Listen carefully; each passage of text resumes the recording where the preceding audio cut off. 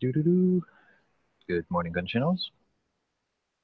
This is August 10th, the Dog Days of Summer edition of Good Morning Gunchannels. Sorry, I didn't get to do the colorful and creative intro, but it's just, man, it's hot.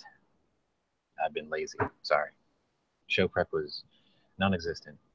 I had a rough night, just prepping things for the day or whatever. Anyway, yeah, it's 90 degrees already. Fucking 10 in the morning. It's hotter than hell.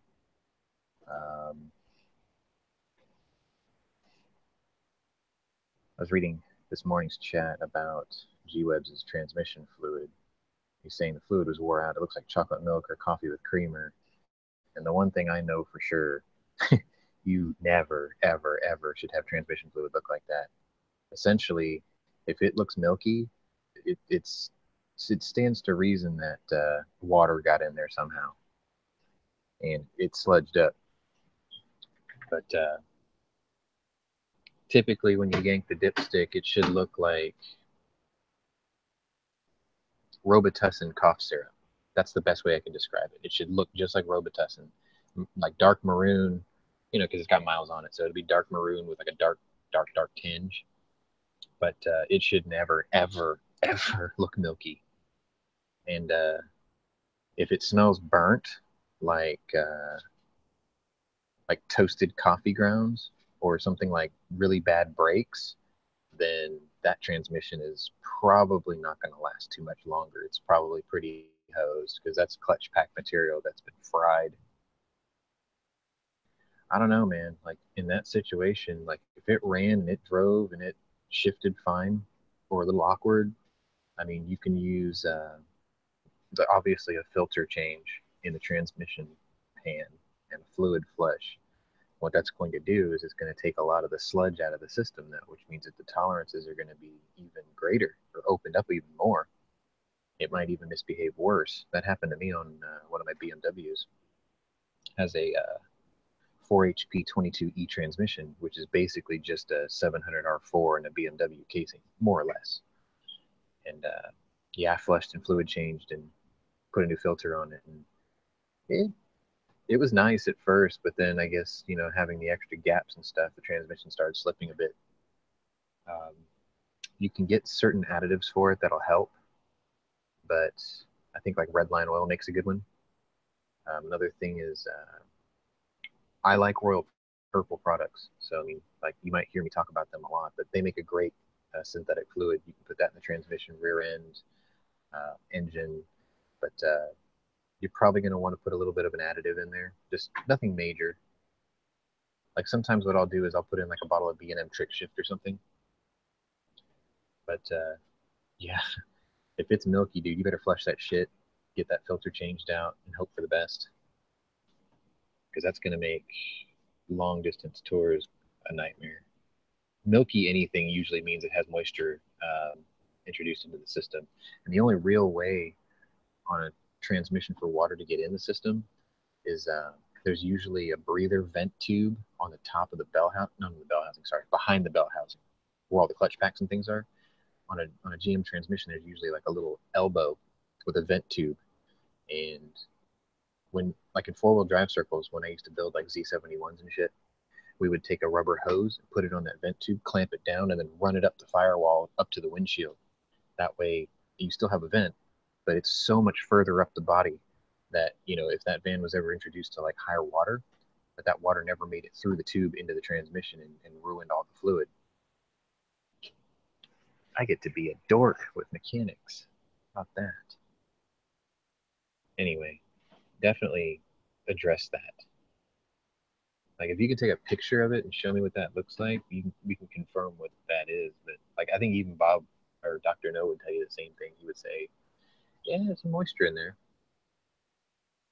On the plus side, 4L ADE transmissions are really stout and really durable. So maybe you'll get lucky. I hope you do. I've just been robbed. Someone took all my boxes. So anyway, sounds like an eventful morning. Can never have it easy, can you, G? Anyway, if it were me, Like if I was buying a van, I know they're hard to find in this configuration, but I would have preferred the Vortec 350 like you got and a fucking manual, like a 6 speed manual. I know they make them. I just don't know if they make them in a van. Let's see if I can find out.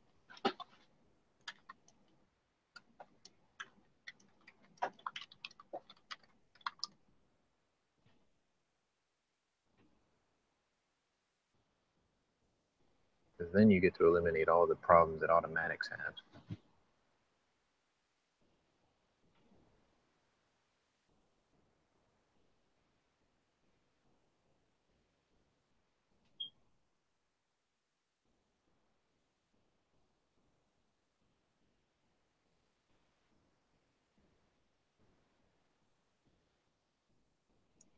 We just type in like 2006.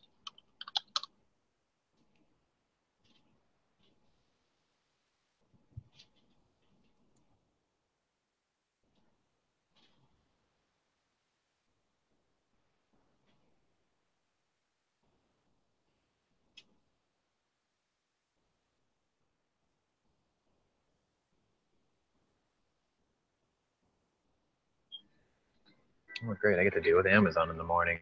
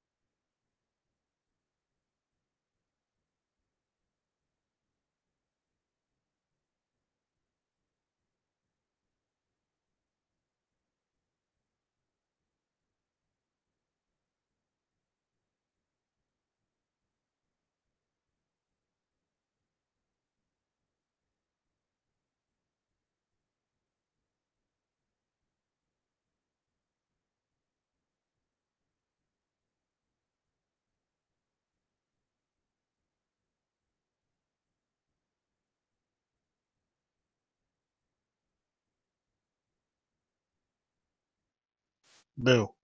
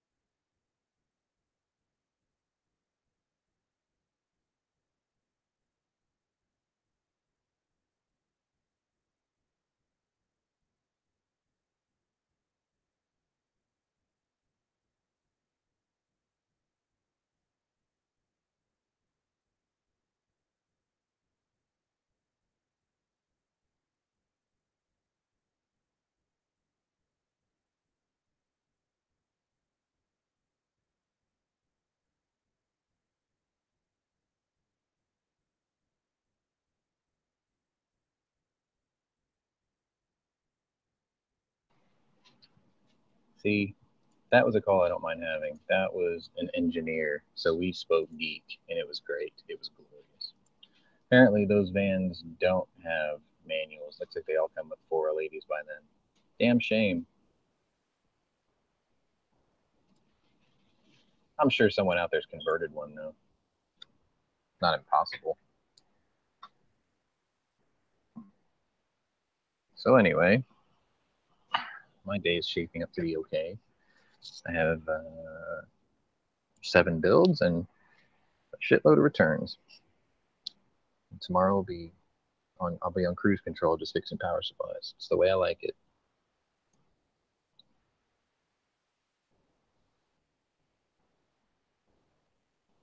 There was a troll in NEA's chat. Oh man, like somebody got invited and they trolled him, or somebody like did he invite someone so they can troll him, or what? Like another John Brown gun club type thing.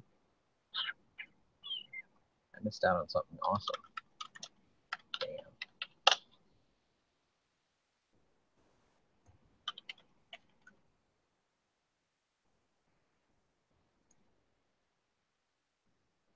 Hmm.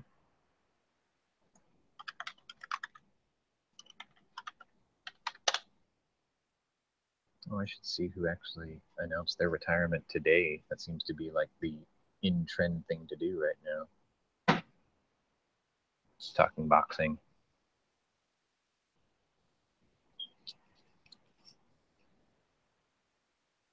All right. Floyd Mayweather versus Conor McGregor Media Day today, 5 p.m. Eastern Time, from the Mayweather Boxing Club in Las Vegas. Cool.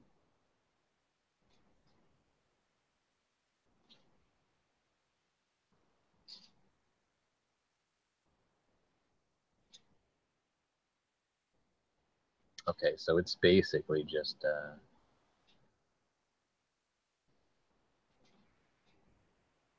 more talk about Timothy Desert Storm Bradley. Okay. Canelo Alvarez wants to fight Conor McGregor too. I guess McGregor's going to go into boxing after, like, he's going to get out of MMA and go back to boxing, or go to boxing. If he's good at it, why not? The money's better. That's for damn sure.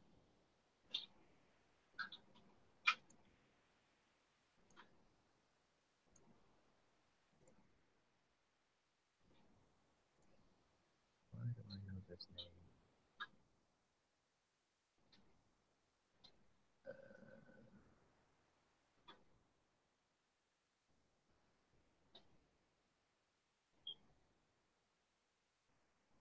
Oh,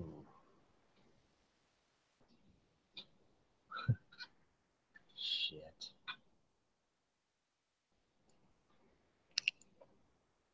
Did they grab it?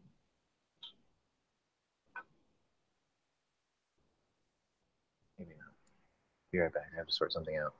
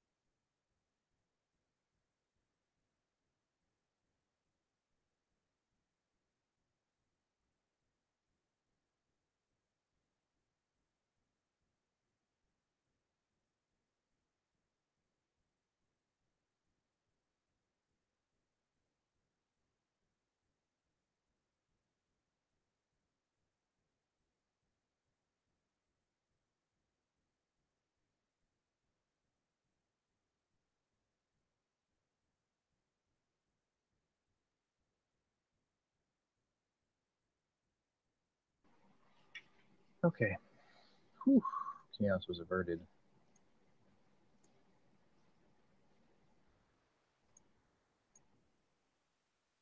Yeah, so I'm having a little bit of fun with cold waters now. I'm gonna try to modify a sub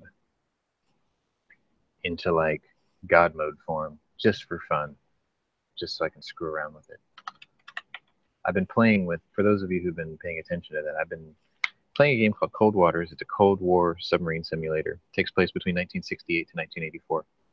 And there was a mod called Playable Subs and More that was on subsim.com.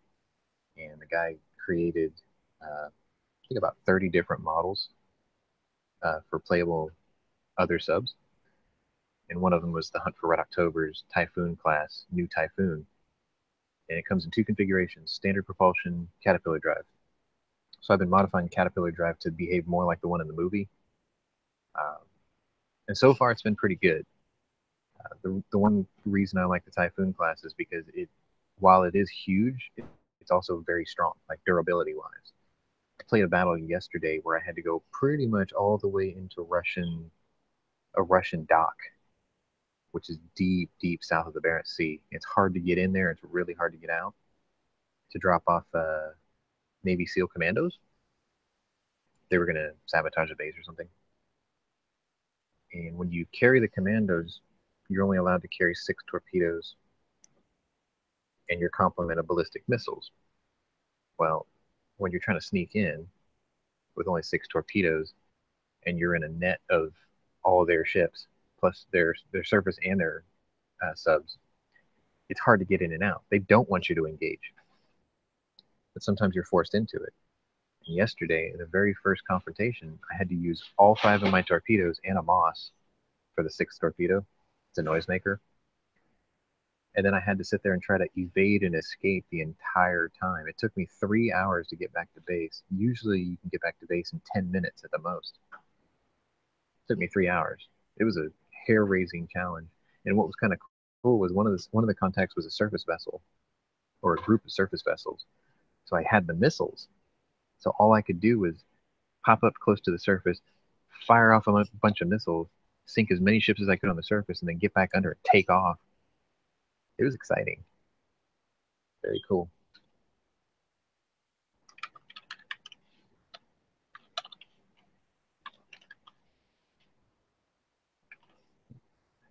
Yeah, I should just do this.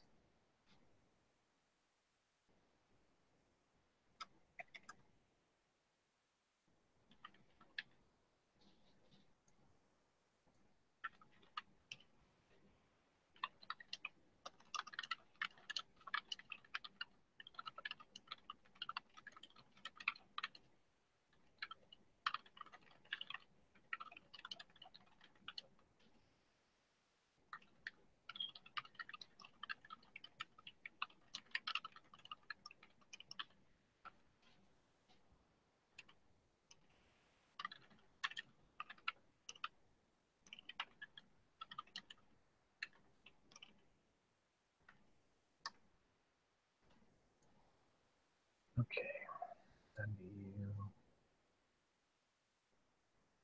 So Yahoo Store and their infinite wisdom has changed their quote order manager for my shop and everyone else's. And I don't like it. I don't like it at all.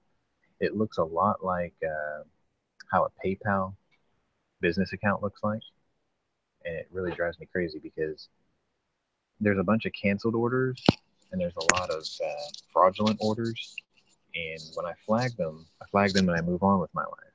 But now it tells me that I have 8,335 unpaid orders and 117,420 unshipped orders because it keeps a record of every single order that we've ever took since we started our Yahoo store since 1998.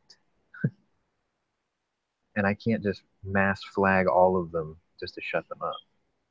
So I'm going to see that for perpetuity now. It's really frustrating. I hate it. You can't force me to like this change.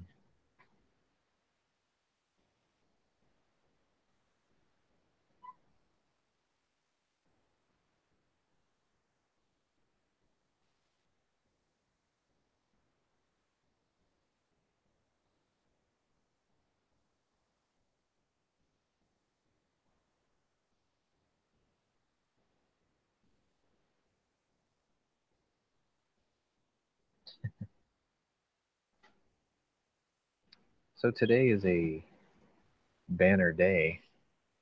Wait, if he beats Mayweather and goes in, does it rejuvenate boxing? The answer to that question is probably. I'll just say, let's just say definitely maybe, because um, Fox Sports has created this new thing called Premier Boxing Champions, and they have it on regular TV. Well, as regular as it's going to get. You can get it on Fox Sports One, um, but it's prime time boxing on Sundays and I think sometimes Tuesdays, in an effort to bring awareness back. We've had four monumental, legendary boxers retire in the last 2 weeks because I think what it is these guys are already well past their prime and they don't stand a chance against these new up and coming fighters. There are a lot of new guys in the fray. Like you've got Danny Garcia, you've got Mikey Garcia, you've got Andre Ward, who he's probably the old man of the group now. You still have Tony Bellew, which is the old man of the cruiserweight division. You still have David Haymaker Hay. You still have Anthony Joshua. I think it's Anthony Joshua. You still have Deontay Wilder. Uh, Manny Pacquiao is still clinging in there. You've got this guy from Australia, Jeff Horn, who beat Pacquiao in some bullshit fucking judge's decision. There's a lot of new guys, and they all left the sport. The old guys are leaving the sport because they know they can't beat them. So they were like, better go out before I get defeated. I think what happens is if McGregor wins, because he was already given, I think, a WBO ranking to make this fight legit, to legitimize Mayweather's potential 50th win. Um, if he actually has the talent to do it and the discipline not to use his legs out of frustration, then yeah, it could rejuvenate, at least in the welterweight division, for sure. I mean, the welterweight division is probably the most exciting one to watch right now just because of the names that are in it. There's still a lot of really good fighters in the welterweight division. You almost never hear anything about light heavyweight or cruiserweight or super middleweight and then straw and bantam and all that. But welterweight's where it's at right now.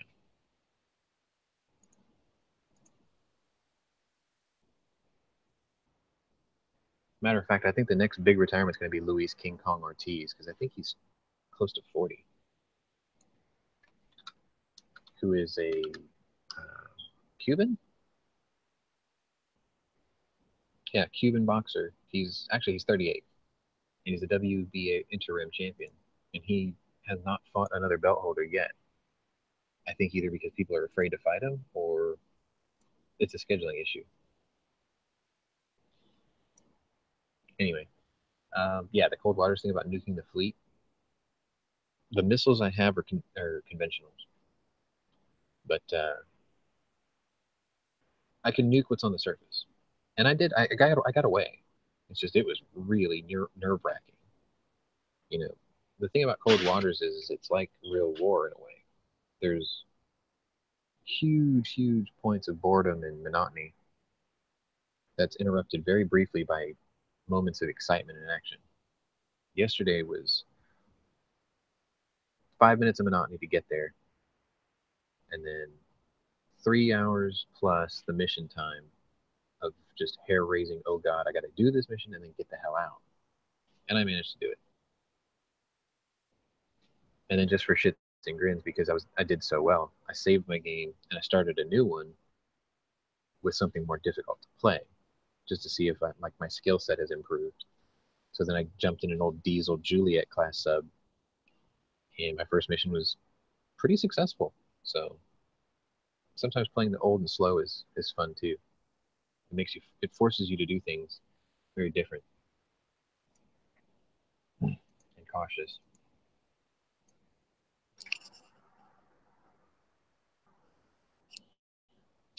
I have to find a listing on my website for a drive that I don't know I have anymore.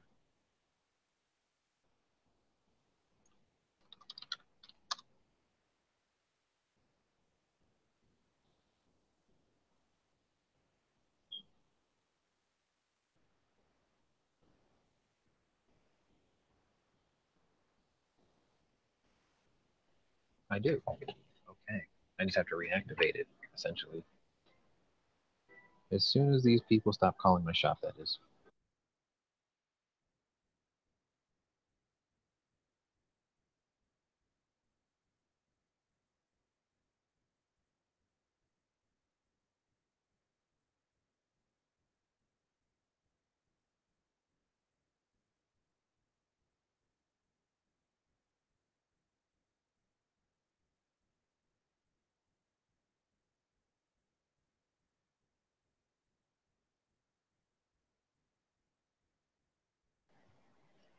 Yeah, spam call from India again.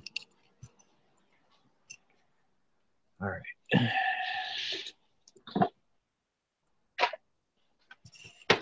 I'm pretty sure the thing that my buyer needs is right here. Whew. I gotta take an old IDE drive out of mothballs.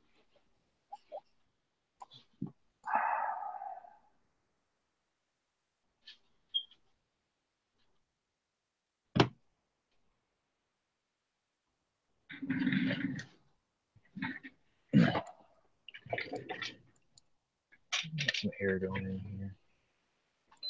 It's unusually warm in my shop this morning.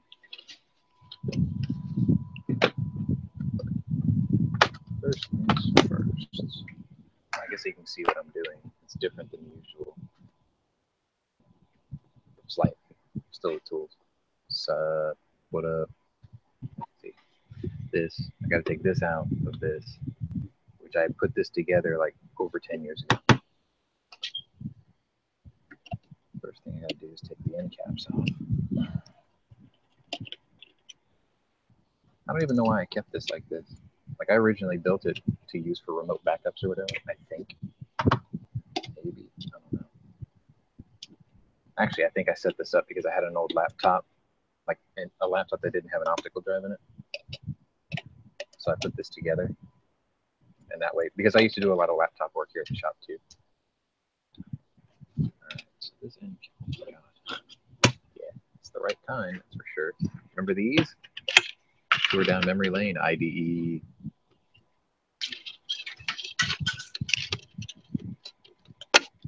Okay, that out. Base plate already came out.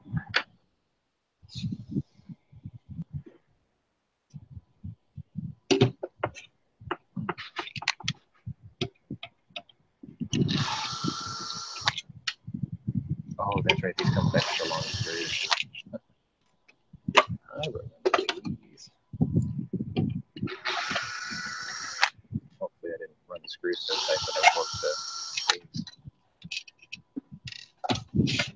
Sweet, it looks as good as new. And it is, oh, it's a 116.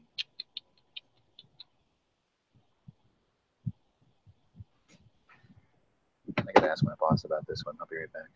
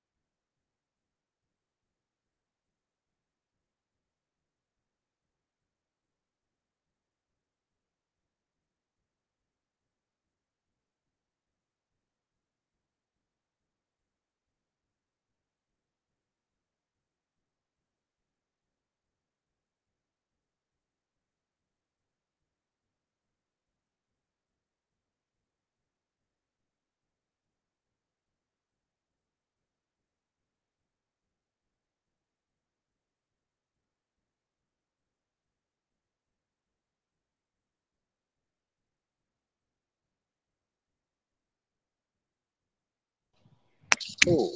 So I think I have a happy ending for that guy. Works out pretty good. I saw a lunch strike for literally like 10 seconds. He took off before I can get to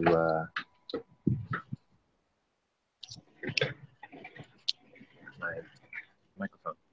Oh, that's what I'm saying it.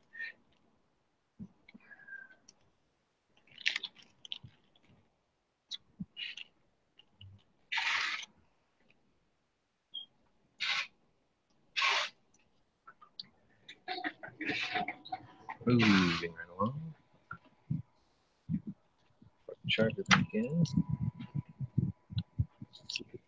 I drove the decompression chamber today. It's funny, like the more I drive it, the more paranoid I am about the registration sticker being out. It's just a sticker though. It's fucking stupid of me to be worried about it.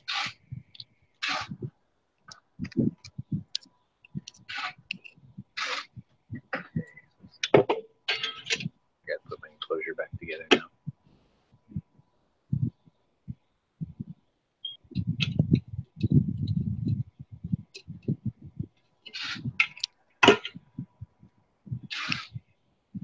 So we haven't even made it to lunch channels yet, and I'm already planning on dinner.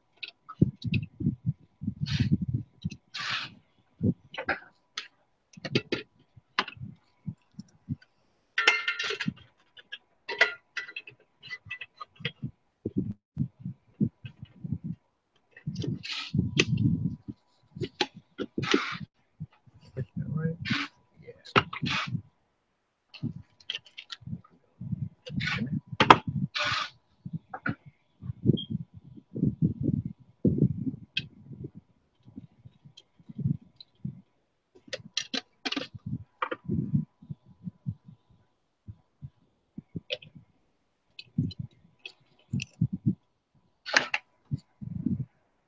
That's probably why I unplugged it in the first place. Here.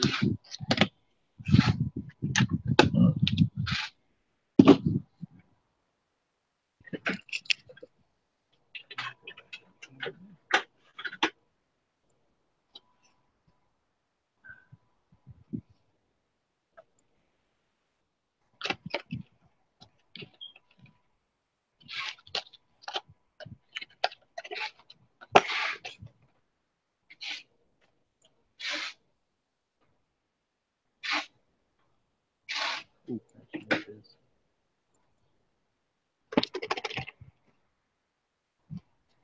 I need a box of rubber bands. There's a whole shitload of them right there. Got 3 or 4 of these. I'm sitting there running around the shop like an idiot for the last 2 weeks looking for them. I forgot I had some of them.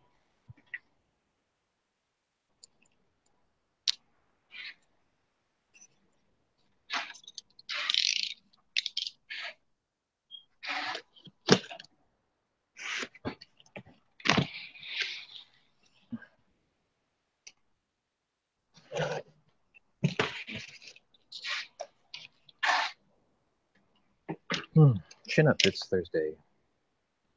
Trying to, oh boy, I'm glad I didn't fucking leave the windows open in the car. See that?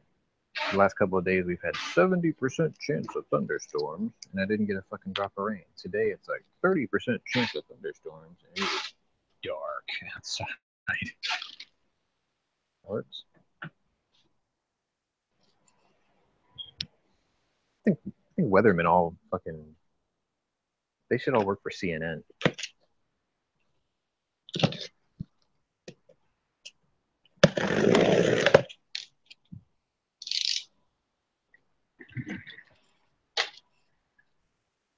Yeah. So you guys only have to hear a little bit of drilling today. Not much. I'll probably have these 7 done before I go to lunch. And I get to do a mountain of returns.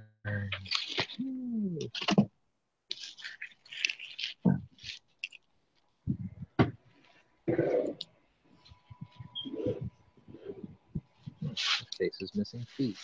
Shocker.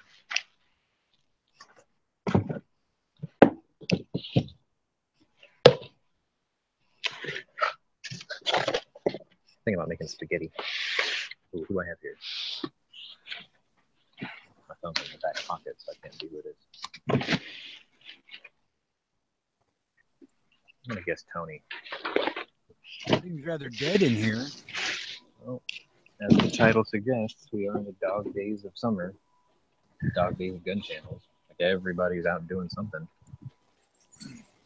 G's trying to figure out why his transmission oil looks like fucking milkshake. I pretty much disclosed what that's all about this morning. Transmission oil or any other fluid looks like creamy milkshake. It's got water in it. Yep, that's exactly what I told him. It's supposed to look like Robitussin cough syrup. That's why we call it cherry juice. At least that's what we used to call it. I don't know what young people or much older people call it. But transmission fluid. Right. Now, we had pet names for everything at my shop back in the day. Transmission oil was cherry juice.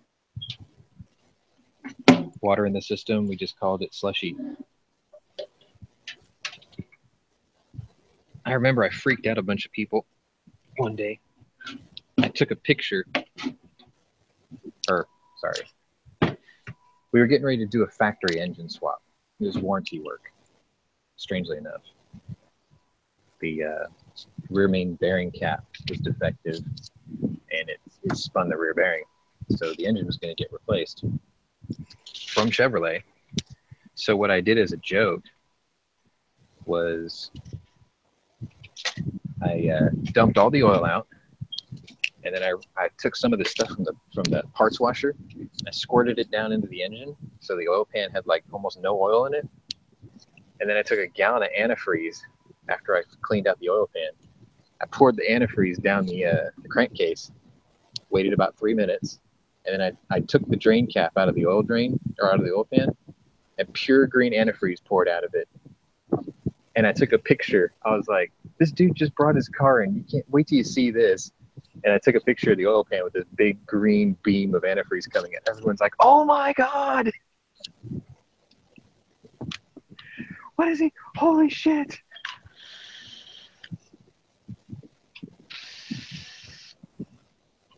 Matter of fact, what's really funny is I saw a picture. There was a guy did I think it was Road and Track or something. They did a pictorial editorial of what antifreeze will do to an engine, or what water will do to an engine, right? They poured a gallon of antifreeze in a regular working motor and ran it until, I think it said until it overheated, or until the oil pressure went to 0.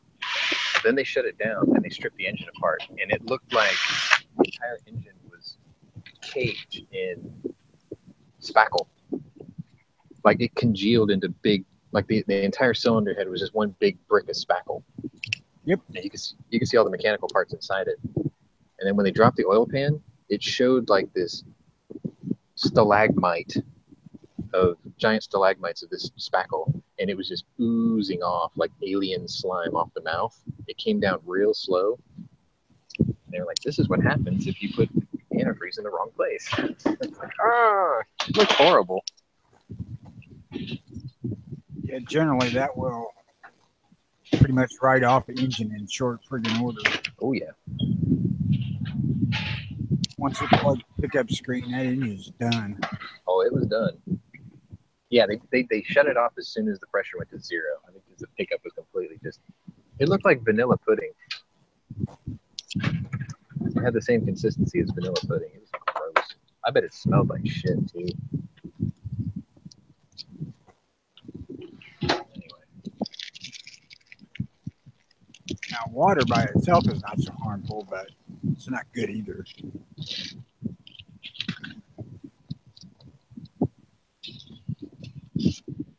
So what happened to you yesterday? I went hunting. Get anything? No, exercise. Still didn't sight that rifle in, did you? Yeah. You did? Yeah. Yeah, I went out and did that the next morning. You do stock hunting, right? You don't go into blind? At this point, but I'm going to buy a blind shortly. Better buy a feeder too then. Wait, how much longer is the season? season goes until February 15th. Oh yeah, you're gonna want to put a feeder out there somewhere then. Get them used to going to a certain spot and then set your blind up about 20 yards past it. I can find where they're going. Yeah, but it's just easier to bait them. Like Squirrel Hunter Channel does that. He puts feeders on permissions. I can't do that. You're not allowed to put up stuff? Nope. That sucks. Believe me, if I was, I'd be baiting deer already to bring them where I want them instead of me going where they're at. Yeah.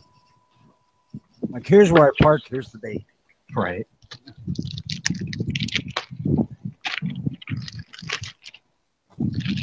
It's easy to find the squirrels in my yard or in my area. Basically, I just have to sit in my kitchen and just watch them walk across the fence every Yard day. squirrels are different than forest squirrels that have been shot at for their whole life. Well, these used to be forest squirrels. They tore down all the forest around my neighborhood, and now they're in the neighborhood. And they're just big, chubby, fat brown squirrels everywhere. I went and checked out State Park today, and god damn, what a confusing layout. The office is on one side, and then you got to drive clear around to the other side of the thing to get to parts of the park, because it runs along whatever road goes out of the park and around it. So anywhere you want to go into the park, aside from the office itself or at the other end, you have to walk a freaking mile or two. Now, whoever laid this one out did not use much sense. Oh, I think it's pretty obvious who set the park up then. Well, it's more set up for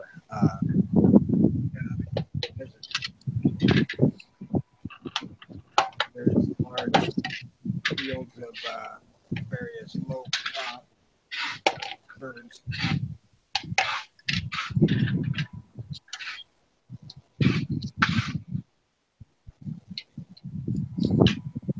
So I started reading the details of my country wife's lawsuit. Pretty funny.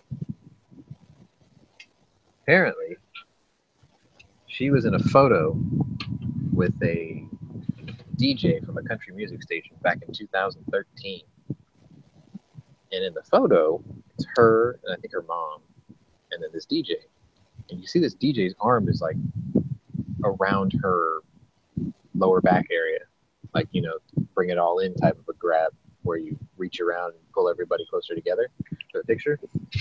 But yeah, the lawsuit is that he grabbed her ass in that shot, and like everybody's looking at that picture going, oh, he's so despicable, right?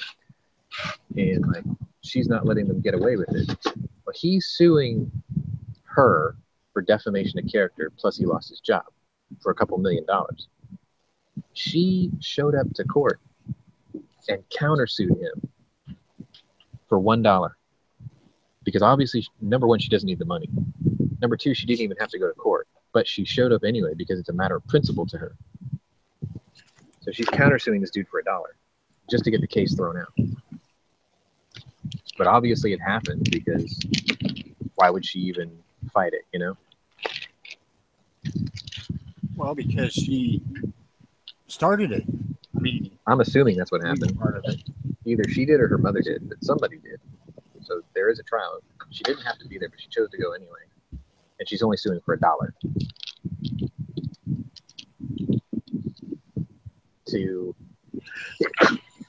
to prove she wasn't a liar, I guess. Which is fine. I don't know. If he did it, then he's a jerk and he's still guilty. I still want to break every finger on his right hand for doing it. Well, you better not let her get close to me because I might grab a handful myself. Yeah, she needs to hurry up and quit messing around with these rich New York socialites. But she obviously has no use for it. Yeah, exactly. She'll just come on down to Texas and meet a good old country boy here from Houston. Settle down and write stories about how hard it is to walk every morning after being in bed with me. That'll never happen. Oh, she'd get tired of me pretty damn quick because she'd have a baby every time she turned around, just like an old lady did. So that would get old in a hurry trying to have a career. right. And I'd be like, I didn't pop them fucking little bastards out. I ain't watching. So in other news, I did have news today. It's funny. This is funny news. Japan usually starts weird trends, bizarre things, right? You know that whole trend of making a heart with your two hands? Yeah. Like you curl your fingers and you bring your thumbs together to make a heart. Well, the Japanese have taken that one step further. This is like next level shit here. So Japanese girls that are well endowed upstairs, which is becoming a thing now. Like it's more frequent than it used to be. Food additives and whatnot, I guess. Anyway, they have this new trend called the opie heart, and I love it. I absolutely love it.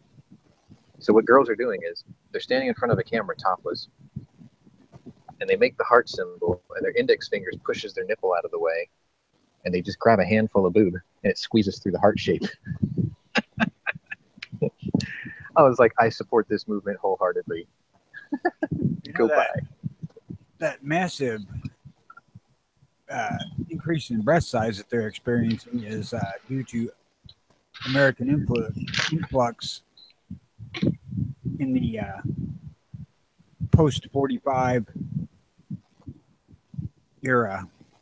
Maybe, but the thing is that there's still not a large population of mixed children there. They're bloodline original Japanese, homogeneous people still. It's just, I don't know. Like there's more of them than there used to be. I'm just curious about how much of Germany is actually Russian.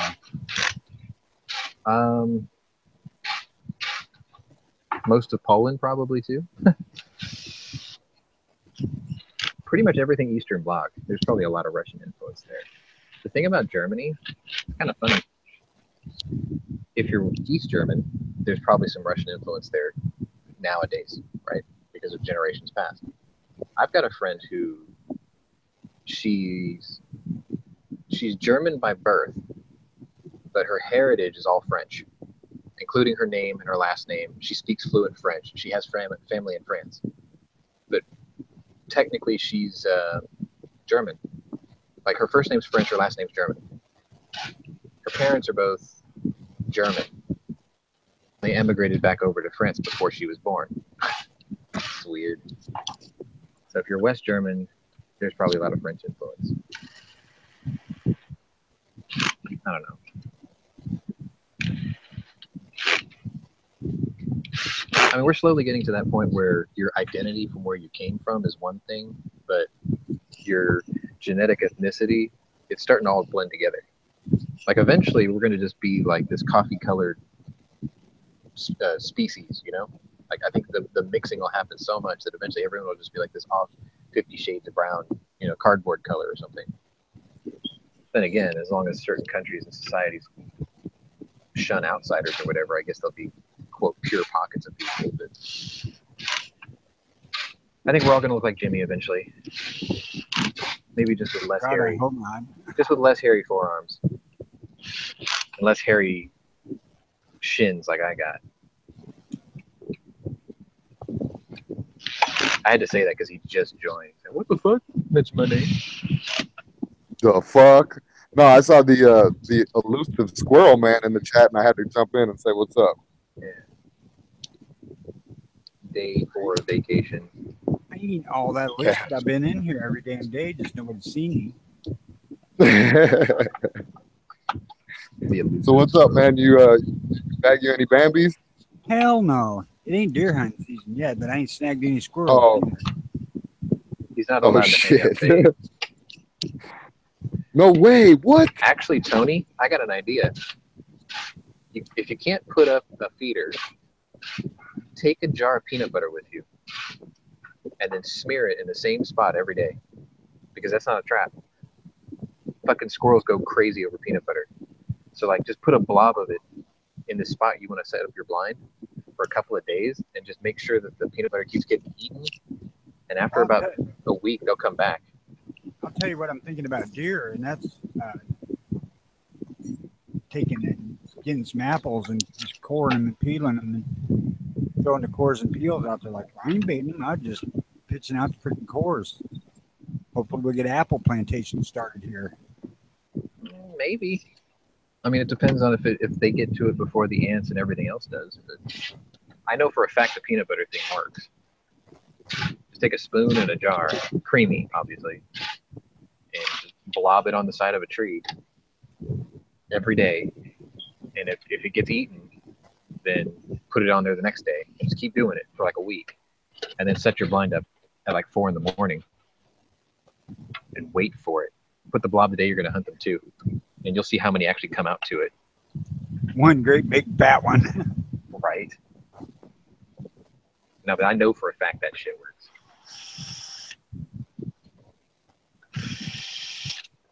Since you can't put up a mechanical feeder or even like a bird feeder type thing full of grain. The thing of That's it the is, easiest way. most likely don't need to bait the damn thing. You just need to be there where they can't see you. Right. But it's a matter of, do you want to go look for them or do you want them to come to you? And in that case, I'd want them to come to me. That's what I'm saying. That's kind of shitty that you can't, set traps. You got to go out and find the shit. Yeah. Yeah, stock hunting squirrels for the birds. Well, no, I know, I get you, but I mean, Yeah, stock hunting squirrels. I'd rather have my meal come to me. Exactly. Like, I don't do that with hogs. I don't do that with deer. But squirrels, yeah, I will set up a feeder and I'll get them. I'll have them come to me. And even then, you've got to be really quiet.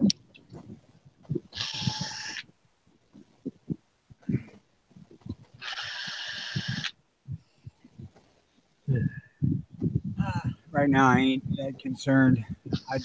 I'm out there for the walking and looking where the deer are moving more than anything else. You getting any of the youngins to go out with you? I've taken Branson out a couple of times. Cool. Yeah, you said he really liked that shit, huh? Yeah. Last time I took him, he wouldn't fucking shut up the whole time, so I haven't taken him since. Yeah, that could be a problem. Dude, you got to fucking be quiet. Yeah. Oh. I looked at a what? park this morning, so I might go over there in the morning.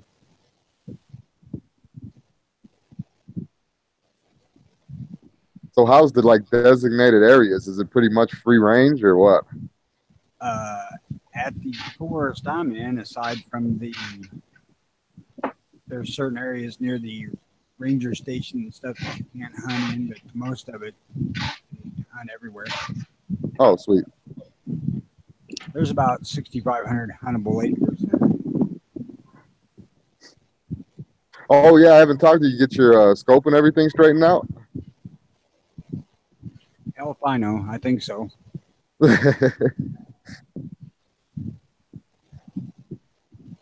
I ain't seen one since to know. Oh shit, man.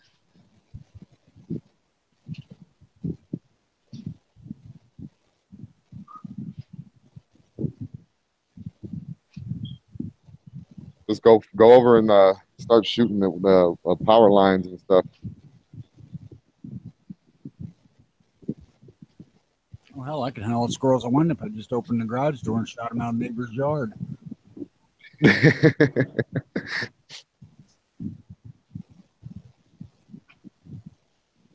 Yeah, none of them are in the forest anymore. They're in the neighborhood.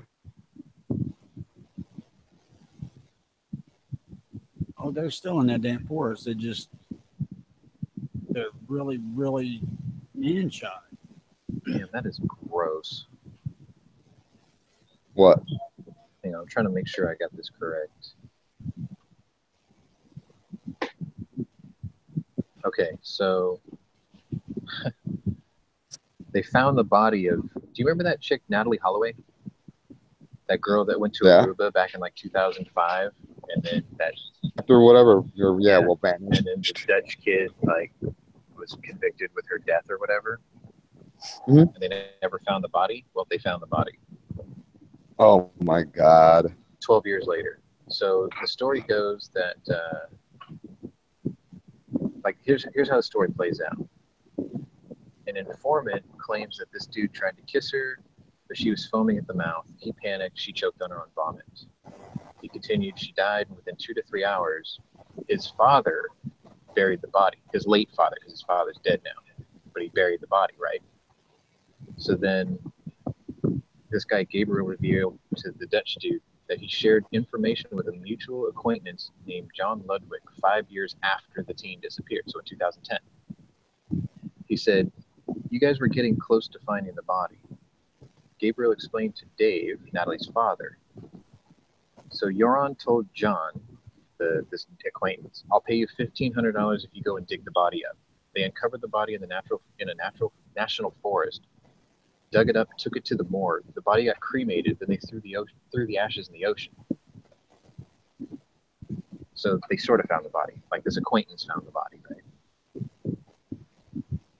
It gets worse. I'm waiting for the story to reload. So it gets worse. That's fucked, man. 12 years? Oh, She had to be like all the way decomposed. So he says that this John dude told him that Joran spiked Natalie's drink with GHB before she died, then called his father, who stomped on her legs and folded her over so he could stuff her into a burlap bag to bury her. 5 years later, this mutual acquaintance only had to dig down 3 feet to find her bones, which were, quote, moldy. There was 2 inches of black lard from the body remains and her blonde hair. They took what was left of her to the morgue, and a contact of this guy cremated them. Together, he and this Dutch dude dumped the ashes in the Caribbean. Jesus. So basically, 2 people saw the remains, and now they're both caught, and they had a tell-all. That's gross, man. Now, are the ones that like did all that, dug her up and all that shit, are they going to be like charged as accomplices type of thing? Or? I guess they already have been apprehended. Oh, okay. Did a tell-all. Still gross. So yeah, he was obviously guilty. Even though there was no body, now they have evidence of a body.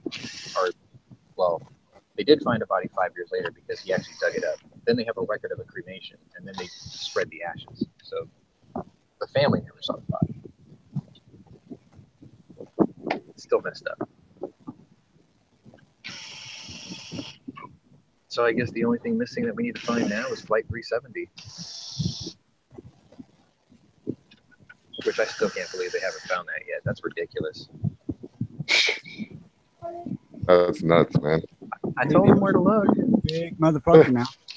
I told them where to look, man. I mean, just based on the rudimentary evidence that they had, it's about 1,000 miles south of Sri Lanka. It's in the middle of the Indian Ocean. They haven't looked there yet. They looked everywhere but there. And the reason I came up with that is because I have a chart of ocean tides, and right there is like a figure 8 of tides. And then you know how they keep finding parts of this plane in like Madagascar? That tidal flow ends up right on the northern edge of Madagascar. So if you follow the tidal flow, X marks the spot 1,000 miles south of Sri Lanka. It's like, that's where it is, you idiots. Go get it. I don't know why they didn't call Robert Ballard, the guy who found Titanic. If anybody could find it, it'd be him. Too bad Cousteau still ain't alive. His sons are. But the thing is Cousteau's family are sea life explorers, where Robert Ballard is where Robert Ballard's considered a deep water pathologist, forensics guy. Well, maybe they don't really want to find the damn thing. Yeah. Clearly. Let's hold off on this one, fellas. It's really sad, though. I mean, I think it just goes to show how primitive the radar and ATC system is in the southern hemisphere. Because, like, if a plane goes down in the northern hemisphere, we can find it. We usually find it pretty quick.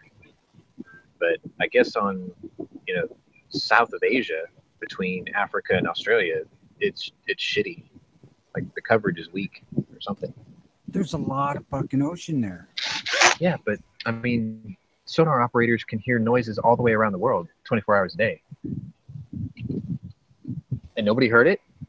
Really? Bit odd.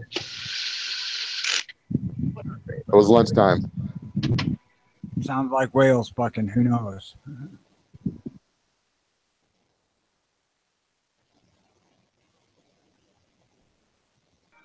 Hey, This you is a guys hear spam something? call.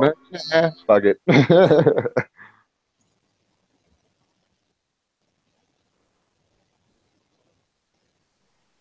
Dude, fuck that shit. Like, I knew it was a spam call just by the caller ID. I picked it up, and it was a fucking hold music. I'm like, what? You're gonna call my shop and then put me on hold? Fuck you. Welcome to my Hello, call please block hold. list. Assholes. Now the funniest ones I get are when I pick up the phone, like I don't recognize it, and it's like, "Thank you for calling so and so." I'm like, "Wait a minute, you called me, you fucker." Goddamn auto dialers. Anyway, yeah, you know what? I'm gonna ask my sonarman, that retired sonarman. I'm gonna ask him about that because he was telling this story the other day about how he accidentally set an active, or he went active search. You don't want to do that on a submarine ever because it gives away your position, right? Well, they were doing a qualification test, and he was on a new boat, but it was exactly set up like his old one. And he was saying that the captain of the ship was there, and the guy that was signing off the qualification card was there, and he was just going through the motions, flipping through everything, right? And he was setting it all up just the way you're supposed to do it. And this guy was signing off this guy's checklist, and all of a sudden he reaches over and he hits the active broadcast button while the sonar was fully powered. And he looked at it and he's like, "Oh shit, did I just do that?" And the captain just shook his head and walked away. And a full power scope beam ping went off. And everybody around the world heard that they confirmed that they heard it. Jesus. Needless to say, he got in a little bit of trouble. This motherfucker just called my shop again.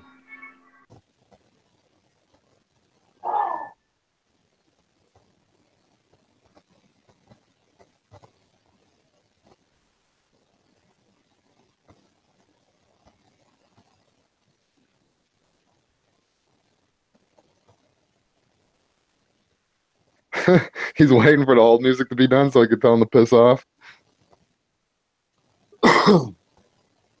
Let's see here. Oh, Clay posted this shit. The new California Gun Violence Research Center, the first of its kind. Of course, Yeah. they have to include suicide because the numbers wouldn't make it look that good if they didn't. Oh yeah, yeah. Well, see, now I heard about. I was talking to these dudes were from Chicago. They came out here on some type of a business or something, and then they ended up looking for a spot to live at down here. And they were telling me that I guess the way that Illinois does their statistics now goes in and does like a not a mass shooting, but they kill like 7 people or whatever. That's only counted as one incident. So they're not counting like all those deaths anymore. So to make it seem like, hey, we're not that bad, come out and visit, that kind of thing. But see, I was telling them about how I make it, it seems like how I take it is it makes it seem like they are trying to make gun violence seem worse and add any type of a gun went off. Let's count that as, you know.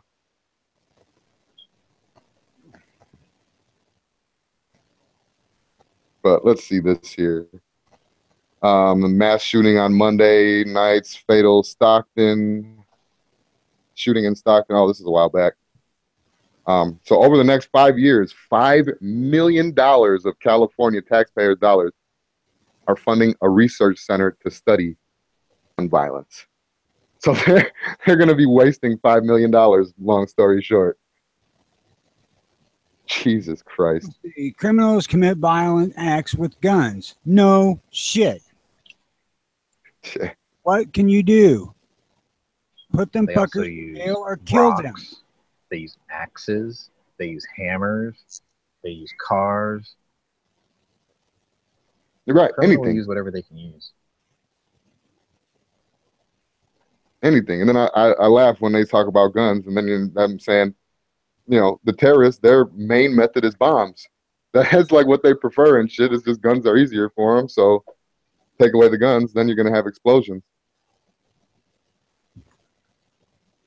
And then gangs, I mean, like you said, man, they got people running motherfuckers over it. They, you know, they don't care how they kill you as long as they get you.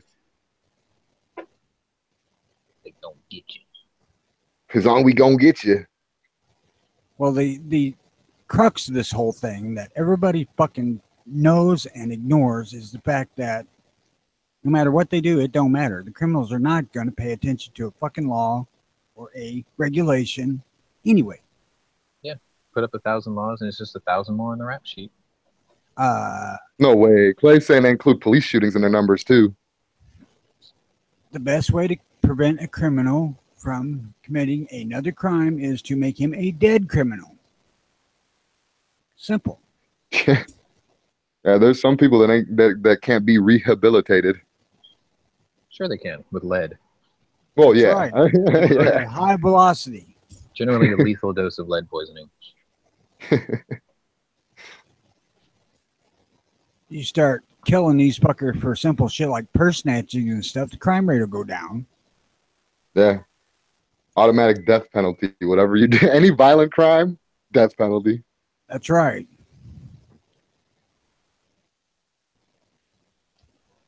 To be delivered by the nearest available gun-toting citizen. Yeah. Well, I was kind of trying to like sensitively, because I was telling the story yesterday how I kind of tried to show my mom the AR. She's out here with the kid. And I tried to show her, you know, the AR and all that stuff. And she was saying how it looks deadly and really bad, right? Like a really bad gun.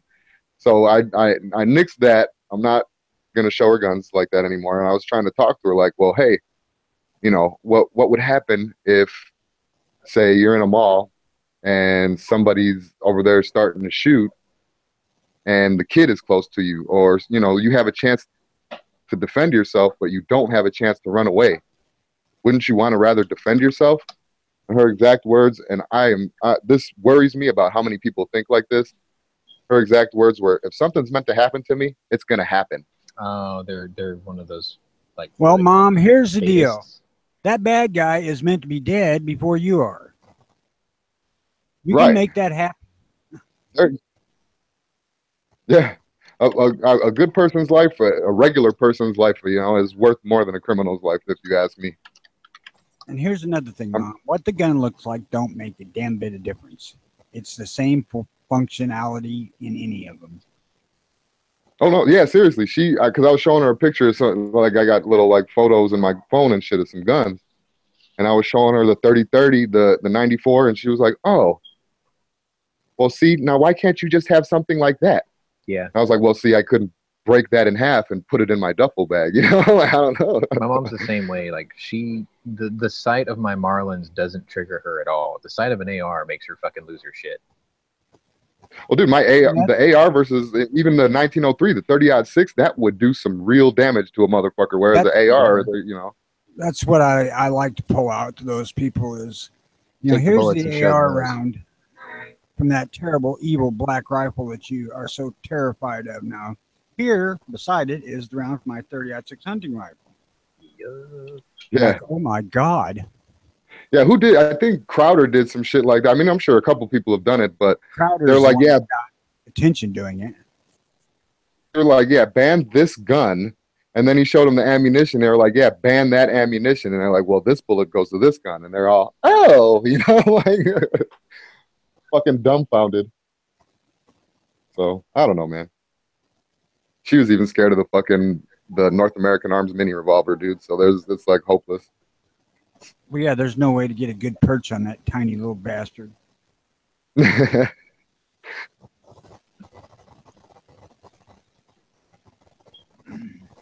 so I don't know. Sorry to sidetrack like that, but I figured I'd bring it up. It's like, Mom, this thing does not have a heart, a soul, or will of its own. It's a fucking mechanical object. It doesn't do a goddamn thing unless somebody directs it to do it. Otherwise, it just lays there.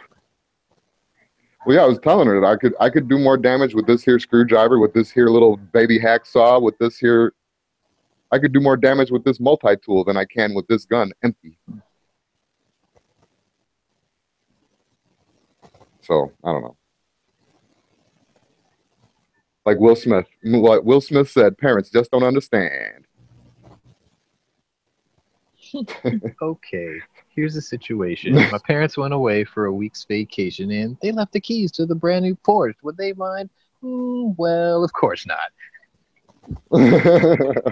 God, you had to make me remember that song.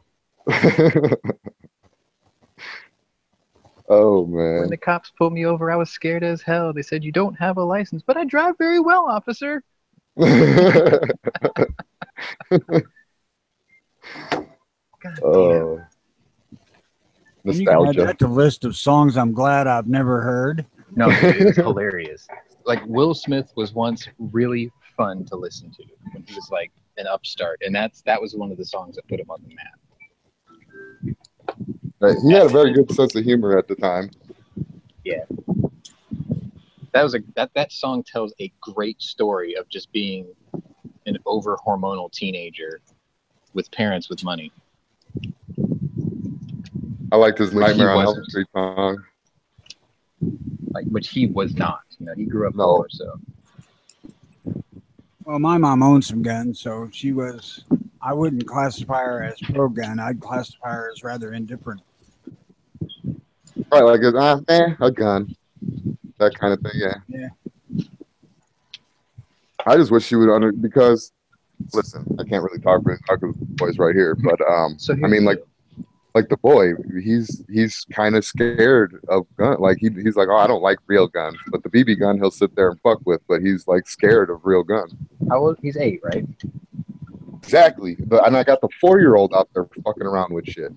Well, I mean, the older he gets, the more he'll open up to it. Because I mean, if he's already cool with BB guns, then eventually he's going to open up to the rest of it too. Oh yeah, and he plays this little like dinosaur game on his iPad where they got he's got an 8. He's like, look, Dad, it's an AK-47 and that kind of shit. And I'm like, oh wow, that's really cool. And You know how you is the can get him into apocalyptic it? shotgun a real shotgun? And yeah, that kind of shit. Yeah. You can get him into it by getting those targets that look like games. For instance, like when I go with my dad, I get the targets of like golf courses, and then we play golf. You have to hit the tee, you have to hit the mid, you have to hit the fairway, and then you have to hit the cup, the pin. And if you hit all 3, then you can go on to the next target, the next target, the next target. But if you miss, you have to start all over at that hole, right? And the next guy gets his turn. Nah, this is a Like Tiger restart a Woods level. thing. But you can do that with basketball too. They have one that looks like a basketball court. And you're basically shooting, little quarter-sized marks on this basketball court target for points. A little smoke. Got to turn it into a game for like up and coming shooters. Yeah. Don't give them the target that shows all the deer insides. I've seen that one where it shows like a line drawing of a deer, and then it's got like where all the vital organs are, and that's where the targets are. Yeah. Well, so you can like practice for your hunting. Exactly. So start them on like the game ones first. Back in my day, we didn't have targets. We had to shoot at a fucking old rusty can. Yeah. That was like the original reactive target. They Glass had. bottles of tin cans. They may have had targets, but my folks would never spend money on such. Fuck it, you can go out there and shoot them cans. Yep. Now you got to go down to the dump and get some cans because you can't, take cans from home. Hey, John, I got a question for you. Hey, good morning, fellas. Hey, John. You know what you need to do since you've got some free time, like your downtime? Yes, sir. You need to go to culinary school. You know how expensive that shit is? Well, yeah, but the thing is they finance, like student loan type thing. You need to go to cooking school because you obviously have a talent for it. I watched your Instagram pictures of what you made the other day. You've got a skill there that you should probably try to turn into income. Seriously, like you're good at it. You should do it. Sporting clays is expensive. My folks wouldn't have bought those neither. I'm just saying, No. like, if if you follow John's Instagram and he puts up like what he cooks sometimes, you're gonna see it. Like some people, they can't cook to save their life. Like the fire alarm is their fucking like oven timer, right? Not him. Like he knows what he's doing. Hey, John, what are you on Instagram? Just John Z? John Z or the John Z Project? I'm not sure which one it's on. Yeah. Like if you were ever thinking about doing something different than what you've been doing your whole life, I think you should do that because like you're good at it. You should just do it or try it or look into it at least. Do you want to pay me and I'll send you food? No. Okay. But I'll tell you what, if you end up getting a gig where like, you know, you're like the head cook or whatever, I'll come check it out. If you enjoy Thanks. cooking, I would recommend against making it a career because that'll fuck that up. That depends on where he works. But like, You're so positive, Tony. yeah. No, I mean seriously, dude. Like they have financial aid and all that shit for like cooking schools, and you can usually get in and out of one in about 18 months or so. And most of them, like the good ones, they even have job placement programs. But like, hell, you're looking to move anyway, right? You get a degree in like a New York culinary school, and then you end up coming to a place like, it doesn't have to be my town, but if you come to a place like Houston where we're known for like tons of different kinds of food, like most people come here just to eat. There's nothing really else here to do, you know? That's But, because it's fucking hot. Well, no, it's not that. It's just like our baseball team is decent. Our basketball team is decent. Our football team is always a letdown. And there's really not a whole lot else to do around here. MLS soccer, yeah. But it's like everybody I asked about, or anyone who asked me about Houston, they're like, so what's there to do there? I'm like, it's a great place to go out and eat. Yeah, almost everybody in Texas I know that I've seen make videos. Everybody always goes out to eat somewhere in Texas. Ain't there like a fucking Gulf of Mexico right there? Yeah. Well, you're not going into the Gulf. It's an hour south of Houston, but yeah, we have that. But it's not ours. It's Galveston's. It's the island. It's not ours. Well, you need to just take Galveston. Yeah. You're the bigger city, more powerful. Well, they absorbed Sugarland and the Meadows and a couple other places, like small subsidiary towns, and they're growing towards Katy, but Katy's pushing back because they're growing towards Houston. Katy, Texas is, I think, the fastest growing city in the nation right now. Yep, It's either that's first where or all the libs are going, probably. Not exactly. Some are, yes, but not exactly. Those are still more towards Austin. But anyway, Well, from what evidently, I just figured it. Evidently, one lib is worth 3 or 4 conservatives. But then Congress is functioning. I just figure since John's got more or less nothing but time right now, right? And Pretty much. he's not medically cleared to work. You might as well just pick up a cooking degree or something. Because I mean, you can do it. I think you can do it. You know, not very many people can do that. Like I can make edible food, but I can't make the presentation part of it. You can do that too. You forget one thing. Part of my issue is being on my feet for a long time. Well, And when you're in culinary school, you're standing feet a lot. for a long time. You're standing the whole day, yeah. Yeah. So Well, John, It might be something you have to trudge through. if you like to cook and you're looking to move, you can always come out to Arizona. I need a full-time cook. Breakfast, lunch, dinner, 2 okay. snacks. Okay. I need to take Galveston. I have absolutely zero issues with that, Jimmy. All right, cool. You just got to pay for your own airfare, and I don't got money to pay you right now, but That's finance. I just need rooming. I'll make the board. You do the room, okay? oh, okay. Got you. I honestly, I don't need a lot. I tell people all the time, I'll come do this for you. I'll come do that for you. I don't take up a lot of room. I just need room and board. I was going to take you up on that. Mr. Belvedere. I Not quite. I need a man, sir. Oh, please don't call it that. Man, depends on what. I was going to That take sounds him up so on wrong. that, but I didn't think he wanted kicked out of his bed. So. Manservant is going to be looked at depending on where you are, either okay or very weird. Yeah. This is my manservant in San Francisco. This is my manservant, and I have an SPQR flag outside. Both of them look weird.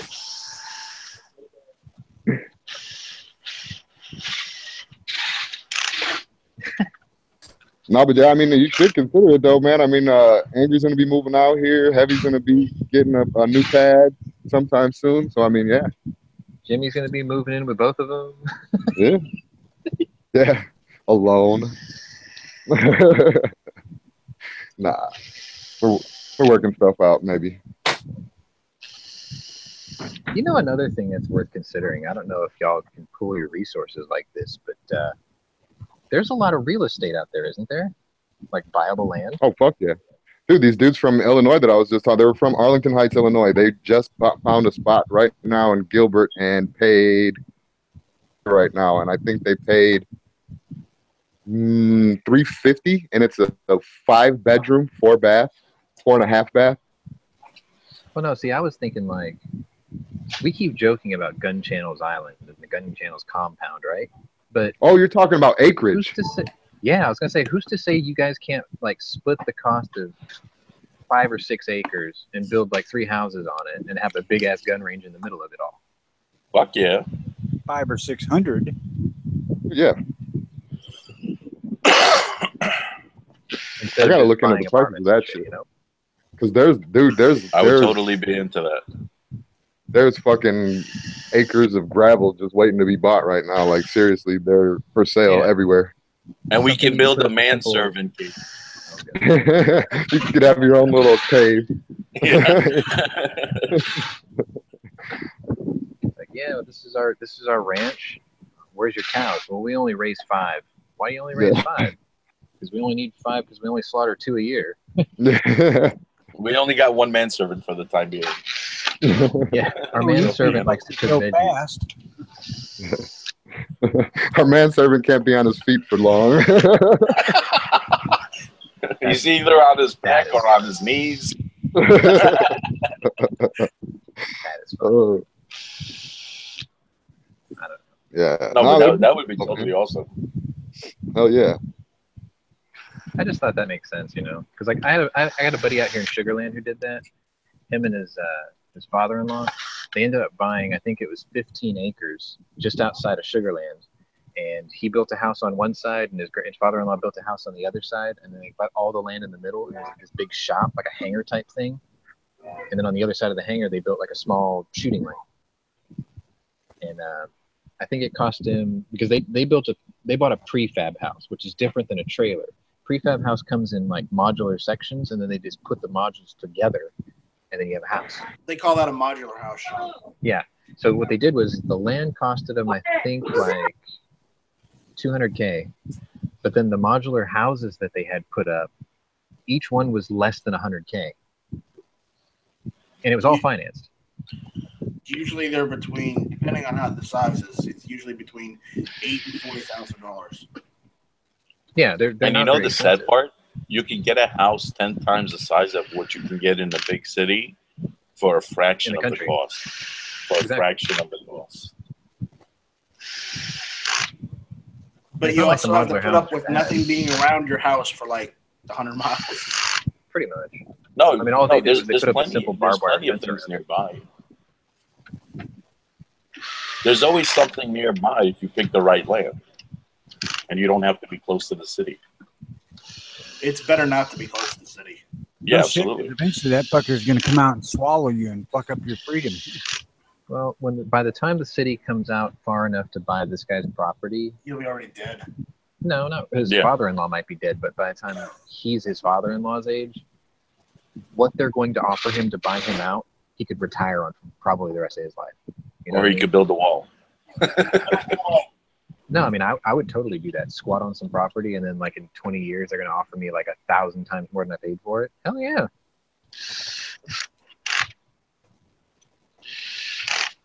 Then again, Sounds where good to me. where I'm going to buy property, that's development is never coming out there anyway. That's kind of why I want to buy down there in Missouri in the floodplain. There's nobody in their right mind will develop it. I just want to buy the land where they'll never kill off all the bears. Obviously, they're gonna be like, nope. Like these are state monuments, so they're never gonna come and develop that island ever. Yeah. If you buy the damn island, then you're going to come develop it. Well, you can't buy the whole island, but like the little subsidiary islands, like the one I was looking at for $850 or whatever. Yeah, I mean, they'll never develop that. That's yours. Which one was the one you wanted to make Gunchannels Island? It was a subsidiary island off of Strawberry Island, which is a bigger island off of Kodiak. And it was 160 square acres. 160 square acres. It wasn't. Have you found a replacement yet? No. Because most of the time when someone sells property out there, they're few and far between with acreage. Most people who bought it wanted it for a reason, like I did. There's houses for sale out there, sure, but not your own island. Like I can buy a house on the main island, which is not a bad thing, but you wouldn't have the acreage. You'd have neighbors. You know, things like that. It'd be nice to be able to buy something right at the edge of a Now, is that island on a river state or or federal owned land. The island is on Kodiak Bay. There's actually a bridge that connects it. It's not like you have to have a ferry boat or anything. Okay. You know, you just drive across the bridge to that little island. And then, you know, Walmart from there is like 17 or 18 miles. And it's only 17 or 18 miles because you have to go along the coast. You can't cross the other bay. You have to go around it. Well, I mean, like, amenities are there. what I was going to say is power in a shit hits the fan situation would be an issue. You'd have to have like wind generators. And It's got its own. Like the house that I was looking at, okay, it was 160 square generator. acre island. A normal gas or diesel generator won't cut it. You'll have to have alternative as well. It was 6,500 square foot on the house. It had a propane backup generator built on the side of the house, the one that kicks on automatically when city power goes out. Mm-hmm. And then I think that was it. Like it's got a gigantic tank. You can have an external tank filled too if you wanted to, but it was hooked up to city gas. So it had two different sources of power, and it had a second fueling option for that alternative source of power. You can have someone come fill your tank if you had to, which would get you by for a while. Yeah. Well, I'm just saying that in the shit hits the fan situation, you want to have, wind power. You want to have, I'm not so sure, solar power will help, but if it was on like a river or if it was in, something like that. Go like hydro. You could do hydro. Well, see, this was off the bay, so they would have to have one of those wind catch kind of things, which are ridiculously expensive. You can make them yourself. I mean, what are the odds of shit hitting the fan in northern Alaska or southern Alaska? It's going to hit somewhere down here first. Testing. The same odds that, John. someone would nuke Australia. Yeah, I know. Guam is so much more tactically important, right? Right. Hey, guys. Hey, John. Jimmy will be back in a little while. Okay. How cool is that? How cool is what? Are you screen sharing? Screen sharing what? I don't know. You said, how cool is that? I thought you were going to show us something. Oh, can you hear my voice change? No. No. Oh, son of a gun. Just louder. Oh, you got a morpher, didn't you? Yeah. Didn't work. It doesn't work.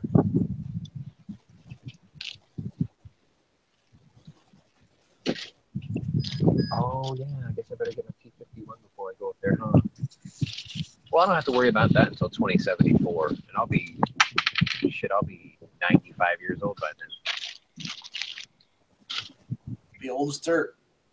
Well, I don't know. I'm still hoping I hope my cyber brain thing takes over, Ghost in the Shell light. Just switch my shit over into another body. That'd be cool. People seem to forget that for the bulk of human existence throughout history, we have survived just fine without electricity. Oh, I know. Hey, you know what? To illustrate that point further about how short-term memory humanity has, we were doing fine before Obamacare was out there too. The free market found a way.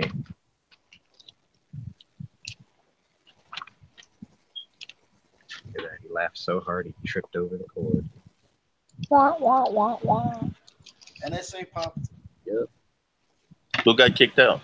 I got demonetized yesterday on Good Morning Gunchannels episode 20. I'm like, what the hell? Really? Yeah, they Why? finally got to it. They said it wasn't advertiser friendly. I'm gonna have to go back and listen to that one and see what it was about. Testing. We hear you, but the morpher doesn't work. You still sound Son of like a gun. You still sound like that crazy New Yorker. God damn it. Yeah. I don't know how this thing works. Neither do we. No, because when I talk, I hear it morphing. You got to take it off of the New York setting because it just makes it sound like you. You got to take it off the two Utes and put it on like Atomic Squirrel, and then we'll hear it. Because it's just, it can't emulate your voice because you're already doing the two Utes. Wow. Sean, You're so crazy. Sean is just angry. I'm on a roll today. That's not angry. That's totally angry, man. Just on a roll today. Don't you love it when people try to assign your emotions to you? Oh, did you just assume my emotion? I don't care, and if it triggers you, I hope it does. Yeah. Because I don't care if it triggers you or not. Because guess what? I don't fucking care. Can you hear it now? Nope. No. Wow, he said the F word. I didn't say that word. No, I said it. Yakov? Oh. I don't know what to say. That just so fucking offends me. Yeah, you know, it just so fucking offends you. You're so fucking offended. Wah, wah, wah. John, this one's probably going to get demonetized too. Cussing don't get demonetized. I tried that. Yeah, I did too. It doesn't get it demonetized. No, nothing yet, John. Nope. I don't know what to do. Restart Sucks. Google Hangouts and select the, I guess, the modified driver that does the output or whatnot. I don't know. I guess that's an option. Yeah, let me try that. I'll be right back.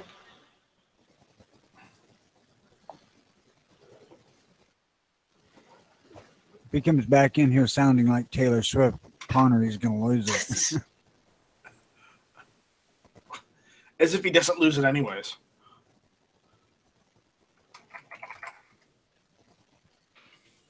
What the fuck is these people doing with bicycle handlebars between their knees laying in bed? I don't. What? Some sort of fitness thing on TV.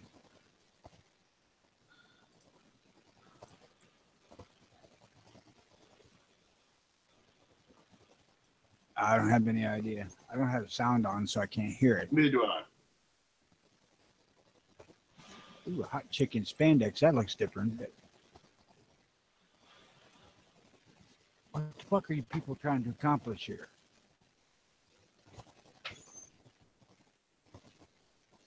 Well, I know what you're trying to accomplish. Sell this stupid shit to people who ain't smart enough to know any better.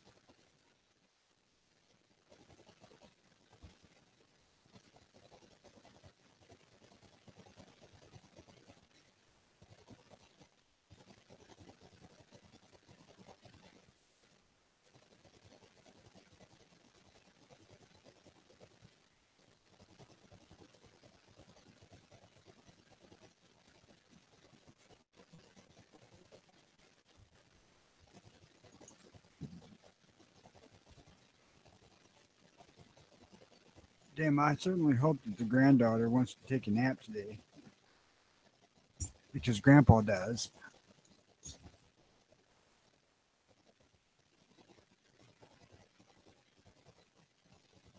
I got up really fucking early.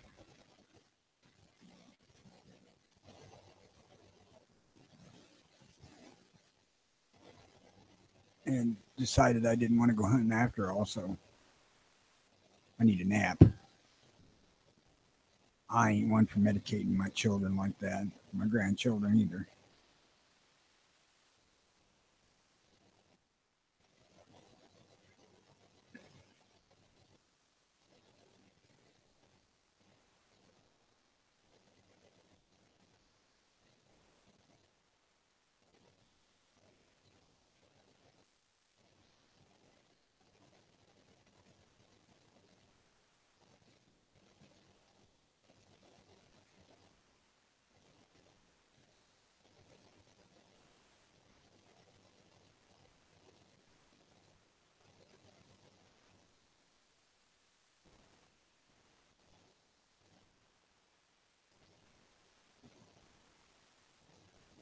Don't everyone speak up at once.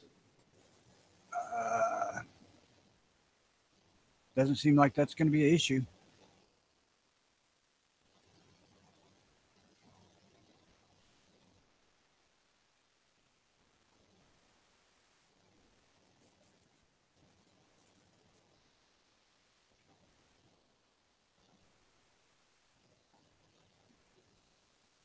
All right, I'm going to bail out of here, guys. I'll catch y'all later. Is it grandpa time? Yes, Good luck. it's always fun. Uh-oh. Uh-oh. Yankee went overboard this time. Apparently, he's calling out the Firearms Blog TV. Oh, shit. Things just got real.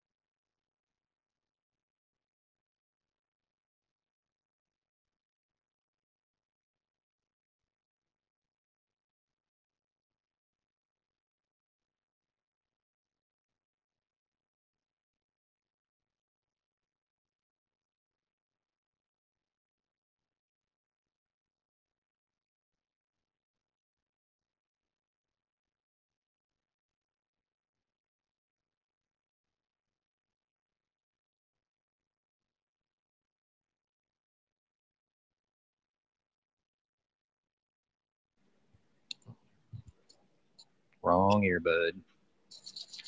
Grandpa time already started? Yep. Man, Hey, what's up, guys? I got like 2 concurrent phone calls, one after another. Apparently, Yankee did a video either last night or whatever. Mm-hmm. Yeah, last night. Last night, he did a video where he's calling out the Firearms Blog for their tests on the P320. Oh, for the drop test? What did they do? Yeah, he's calling them out bad. Though he's also What did they do? saying I wouldn't take a hammer to my gun either. But apparently, those guys at the Firearm Blog have more money than they do sense. So They smacked the back of the gun with a hammer? Yeah. Okay, let me ask you a question. If I tap the gun with the back back of the gun with a hammer and a vise, then it would go off. If I drop that gun on a concrete floor, it's going to have the same G-shock as hitting it in the back of the with a hammer. So how's that any different? Or did they like hit it with like the force of an angry god or something? You know? Yeah, watch his video on it. It's pretty good. Even though it's Yankee, I know, but still, he throws up some good points. Even if he is a dirty liberal. No, I don't. Just because it came from Yankee, I don't instantly discredit it. It's just I'm not instantly discrediting it either. I'm just saying it just came from a dirty liberal. yeah. It's just that example seems a bit weak to me. Like trying to say, "Oh, you hit it with a hammer. That's not a valid test." It's just like dropping it on concrete. It has no give. It's going to be a solid hit. It's going to have the same like G-force impact. Because I'm pretty sure that he. Okay, there you go. Now it's starting to work, which means you're going to start to annoy listeners. Actually, it's pretty choppy too. So. Oh, Is this better? I'm angry. I wasn't bringing in Yankees hygiene into this. All liberals are dirty. It's just a fact. They need an elephant wash. Yeah, and John, you sound the same. I'm sorry. Son of a. You sound just like that crazy New Yorker with that accent as ever. You don't use the Which one? setting. Well, the one where Which you've one? got that accent, that New Yorker accent. What do they call it? The two Ute setting. two youth setting. There we go. Either that or he's going to use the I'm from Flushing, Queens. Yeah. Oh, hell no. Like, what are you talking about?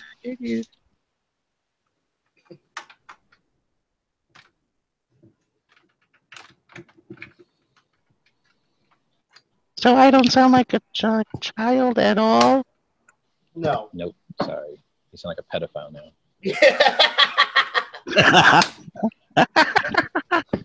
You should have stayed on the two youth setting. Yeah. Too good. The two Utes. What the hell is a Ute? It's like a. You. I am a hell demon. I know exactly which program you're using now. I know Which that one? filter. I don't know it by name. Figure it out. Nope. Okay, It'll annoy the shit out of G if you do it in that cast.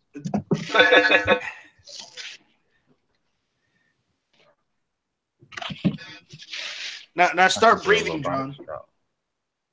Nice, right? Oh God, it's working now. Yay. Say domo arigato, Mr. Roboto. No. Domo Orogat. Mr. Roboto. It sounds so awful, but that's great. Now you're gonna have them make up by hearts. I'll figure it out.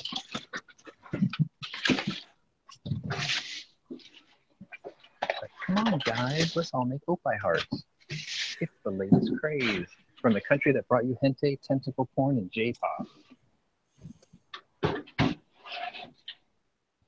Comes John Z. Girls with bad, crooked teeth and hearts on their boobs. Oops. Boobs. Bubes. Yeah.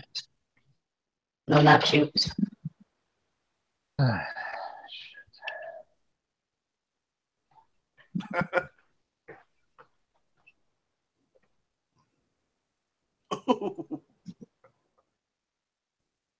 What's so funny? Apparently, I'm not allowed to take a fucking leak because, like, I've been walking. I tried to walk to the bathroom 3 times, and every time I walk to the bathroom, the goddamn phone rings. So whoever's calling, go fuck yourself. Well, if you take a leak on the phone, that won't happen. Okay, turn that off. Okay. Party pooper.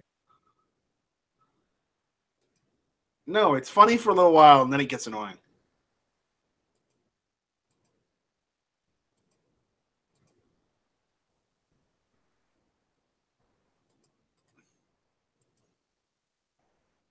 Here, you're gonna get proof of piss right now. There you go. You didn't have to do that. There we go. All I did was flush. There goes Gunchannels dating for this morning. That's Gunchannels biology right there. That's Gunchannels. The women are going to be running away now. The sound of a toilet flushing should not be offensive to anybody. Not unless you live out in the woods and lean up against a tree every time you got to go. So how the hell are you here? Because you got no internet. You know, it's offensive to the people that use composting toilets. I love composting toilets. I love turning toilets into compost, like double up. Yeah.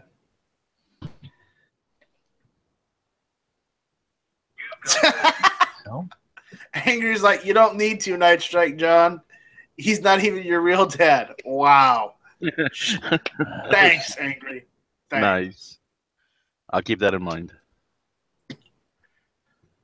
Oh, I should turn on the TV so I can see when the trucks are coming. Derp.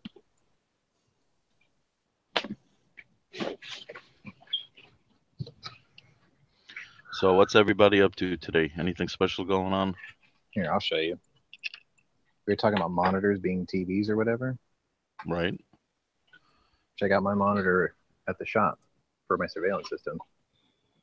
It's like a 65-inch TV. Works fine. Are you screen sharing? I just did. You just missed it. No, it You didn't just come up missed yet. it, John. No, it didn't show up on mine.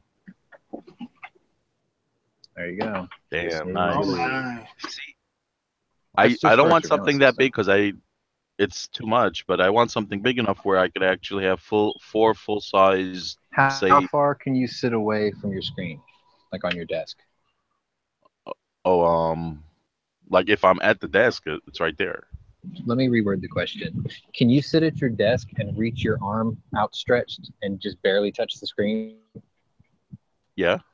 Okay. You can use like a 47-inch. Anything bigger than that, it's going to distort your view a little bit. And I'd still be able to have like 4 computer screens up. You could. It's just bear in mind resolution is going to be a big deal. Like I have a corner desk. I have 47-inch on there right now. If I reach my hand out, I can't touch the screen. Like I have to lean forward and the tip of my finger can touch it. It's about a little over 3 feet away. And it's perfect because when I'm gaming, the edges of the screen, the left and right edges, are in my peripheral vision. So it's perfect for that. And then if I have a window open, the text, like if I walked up to it, the regular like 14 or 12-point text is about 3/4 of an inch tall, maybe half an inch tall. So, you know, that's at 1600 by whatever, or no, sorry, 1920 by 1600 or whatever that is. In 1080, essentially. I mean, that should work decent. You know, as long as I don't have to like start squinting at it. It works. Okay. You don't have to squint at it because the characters will be bigger, not smaller. But it makes for easy reading and it makes for really awesome gaming. Like when I play World of Tanks or whatever, and I go into like the gunner view, and I got the crosshair there, and I can see tanks like in my peripheral vision. It's like actually looking down, you know, the aiming reticle. And when I play like first-person shooters, same thing. It's like when I go to scope view and that on a screen that big, my periphery is exactly the same as like looking down a real scope, which is pretty cool. Maybe I'll just do what Night Strike does and just get like 1 or 2 screens side by side. You could do that. I mean, there's different ways to set that up too. It's just, it depends on what you want out of it, because if you're concerned about text size, bigger screen will do you good. If you have the physical space to put multiple monitors and you're okay with the text size and you just want more real estate to put, you know, other browsers and windows around, you can go that route. I went the big screen route because number one, I have a file server for all my movies. I like digitize all my movies. Right. So I can share them at any TV in the house. And so I can watch it on a good sized screen from my bed. And then because of gaming. But like if you really just want more real estate for Windows, you can do the multiple monitor setup. It's just size, space, cost. You know, you got to factor in No. all these things. No, it's exactly what you said as far as like legibility, because my eyes are not what they used to be. You know, like I can't join a chat and talk too much on it on the phone because obviously the phone is way too small, and I'm straining my eyes left and right during the live chats. Just go for a bigger screen Okay. because it doubles up as a TV anyway. So, like, even if your computer's off, and you just want to watch TV, you've got the TV. Imagine that. Well, I mean, like you said yesterday, if I can get a good deal on it, I would get the TV and just use the TV to Be the watch monitor. movies. Yeah, just Yeah. to replace that for the movies. Yep. Yeah. Yeah, 40 to 47 inch, 1080p, 120 hertz at a minimum. They're cheap. They're everywhere now. Like, I bet if Vizio was still making my TV, it would probably sell for $199 now. But I don't think they make mine anymore. Mine's a E. Oh, sorry. You know what? Mine's a 42. Not a 47. It's a 42. Because the model number is E420i. Right. But I think I originally paid like $450 for it, which still wasn't bad at the time. That was like 4 or 5 years ago. Oh, they're here. Yeah, Vizio makes a decent product, and they're not that expensive. Yeah. The only problem with Vizios is like warranty issues. Right, but they're so inexpensive, so if it lasts me a couple of years, I'll be okay with that too. Yeah. Exactly.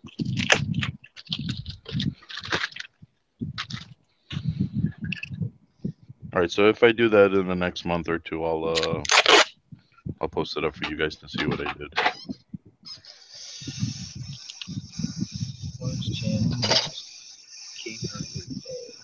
Very cool. Did Night Strike go for lunch already? I don't know. Are you going for lunch? Probably won't warm mine up for at least another hour. I like doing my lunch after 1 o'clock, so by the time I'm done, it's like the day is almost over for me. Yeah, that's true. I don't understand why they get it for you so late, though. Certain days, because they're out and about. Oh, you mean like service technicians? No. The boss will go out to lunch on certain days later than others because of logistics, timing, stuff like that. I mean, I can just go get it myself anytime I wanted to. It's just they're bringing it to me, so why am I gonna, Yeah. I have delivery service. Yeah, absolutely. One of my jobs, people were very. I happened to work with some people who were just like fucking lazy and greedy. So every time I went out to lunch, everybody would like throw money at me and say, "Oh, can you get me this? Can you get me that?" But whenever I was stuck inside and I didn't want to go out for lunch, nobody even asked me. So at some point, I just fucking stopped and said, "You know what? Get your own. It's my lunchtime. Let me relax and enjoy it." Where are you?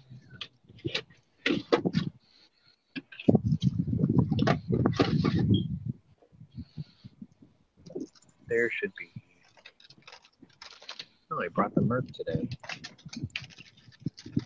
Now he's gonna keep it until the last day, I guess. I'm guessing when you say mud, you mean coffee? Merc, M-E-R-C, Mercedes. Merc. Okay. Oh, the boss's son. Yeah, he has 8 more days with it. Aw. No, what replaced it's far better. Way better. My heart goes out to him.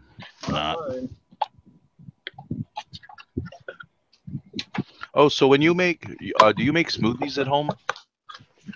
No. Well, oh, thanks. Need an autograph?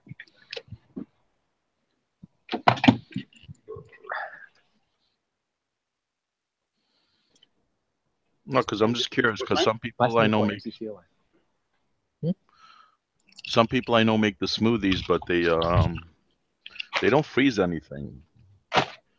The only time I blend anything to make a drink is I'll take ice cream and milk and make myself a milkshake. Oh, you do the milkshake thing. Okay. Yeah. I don't know. The older I'm getting, the more I am becoming more weight conscious, though. My metabolism's definitely slowing down a bit. Do you use fat-free ice cream or sugar-free ice cream?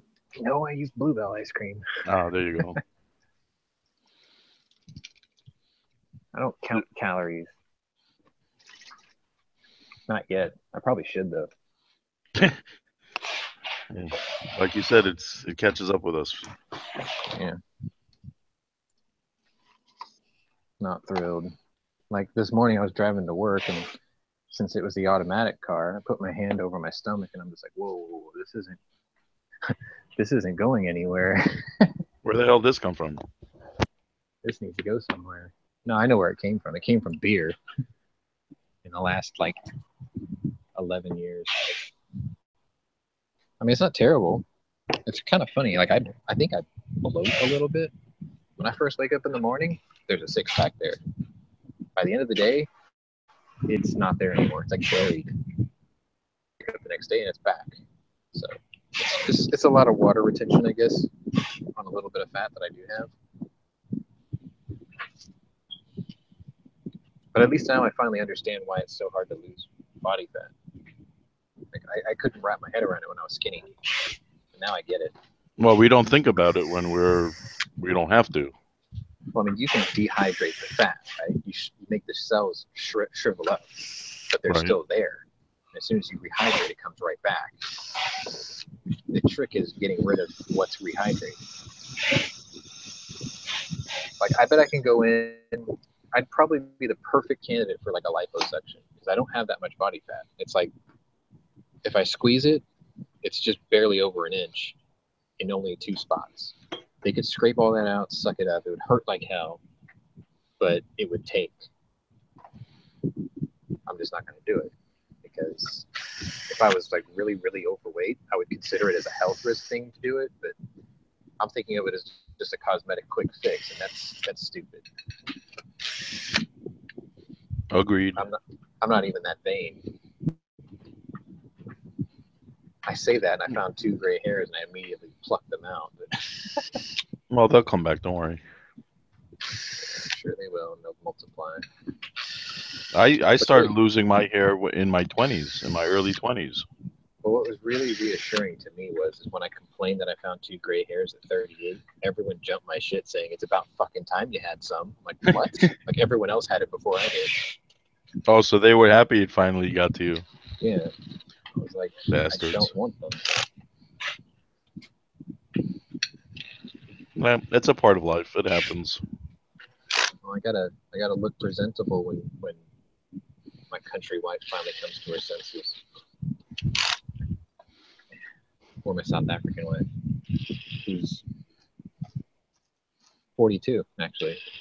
Her birthday was a couple days ago. Oh, happy birthday. To Charlize Theron. Did you take her out for your anniversary? And if I actually had that opportunity, we'd have been, quote, sleeping in, if you know what I mean. Wink, wink. Yeah, definitely. She's gorgeous for 42.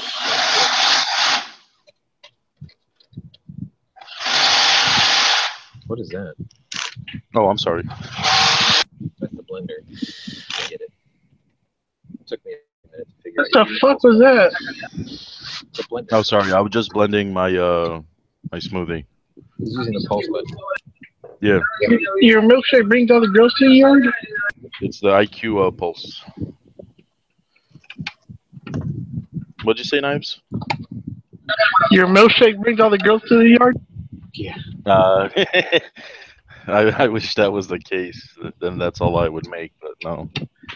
No, it's just for me.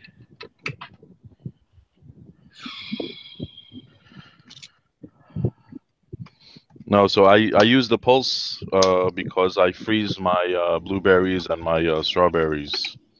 The only thing I don't have in there that's frozen are the bananas and the my power greens. You using heavy cream? Huh? Are you using heavy cream when you blend it all? Oh no, I just use water. What the hell?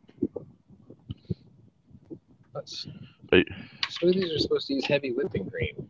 No, that's not a smoothie. That's not healthy at all. Yeah, it is. You're getting all the fruit still. No, you freeze the fruit, well, some of the fruit, so you have ice, so you don't have to add ice. Then you put in your chards, baby kale and baby spinach, and that's all you need. You put vegetables in there too? Yes, So you've made a slurry of. You've made V8 essentially. correct. That's not a smoothie. It's a smoothie. Smoothie has If you dairy don't in put, well, if you freeze some of the stuff and you don't add a lot of water, it's a smoothie. It comes out the same thickness. it. You know, I need to start drinking that actually. Oh, you know what I forgot to add? Vodka. Nope, my chia seeds. Vodka. No, vodka is after 5. See, my But dad then used to, again, it's always 5 somewhere, right? my old man used to trick my mom. What he would do is he would buy cans of V8, and he was like, "Yeah, I like these." She's like, "Oh, great! I'm so glad you're drinking and thinking healthy." And then he would pour vodka in it. Well, he didn't say healthy physically or healthy mentally. Oh, it So works. for him, vodka was the mental. Yeah. It works because this.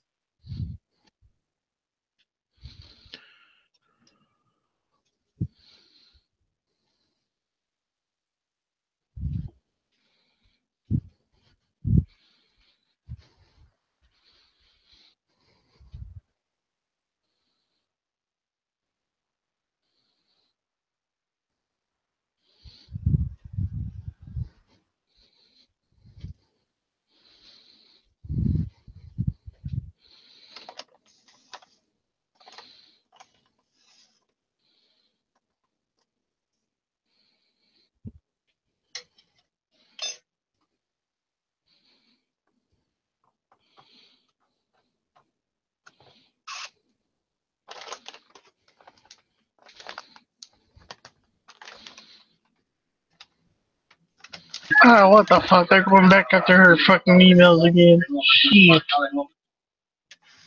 What happened? They're going back after the witch email again. Uh, Here we go again.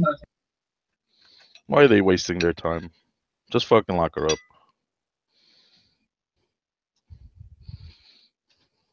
Get it over with already.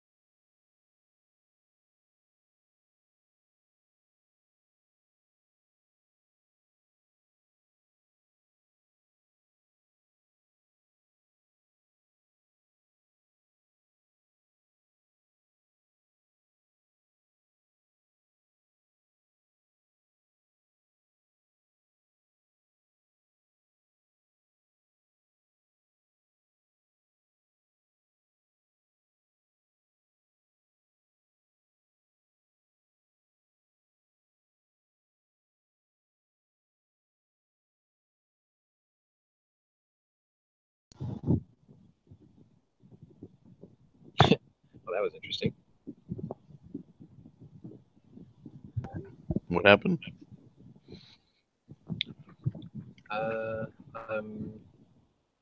He wants to call into the Sean Hannity show today. So he asked me to send him the number, which I'm about to do. What, to be like a guest? To call in and voice his concerns about what he heard on the news today, because he and I have been talking about fake news and the artificial panic and all that other shit.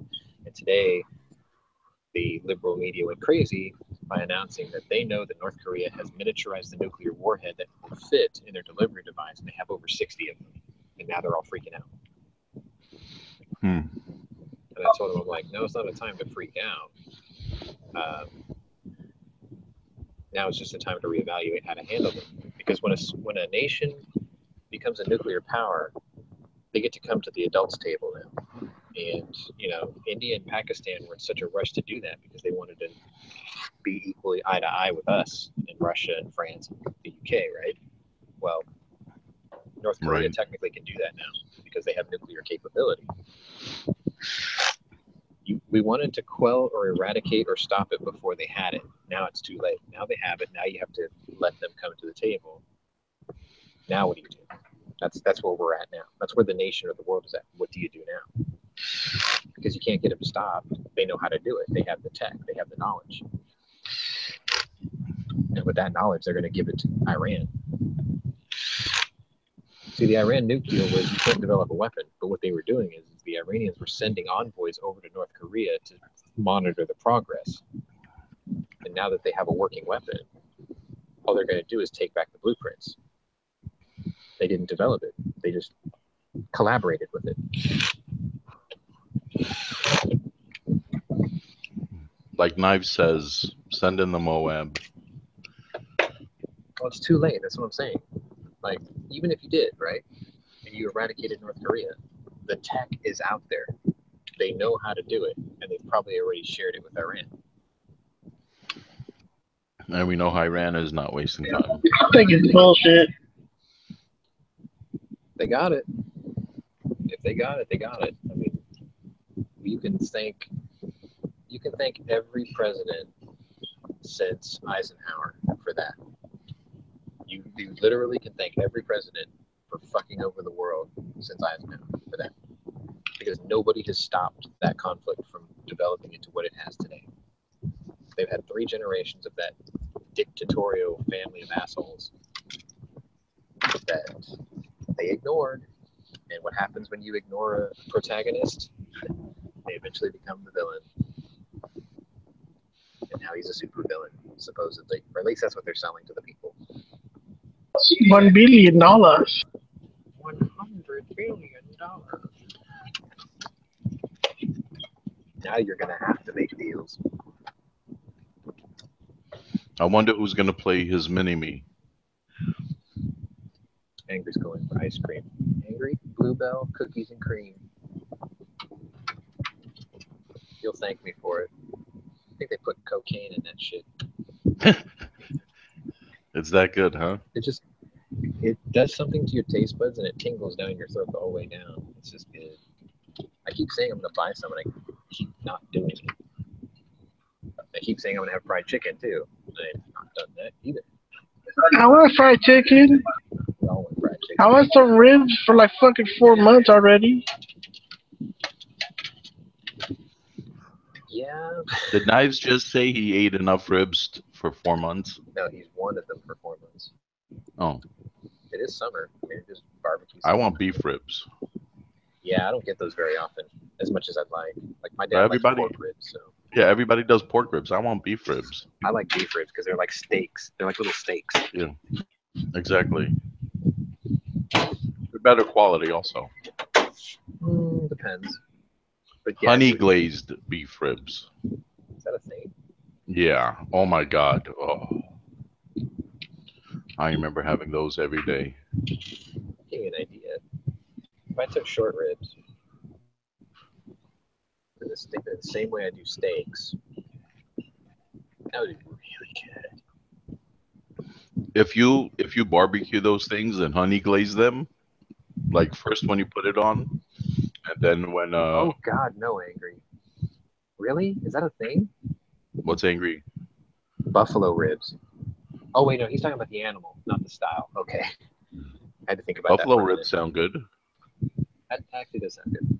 If he meant like New York buffalo style, no way. No, not those. Actual beef ribs. Yeah, Actual buffalo ribs. yeah, that does actually sound pretty good. You make a nice honey glaze for those things. Brown sugar. Oh my God, those are so good. Well, see, what I do when I marinate a steak is I take a Ziploc gallon bag, and inside there's Worcestershire, cayenne pepper, minced onions, garlic cloves, onion salt, garlic salt, Montreal steak seasoning, and usually it goes chili pepper in there. I put them in the bag, take all the air out, and leave them in the refrigerator for like 4 or 5 hours. Oh no! You know what you have to do? You have to dry rub the ribs first. Dry rub them. Rubs. No, you need to dry rub it, then use the sauce however you make it, the glaze, and put it on. Once the dry rub is cooked in, that's when you put in the glaze. I had some ribs this weekend that were off the chain. They would have been better if we were able to smoke them, but we have a burn ban, so no smoking, no even charcoal. But they cooked them in the smoker. They dry rubbed them the night before, and dude came up to me and was looking for some sort of liquid. I don't know, in a smoker you use some sort of liquid. Liquid mesquite. Huh? Liquid mesquite's pretty common. Well, no, he was looking for something else. It's like a little bowl you put underneath it and it boils it and ends up turns it into the moisture. Yeah. All right, so I gave him one of my Angry Orchards, and he ended up rubbing the ribs down with some sort of applesauce. And the applesauce and the Angry Orchard, and then things were off the fucking chain. That sounded good. That doesn't sound bad at all. Now you can hear like knives just sobbing away back there. Man, fuck you guys. It's nothing bad. They're good ribs. It sounds good. It's just a short trip to the Michoacana. Not a big deal.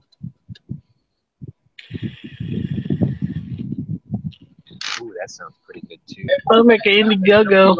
Make Mr. Nice, give Mr. Nice some money so he can buy ribs. Give Mr. Knives the money so he can get tacos y pastor. Man, I fucking eat tacos every fucking day. Come on, man. Ain't nothing wrong with that. I guess you just want something different though.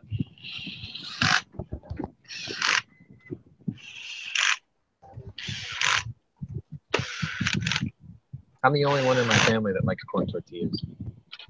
It's really annoying. When my mom makes enchiladas, I'm like, you're using the wrong fucking tortillas.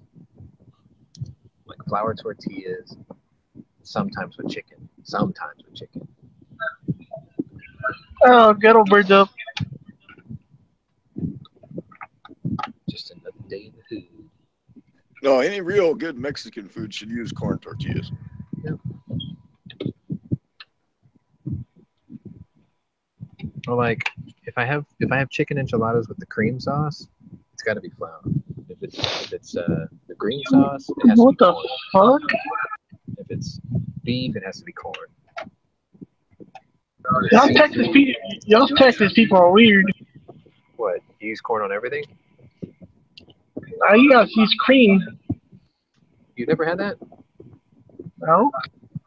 It's like chicken enchiladas, salsa verde, and like whipped cream. Or not whipped cream, sour cream. No, we use the original style, the pork style.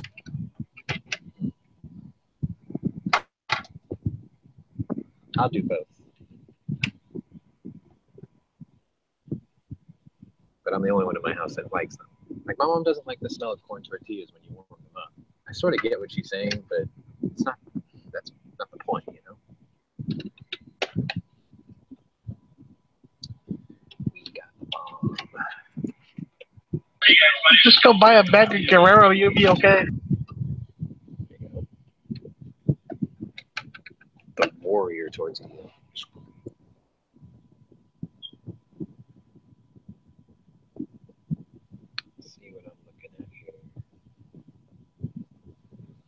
surrounded by rain. Lovely.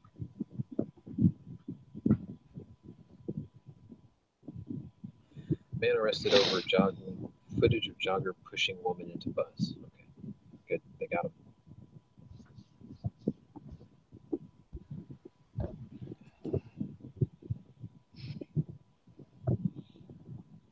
Hey, did you hear they going back after Hillary Clinton's emails again?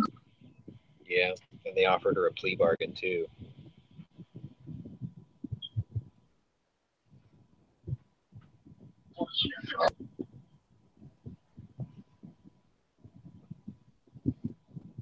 Somebody recovered them, didn't they?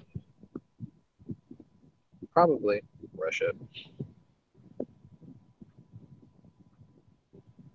No, they didn't check the source where they did it from.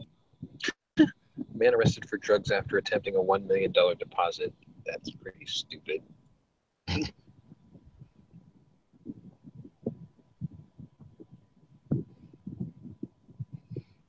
That's what you call entertainment.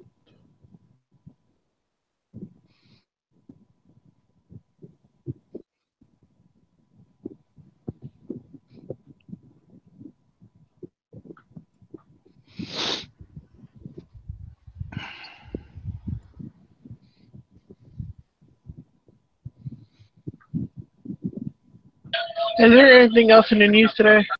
Yeah, cruise companies are refusing refunds to passengers because they were warned ahead of time that the ship may sail across certain areas of the world without the lights on to avoid piracy. Seriously?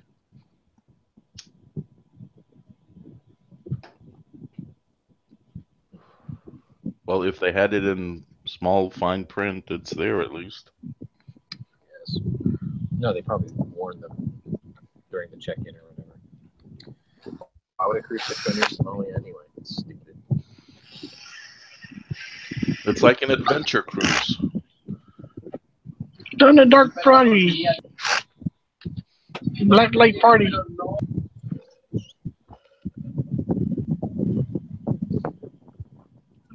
Why don't they just build a ship that has no outside windows? No portholes. You can light up the inside all you want.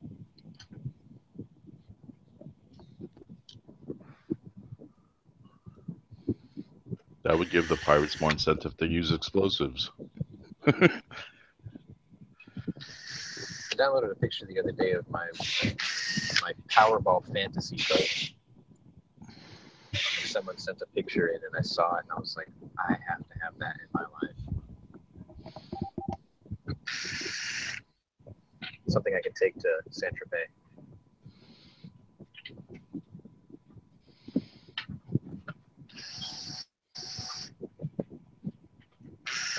French Riviera. Like rock stars did in the 60s. Right now, everyone's yacht on Saint Tropez is owned by like Middle Easterners, freaking oil barons. Because they're the only ones that could afford it. Yeah, pretty much.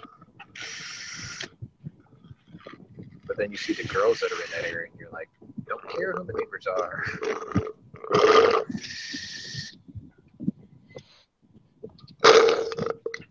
Really? Who's using the fucking straw? Really? Yeah. How else are you going to drink a smoothie, dude? You're torturing poor Mr. Because he's thinking about his corn tortillas. I was just thinking you were going to make like a beef rib smoothie to really drive me crazy. It's a smoothie, okay? It's a smoothie. That's one way to do it, all right? Buffalo.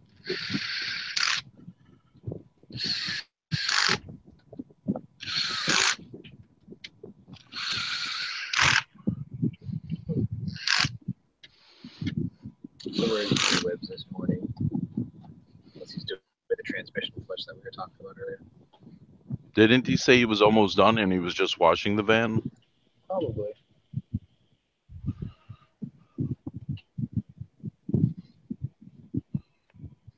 I don't know. When I got here, the message was old and he was talking about milkshake.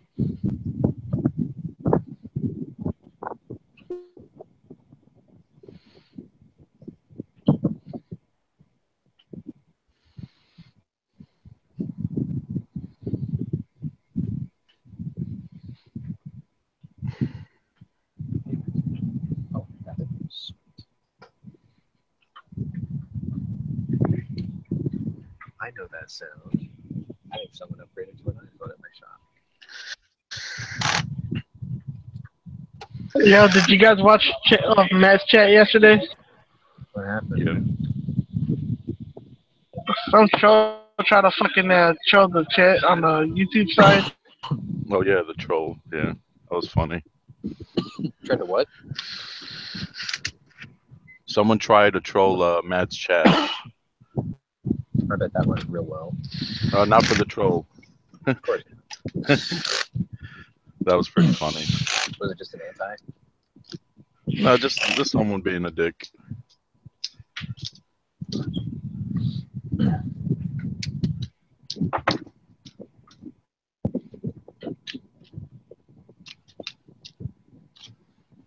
Dude, I know everybody can start fucking fights pretty soon, man.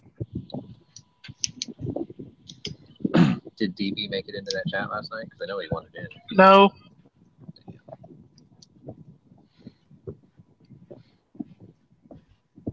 Yeah, there's like a Wednesday night chat startup kit. It usually involves a couple of bottles or cans of really strong alcohol or beer, and I'll link to Matt's chat. And we go off the chain. That's a pretty good one when you're stuck in traffic.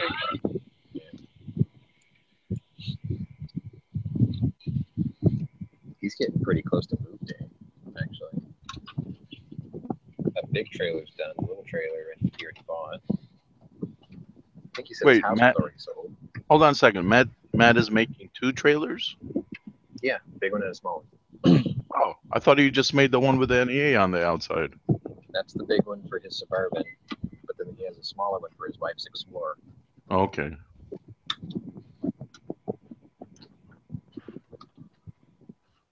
I think he's trying to make this all in one trip. That's fine. Yeah.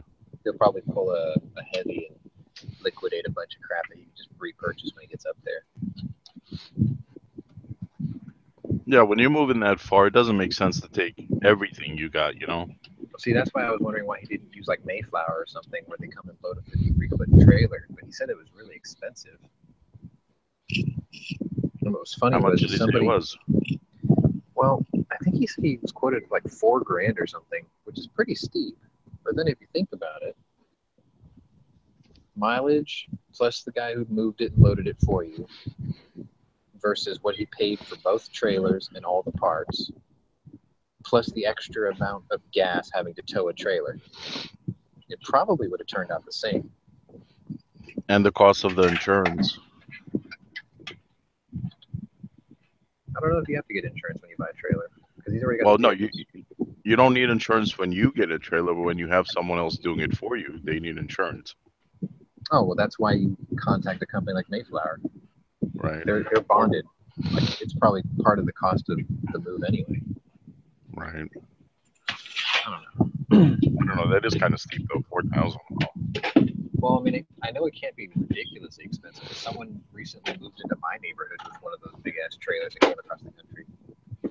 My neighborhood's not exactly upscale or rich or anything. They used one. You know what? I wonder how much those pods cost to use the pods. Those are expensive. Those are more. Expensive. That would be more than 4,000. You're probably looking at almost the same cost. Okay.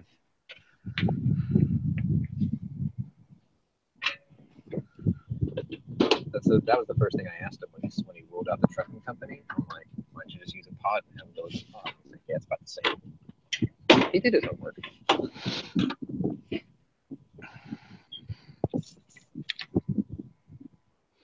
When you use the pods, though, do they use the same kind of truck, or do they use like a forklift type of thing to lift the pods onto it?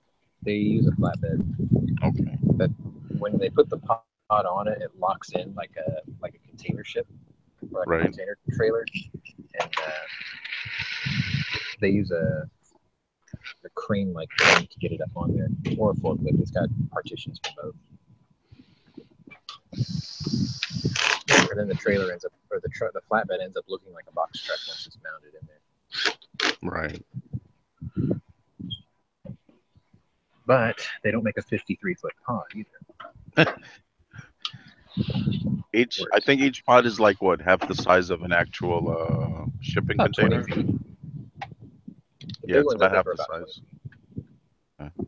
Shipping containers 53 to 58 feet, Right.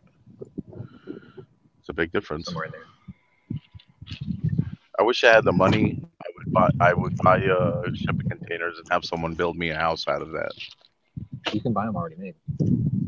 Pre-made? There's companies that Really? do it. So basically, all you would need is the land, the make sure all the plumbing and everything was done, and you're set. More or less.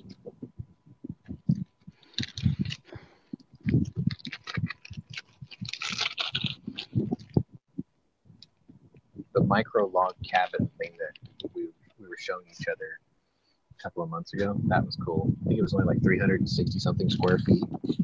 Tiny. Perfect for like a person living alone though. Yeah, well, not everybody needs the fanciest stuff. I mean, No, it some looked people are very fancy. practical. No, it looked really fancy. It was just really small. Right, but it's practical enough for that one person, though. Now, was that something? The one you saw, was that something that they used solar with? I think so. I think it was part of the roof. Let's see if I can find it.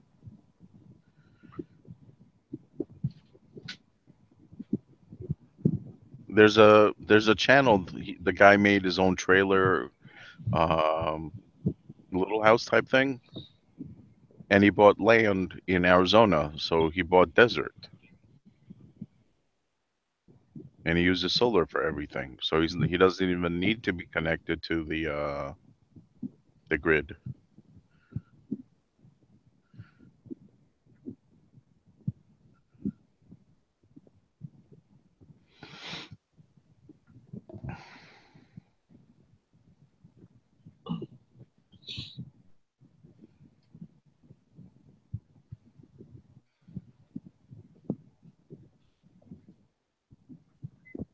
He made his own water Oh, they're collection. everywhere. Like I'm just looking at it on Google image search. Just type in micro log cabin. They're everywhere. They're pretty cool. That's how we can start Gunchannels Island.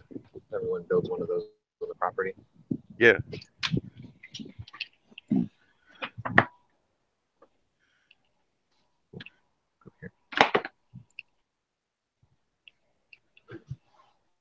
Like the whole island will be made out of shipping container pods. Trying to build a community, not a favela. Well, something to start off with. Yeah, but if you start with a dump, then it's going to end up growing into a bigger dump. Well, no, you're not making it a garbage dump. You're bringing in the containers, and you're making people places to live. Those take a lot of work to make look nice. I thought you said they come prefab. You can, yeah, if you get the prefab ones, yeah. If you want to build your own. No, you get the prefab ones. You just ship in a cool. bunch of containers. You know. They already have hardwood floors. That's true. Maybe not the best wood, but they are hardwood floors in most containers. Now, are the prefab ones also insulated? Yeah. Yeah, they make houses out of them. They essentially just use the container as a foundation, like a base for the walls and the structure. But they outfit the whole thing. So we can ship in like 500 of those into Gunchannels Island, You would need and that. just make different structures. Nothing too high, obviously, because you don't want skyscrapers. You don't want it to be a big city. You know. Actually, the funny thing is most of the ones I've seen, they use two containers, one on top of the other. I've seen some where they use three, one on top of the other and one next to the other. I've seen people do the ones where you have one and one side by side with the middle empty, and then two or three on top as a roof, and then you have your parking garage Probably in the middle between those two on the bottom. I guess that could be done.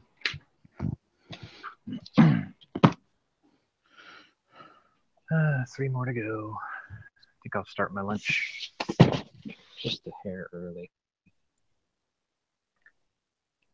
At the top of the hour. Actually, it's the top of the hour, isn't it? So, since we're at the top of the hour, now's a good time to remind everyone to come on down to gunchannels.com. Free to register, free to be part of the conversation. You can also come hang out with us. Maybe even get a link for today's long format show. And you can hang out in the evenings and meet many of your favorite YouTube personalities. Tonight on Gun Channels, we have Daily Gun Show, which starts at 7 o'clock Eastern. See, this is Thursday, right? Correct. And that will be followed by, I think tonight is Shooting It with Yankee, not Shooting Left to Center. Every other week is Shooting Left to Center. And Clover Tack, I believe, also hosts a Thursday night show too. That wraps this up. Oh no, sorry, I always get this wrong. I apologize for it. But we also have, I believe, Daddy, which is 8 o'clock Eastern. Correct me if I'm wrong, but there's 4 shows going on tonight. I'm looking up the. Hold on. I think it's 8 o'clock Eastern. Maybe it's 7. It's after the Daily Gun Show for sure. Okay, so for Thursday we have Shooting Left of Center at 10 o'clock. AK-47 podcast also at 10. That's every other week. Usually morphs into van chats. Okay. This and then recently. we have After Hours hosted by Clover Tech at 11. See, Gun News Weekly is supposed to be in there too. I know he does it on Thursday. Okay, he didn't edit the schedule yet. Mm-hmm. And then, of course, every day we have the Daily Gun Show. Oh boy. At 7 p.m. Eastern. I have chicken and rib. I got ribs. Oh, nice. They're in here. Knives is like, fuck you. They're Chinese pork ribs. Also, Where don't they got forget that to red glaze. satisfy. Don't forget to satisfy all your patches, T-shirts, and hoodies needs by going to gearwebsites.com.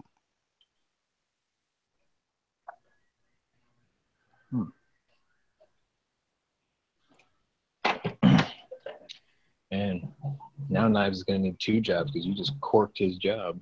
Well, he's not even here. Where'd he go? Oh. That slacker took off. Son of a gun. He's crying in his tacos for lunch. That's That's so mean. I shouldn't say that. No. So I'm having chicken and pork ribs. Yum, yum. Not bad. Not complaining. What the hell is a chicken rib? No, it's chicken and there's 2 meats in this box. Oh, okay. That works out just fine. Angry said he'll just shuttle people to Isla de GC via the boat. Ooh, what's in here? Ooh, I didn't know these were in here. He shows a picture of a Coast Guard cutter. That's not a cutter. No, what is that? Daily trips to Somalia. Yeah, that's a cutter.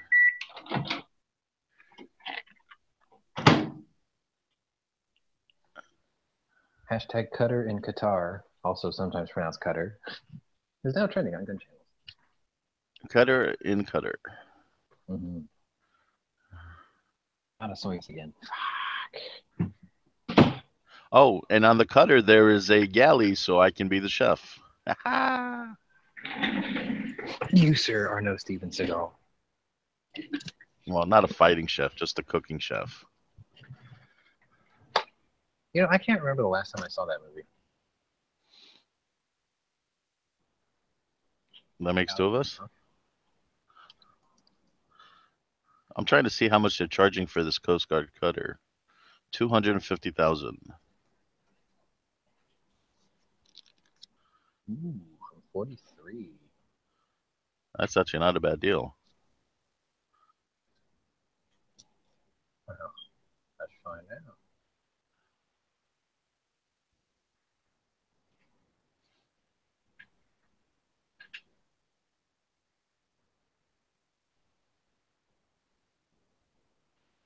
USS Shackle.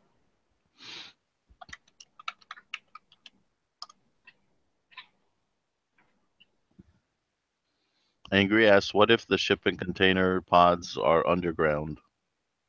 That could work.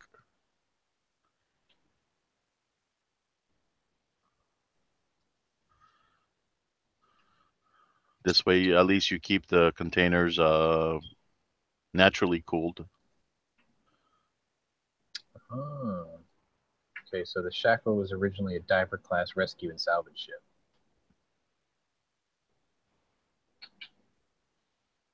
"213 feet long, 39 feet wide. She only does 15 It has knots. it has a little rust on it, but that's nothing a little paint job couldn't fix. 4 diesels, 4 generators, 4 motors. It's a diesel electric. Do you get the do you get the 40 millimeter AA guns with it still? If not, you could always get them as an addition.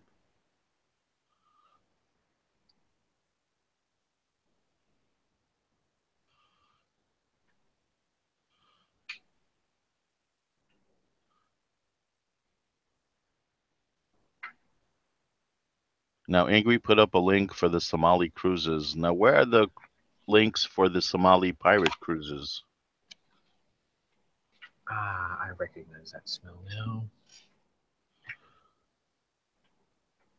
I really wish they wouldn't. I don't know what the deal is with Asians when they cut chicken. What do you mean? They cut through the bone the wrong direction, so then you have to sit there and like maneuver around the bone when you're trying to eat it. Wouldn't they just cut it on the ligament? No, they cut it through the bone. It's really weird. Like I never understood why they do that. Maybe they're just using a cleaver and it's just cutting where it's cutting. That's exactly what they're using. Yeah, so they're not concerned about it. They're just cutting it up for size, I'm guessing. I have a good idea why they do it. Why? It's to let the marrow kind of melt into the broth or whatever. That's actually a good idea. Yeah, but it makes it a pain in the ass to eat. Yeah, I don't think I've ever ordered Chinese food without the bone, without me having to fight to get the bone out. It's never been on the ligament. They cut it at on angles, and sometimes you get sharp pieces of bone while you're trying to eat. Exactly, and sometimes the bone breaks, so you have sharp, little sharp shards. You end up with sharp pieces of bone in your gums. Yeah, the shards. Yeah, I hate that.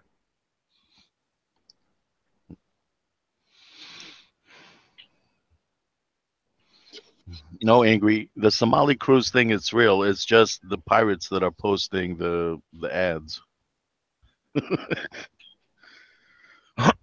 It's like the pirates don't have to look for you if you come to them, right?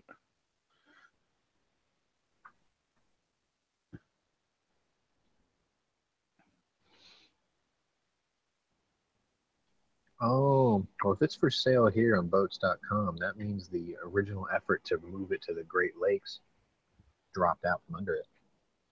What would they do in the Great Lakes? Just sink it? No, they were going to use it as like a floating platform for something. Okay.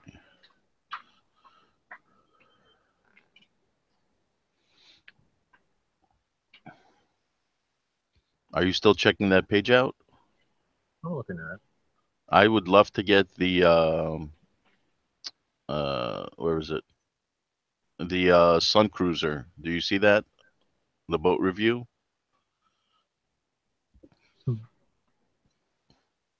You see the Sun Cruiser? Oh, down below? Yeah, under the related articles. No, it's mine are different. You know what I always wondered? Because I'm not a maritime type person. Right. If you look at a picture of that boat from the bridge, you see all the windows, right? Right. See those round things on some of the windows? Yes, I do. What the hell is that? I'm not a maritime person either. I'm not sure. Like my dad tried to explain it to me. He was like, "That's probably like a windshield wiper that just turns in a circle. That way, it keeps the spray off all the, at least some of the glass you need to see outward with." I could believe that, but I've never seen one actually being used. I think it's something else. It looks like it's connected with wiring at the top of the window. Do you see that? That's why he would used to tell me that he thought it was a windshield wiper. But what are the two things on the glass itself? The frame and the motor in the middle. So it's got to be for the for a wiper, no? Spin window. Right. What does it do? What's a spin window? That's what Angry's calling it. Spin window. Or are you just saying that opens out?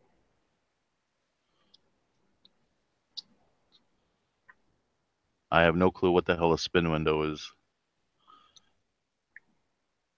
See that? Somebody could have stumped the oracle with that one. It has a nice movie theater inside.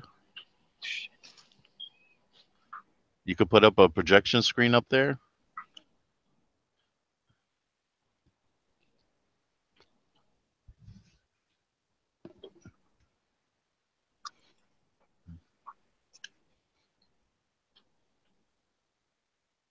And it looks like they maintained this boat really, really well.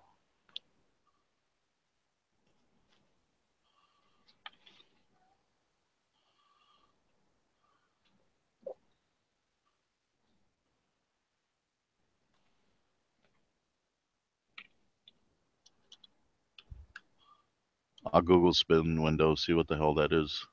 I'm doing that right now.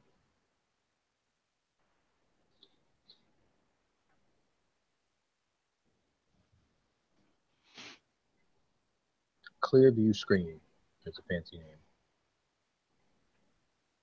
It's a glass disc mounted in the window that rotates to disperse rain, spray, and stuff. Okay, so it is. So the window is its own windshield wiper. Yeah. Okay, cool. See? Yes, he was right. I wasn't sure. Dun, There's dun, no dun. there's no rubber blade thing or whatever though. It spins on its own axis. Maybe there's a rubber the rubber gasket as it spins it uses to push the water away. I learned a thing today.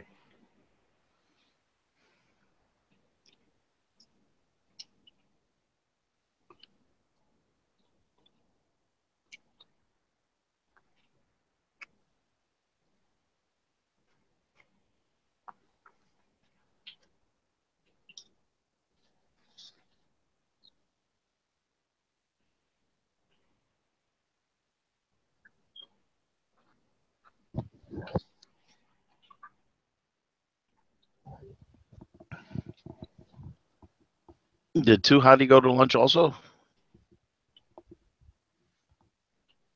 little early for him. It's only 11. I'm here. Okay.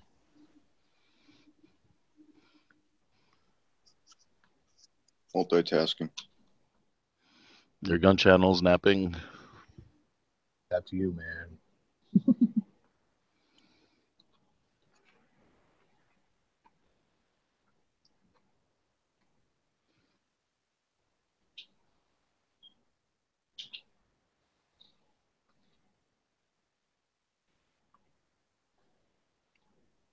I'm gonna change my name to the Napper.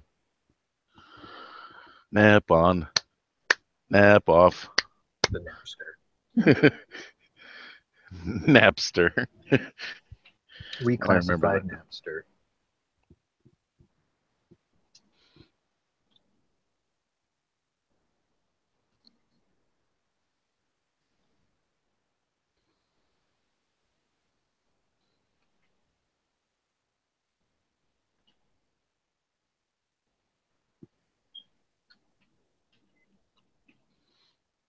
I know what that is. What the hell does that mean? Well, Angry said, wonder how many Davy Crockett's I could mount to it. It's a nuclear weapon. Oh, okay. I just okay. No nuclear weapons. Just mounted guns. You want a 224 or something? That's fine. No nuclear weapons though. Just mount 100 Sea-Wiz on each side of the Missouri. There you go. A shit ton of missile launchers. Yeah, you got to keep it simple, you know. Well, you can take all the 20 millimeters off of it. Sea-Wiz will fucking take care of everything. Hashtag melt the ice. Hashtag melt Somalia. Melt Somalia.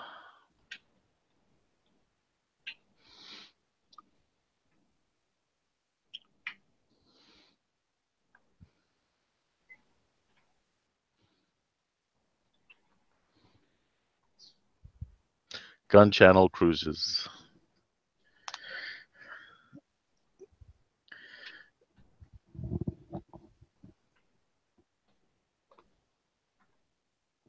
The gun channels cutter. That's what we call it. Gun channel cruises. And we could put we can get different things that float in the water, and that'll be the shooting range. You're going about this all the wrong way. How so? You got to name it the USS Al Gore, and then the ship's mascot would be Smeggy's avatar. And you bristle that thing with fucking Davy Crockett Sea-Wiz and Tomahawk missiles. Nice. Yeah, that's another way to do it.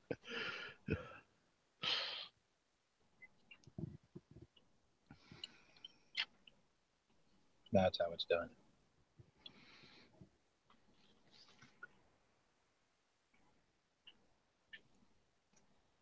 Well, we would definitely never have issues with ocean pirates.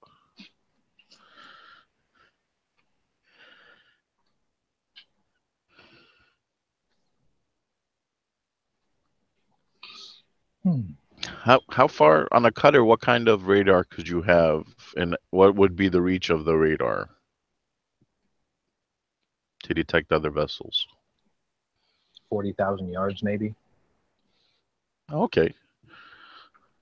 So we could have one person from Gunchannels Island assigned to the cutter just for that on a daily basis, and we just switch them around. Angry says convert it to steam power. Whenever you're running low, open the door to the engine room and yell to Night Strike, gun rights don't matter.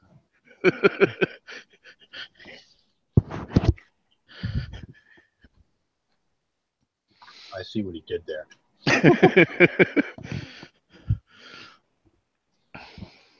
That's pretty good, Angry.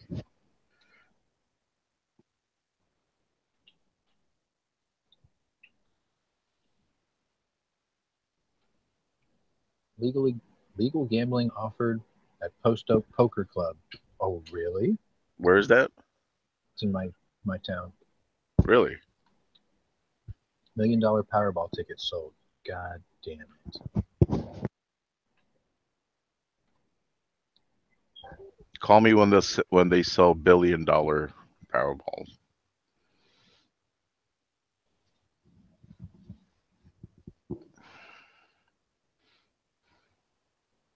Officer's body cam captured a deadly shooting of a man in his underwear. He looks like a freaking revenant from Winona Earp. Like his eyes are all blacked out from brow down. You can't see his eyes at all.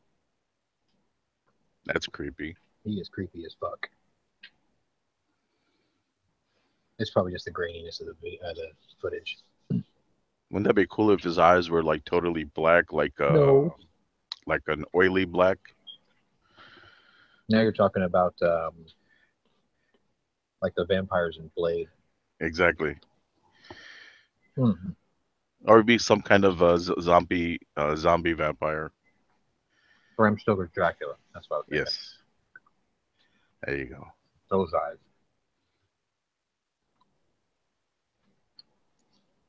Or the eyes they have where the demons in some of the movies that have the demons where their eyes look like they're oil spill color. I have a funny feeling that Taylor Swift is never going to have kids. Not till she gets to you. She's turning into like Fran Drescher. Oh God. Her groping incident was horrifying and shocking, which means she's emotionally scarred. Which is she gonna at least have the laugh? Nope. That's put on, by the way.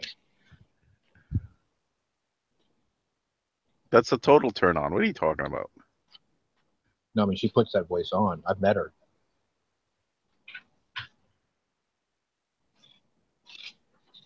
No, I'm talking about Taylor Swift having that voice. That would suck. You would totally want her even more, right? Nope. Your mind changed awfully quick. If I had to choose somebody with that annoying laugh, I'd go with the source. Yeah, that's true.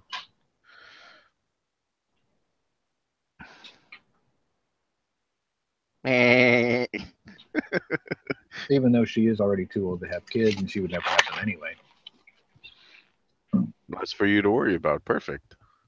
I don't know. I used to think she was really hot. But I have eclectic taste, so like I like her, I like Gina Gershon, I like Gina Carano. Big differences in all three, right? Yeah, just put them into one. And I got my country wife, my South African wife.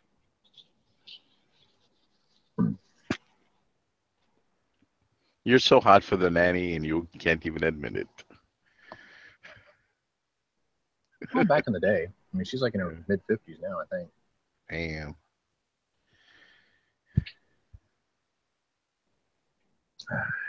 Well, that was a short lunch. 3-year-old struck and hit and run. Great.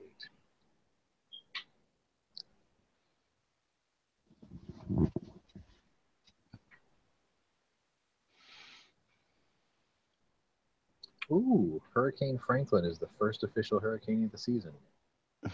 Where? It looks like it's going to hit southern Mexico. Wah, wah, wah, wah. It won't curve up north. Yep, aims for Mexico's Gulf Coast.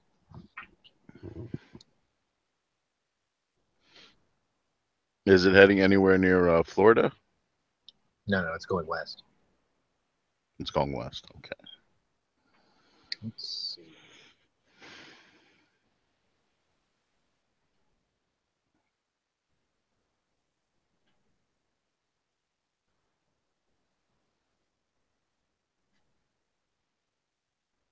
Tamaulipas. I never can pronounce that. Tamaulipas. Has HVS already made his Walmart run, you think? Who? Oh no! It's an Atlantic storm. It's in the Gulf of Mexico right now.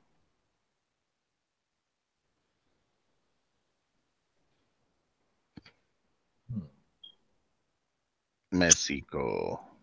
Oh wait, I can just do it. I actually have the app on my computer. Whoa! What is this?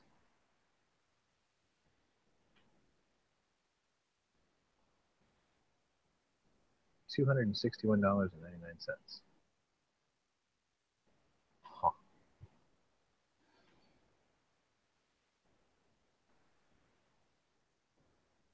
So it's either this or another Makarov. I'll share it.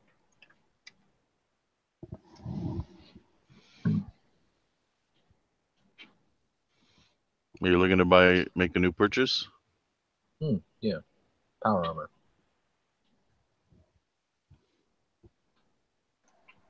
Me and two other buddies are kind of getting our shit together, thinking about building pistols.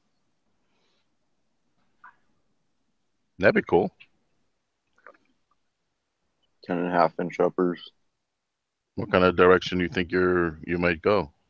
I just said 10.5-inch uppers. Deadfoot arms folders. I fucked up, man. I should have bought the pre-order pack.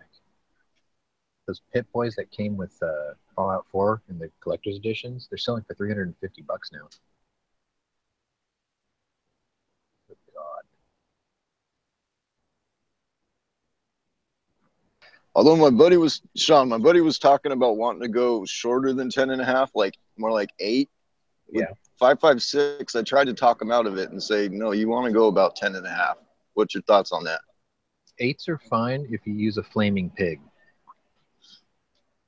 Because what happens is the conical shape of the baffle in a KX5 or a KX3 Noveski flaming pig, it creates back pressure and it tricks the 8-inch system, and it makes it behave like a 14. So what is the flaming? I'll go ahead, my bad. Oh, it adds enough equalized back pressure to make it behave like a 14. To make a cycle. Mm-hmm. They're fine. They work. So what do the flaming pigs go for? I think you can get the KX3 for like $110. All right. Is there a cheaper version? KX5. It's the bigger one. There is another company that makes one that's similar, but I've never used one of those. What the hell is a flaming pig? It's a muzzle brake device. It's a flash suppressor. Oh, okay. And it's fat, and it has a picture of a pig blowing fireballs out of its mouth.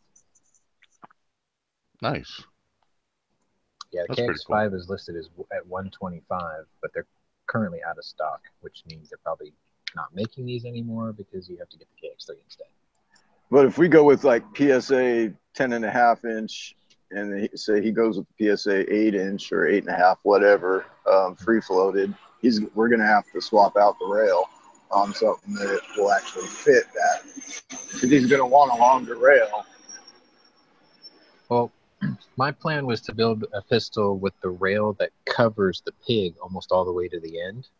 Yeah, just leave about 1 inch of the pig out, right? Pretty much.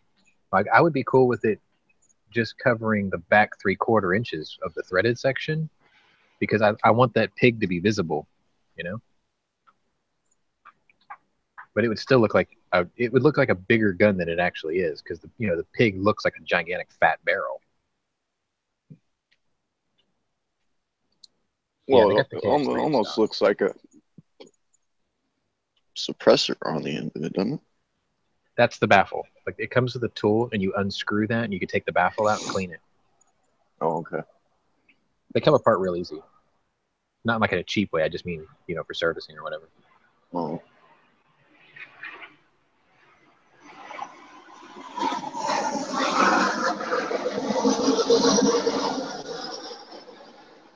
You are now free to move about the country.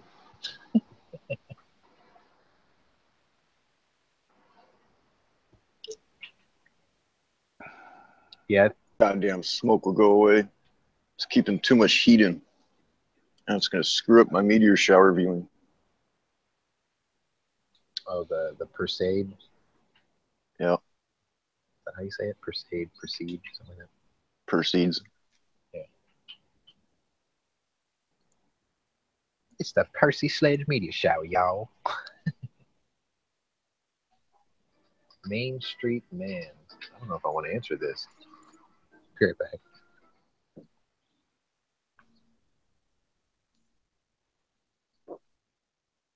Adi, you working today?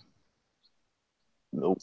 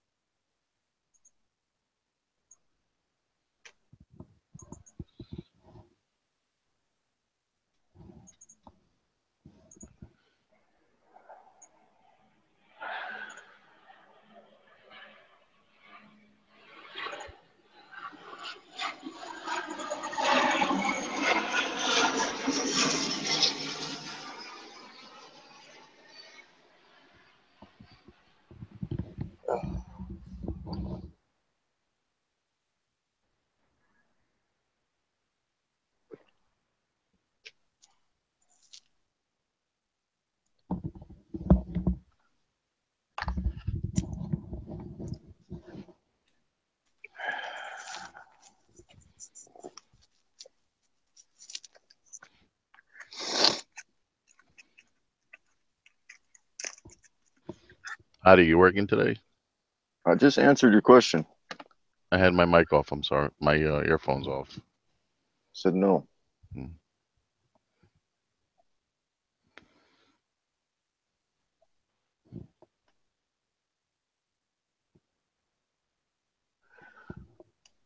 So you're just planning on making the uppers and the lowers later to follow, or just the uppers? No, we're buying built uppers and building lowers. Oh, okay. You're gonna machine them, or No.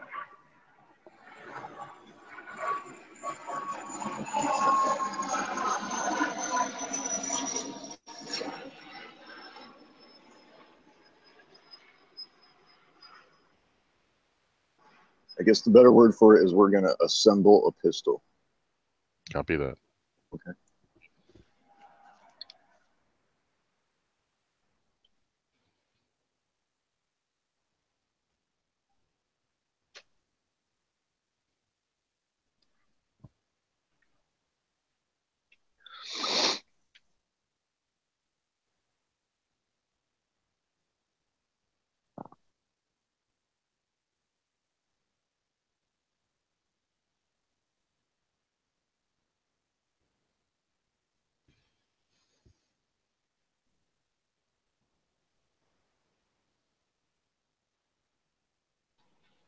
Good God, man. That company is run by fucking dipshits. This dude's like calling me in, right? He did a quote. We did a quote for him. We gave him a price. We gave him everything, right? And he calls me. He's like, I need to give you the payment information. I'm like, cool. I'm like, what's your quote number? He's like, I don't have that. I'm like, what's the total amount? He's like, I don't have that. And I'm like, so you just want to call and give me a credit card number? He's like, yeah. I'm like, you really haven't done this before, have you? Just tell him to give you an empty blank check. That's pretty much what he was offering me. And I'm like, dude, give me an invoice number with a total, so that way you're more comfortable with telling me your credit card number. Well, apparently he's pretty comfortable giving you his credit card number. Just have him send you a blank check. He is definitely a bit of an idiot. No argument there. And now I have to wait for him to call back, so I have to sit at my desk doing jack shit waiting for it, which I don't mind per se. It's just I'd rather finish the last 3 machines. I could sit on my ass here doing returning instead. Because we know how much fun those are. Well, I don't mind doing it. Man, G's going to have a good view of that meteor shower where he's at. Underneath his van? I don't think so. No, he's out in New Mexico, so he's dark I skies. thought he turned around and went back home. I don't think so. As of last night, he was getting ready to. I mean, today's the day that all the festivities and shit were going on, or whatever. So I think he's out touring Red Dawn sites today. Oh, nice. Oh, you know what? I forgot to mention that. Today we wish a Last happy one. birthday to Red Dawn's release on August 10th back in, was it 1984? 84 sounds right. 33 years ago. Oh, I wish I was 33 again.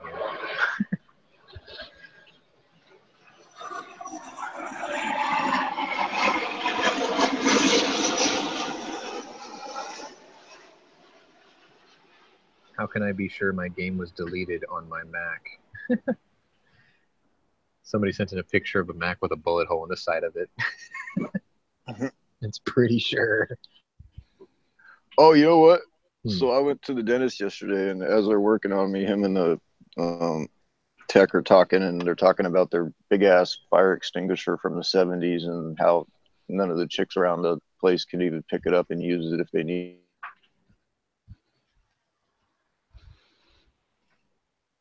That's reassuring.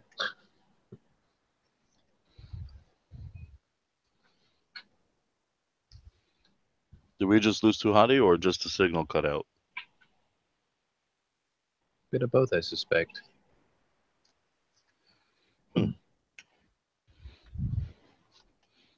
I didn't catch what he said at the end there.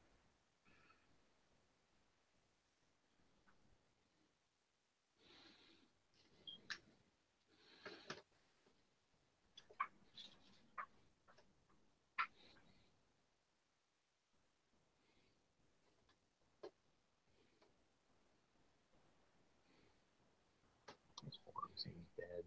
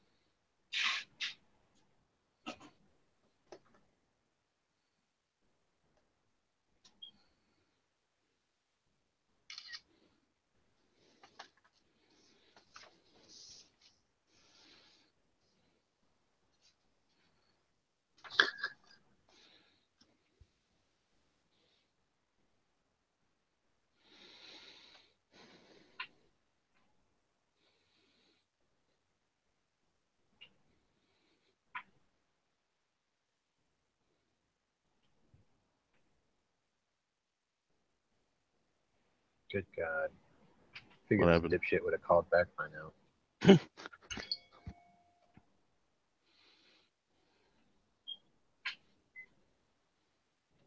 Probably because I teased him, made fun of him. How'd you do that? Because he was an idiot. No, how'd you make fun of him? I called him out. I'm like, you really haven't done this before, have you?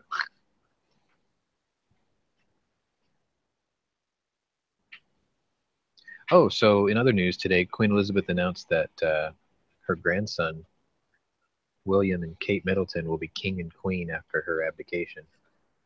There he Yay. is. See that? Just when I was getting ready to give up, he calls.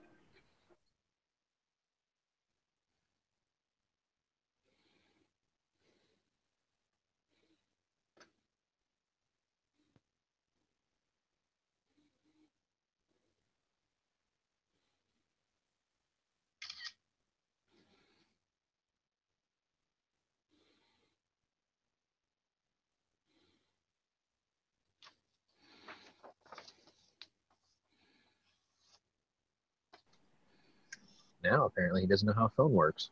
What the fuck is this guy doing? I don't know. Like I'm sitting there listening, and I'm like, say something if you're there. No response. That's too funny.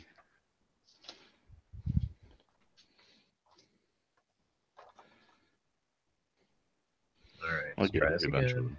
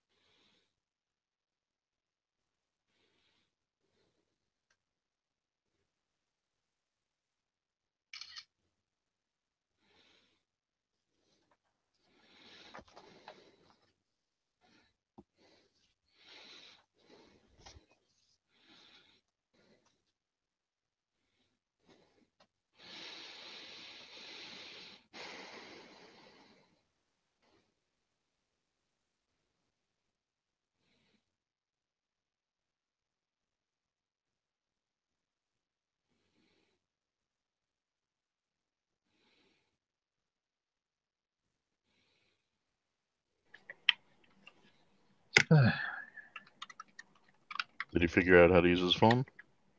Yeah, sort of.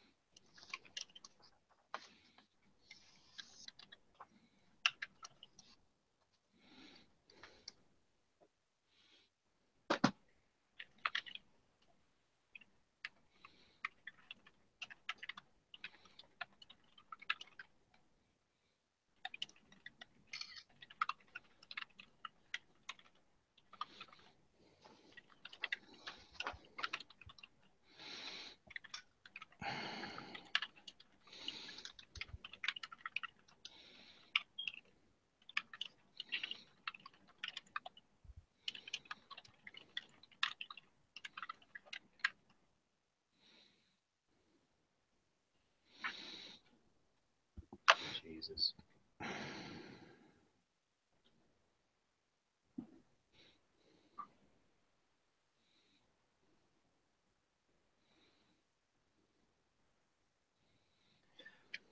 Okay, I think that's it. Hopefully, I guess. I don't know.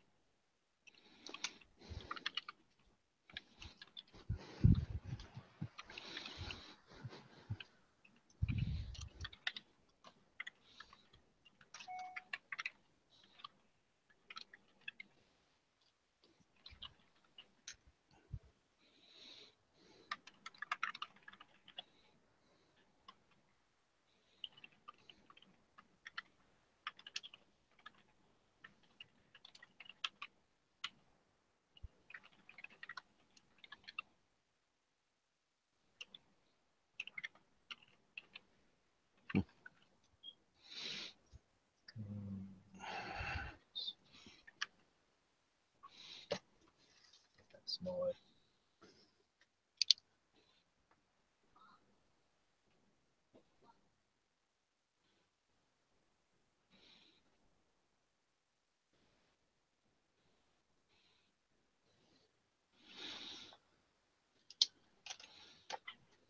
Yeah, that's good.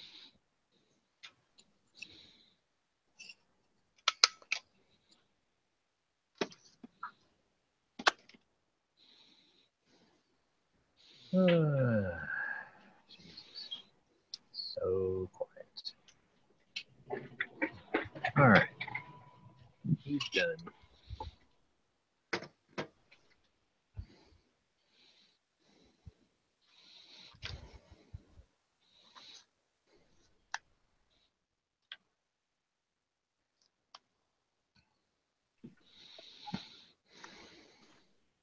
Fucking iPhones overheating and shit.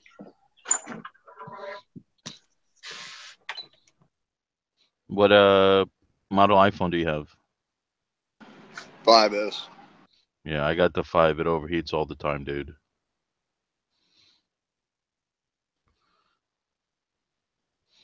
I'm thinking when they started the 5S, they still had the batch of shitty fucked up batteries, and they just went straight from the 5 to the 5S, and they, knowing that they had the problems, they didn't even bother throwing those batteries out. They're still fucking using them. It's only the second time it's done it to me all summer, so.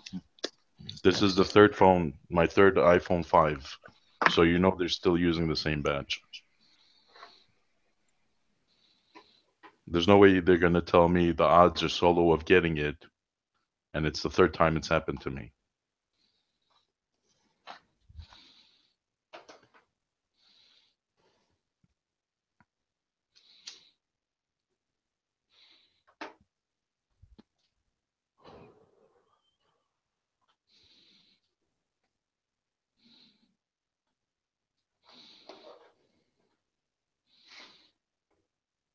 But then again, I've heard people having issues with the 6 and 7 as well. So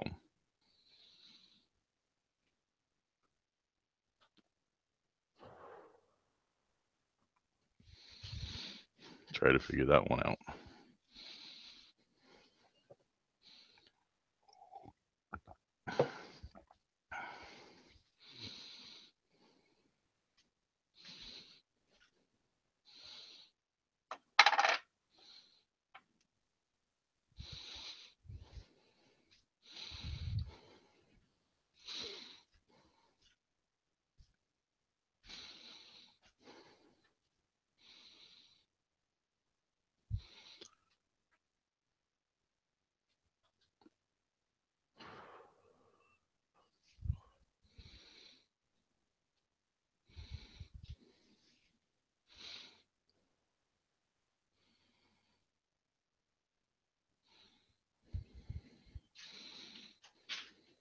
Got your mic clipped to your nostril or what? Who? Well, you. Everyone else is muted. It's not clipped to my nostril, but it's not like right there.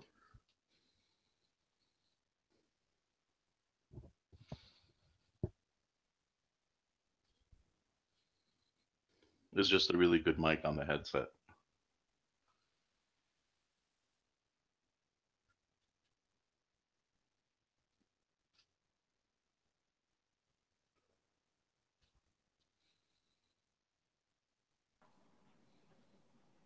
All right, another happy ending. What? All right, so where'd I cut out in my story? Hang on. You might as well start over because it was early.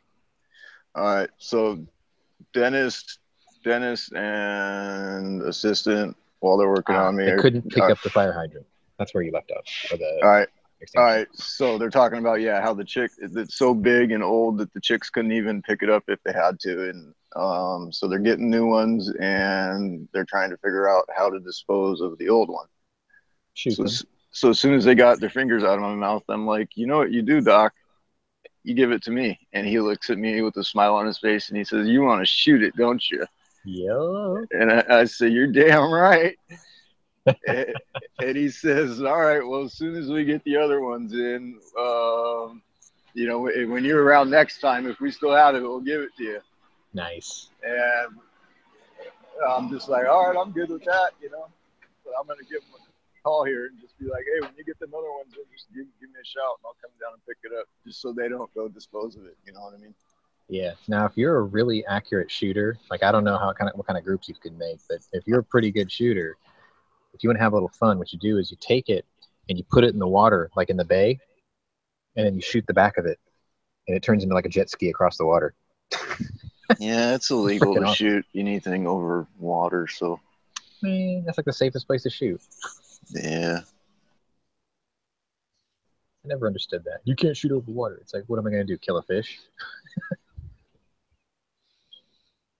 I think it has more to do with the bullet just kind of bouncing and skipping like a rock. I don't know.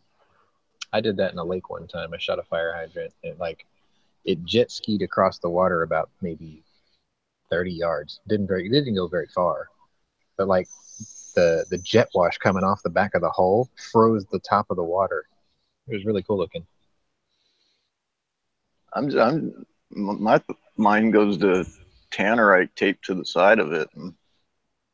That's a bomb.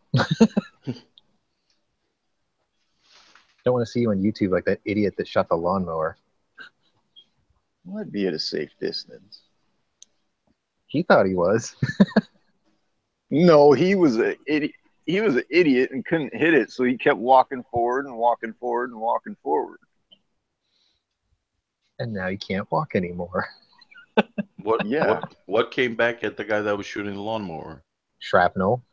Oh shit! Shrapnel cut Took his his leg fucking off leg right off. below the knee. Holy shit! Damn.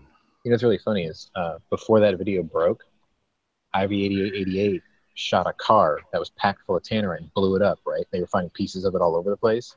He doesn't do that anymore after that video came out. No. Wasn't that FPS Russia? He did that too. Well, because he had that piece that came back and almost fucking killed him. Yep. Like, I think Eric did like a Toyota of some sort, and FPS Russia did like a... It was a small car too, though. I remember that. I want to say it was a truck. Old Super or something, wasn't it? I want to say it was a truck. I don't know. They're relentless today. Who?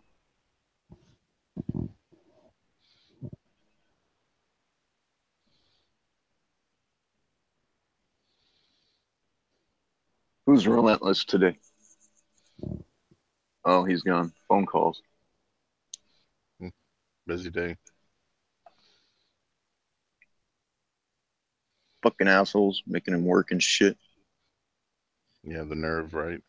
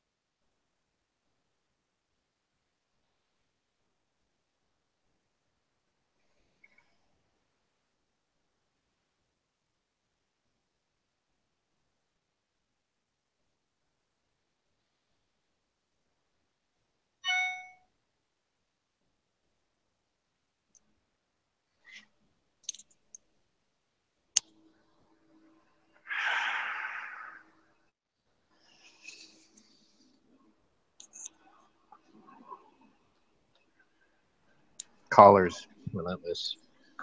Yeah. At least the last two were good ones, so it's okay. I was just saying, man, bunch of fucking assholes making you work and shit.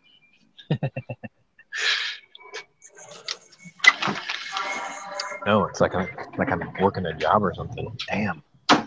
Assholes have no respect for Good Morning Gun Channels anymore. Right. Don't they know it's August? Everyone's supposed to like just laze. Chill.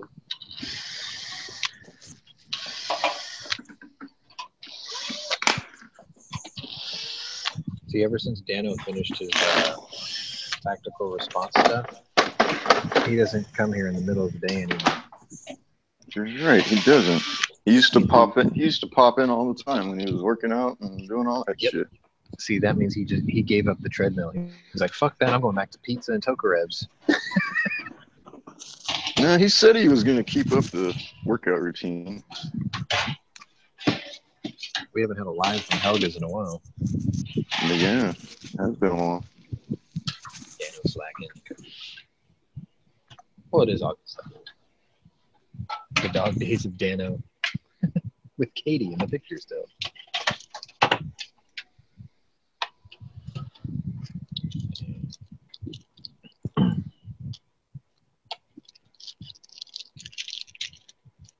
Yeah, it's another one of those months that are going by where I can't fucking adopt that dog. It's like a bunch of bills keep showing up, and every time I pay them and I look at my remaining balance, I'm like, God damn it, you know? Actually, Dog even still available? I'm about to find out right now. Like, I've been deliberately putting it off because I can't bring myself to find out. Oh, because you think he might be gone? Oh, yeah, man. This thing's adorable. Let's refresh the page. How old is the dog? 5 months. Oh, yeah, they are cute at They go that quick. age. Ooh, that's a good looking one too, actually. Klaus. Oh, he's still there. Yeah. Oh, I gotta have him. God damn it. Maybe I'll just fucking take a loss on my Smith & Wesson and sell it quick. Like this dude wrote me back the other day. Even though my listing specifically said I was asking 600, he still wrote me anyway to say, "What's the lowest you'll go?" I was pissed when I saw that. I'm like, yeah, I'm gonna give you an $800 revolver for $1. How about that? Fucking dipshits, you know? Man, if I had the cash laying around, I'd throw you an offer. It's only because I'm in a race against time that I'm starting to get a little desperate about it. But like, if he gets adopted before I can get him, then I'm not selling it. Obviously, it's just I don't want to have to take it on credit to do it. You know, I'm already stretching it a bit. Matter of fact, I just recently found out I was making double payments on my Marlin. They did actually set up my automatic withdrawal, but I was sending payments anyway. So I've been sending double payments for the last 2 months. So you're like really close to finish paying it off. Yeah, I'm ahead. I'm 2 months ahead.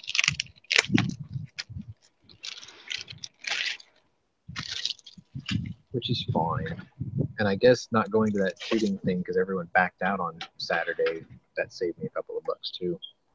Well, it's good for the pocketbook for the future, but it's been Sucks for now. Unknowingly, yeah, killing your wallet the past couple of months. Oh yeah, because I mean that was like 3/4 of the adoption fee right there. That, and I've been holding off just in case with my copays for the cardiology exams. It's like I've already paid off, I think, all of them. I think I got one more coming though, so I'm gonna have to wait to see what that's gonna do. But I am in the clear with that, so we're good there. Physically, I'm in the clear. Awesome.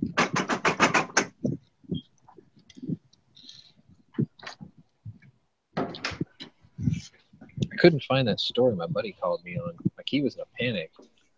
Well, not really a panic, but he was livid. And then he was like, I told him, I said, you should call Hannity about this. Find out what his opinion is.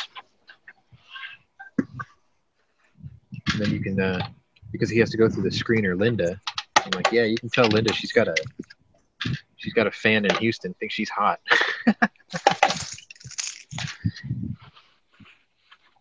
She's got like a really, really thick New York accent too. She talks like this. She does one of those. That's a Long Islander's accent. Yeah, and it usually doesn't sound hot, but it sounds hot on her. And then I looked her up and I saw her picture and I was like, she actually is pretty hot. So he's going to try to call into the show today.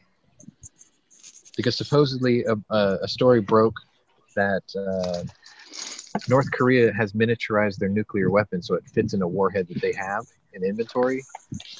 And they have over 60 of them. And if that's true, they have just become a formidable nuclear power then. Which means they can come to the negotiating table on equal footing with everyone else with nukes. That's what their end game was. And if they sell that technology to Iran, then Iran gets onto that table too. Then what do we do? Are they working with Iran, you think?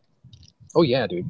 Part of the nuclear deal that Obama and Hillary and all them came up with was that Iran was supposed to cease development of a nuclear weapon. So what they did in response is they took the money, they took the deal, and then they were sending envoys to North Korea to take notes on what North Korea is developing. Now they have this device that is small enough to fit into a North Korean warhead or whatever. They'll just send an envoy over there to go pick up the blueprints. Technically, they didn't develop the weapon. They just bought it. They loopholed the nuclear deal that way. So yeah, that's a very scary idea. Because if North Korea gets it, they'll sell it to anybody. They'll sell it to North Korea. They'll sell it to Iran. They'll sell it to probably Afghanistan. They'll sell it to ISIS. They'll sell it to anybody. They don't care, you know. They want anarchy.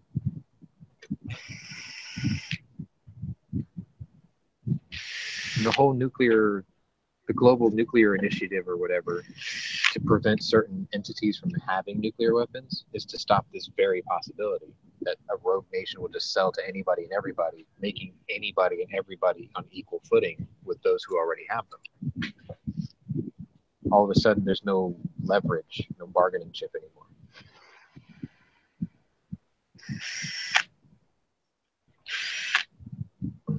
It can get out of control very quickly. And naturally, you know, a lot of libtards are out there screaming Chicken Little and the sky is falling and everything. There's a slight possibility of truth to that, but until it happens, you won't know. We won't know. I didn't read it, but I saw something on Facebook today that said, after Trump's threat against North Korea, it's time for him to go. I get into this discussion with people in my area all the time, and the thing that I've come up with is, how do you stop an accusation from happening against you? You preemptively accuse the other side of the same thing, right? So there's this thing called the shadow government theory, where a lot of people believe that Barack Obama and Hillary Clinton and people of their ilk are pulling the strings in the shadows right now when it comes to the media or stories and stuff like that. Which, if there's truth to that, sure, okay, you can call it a shadow government, right?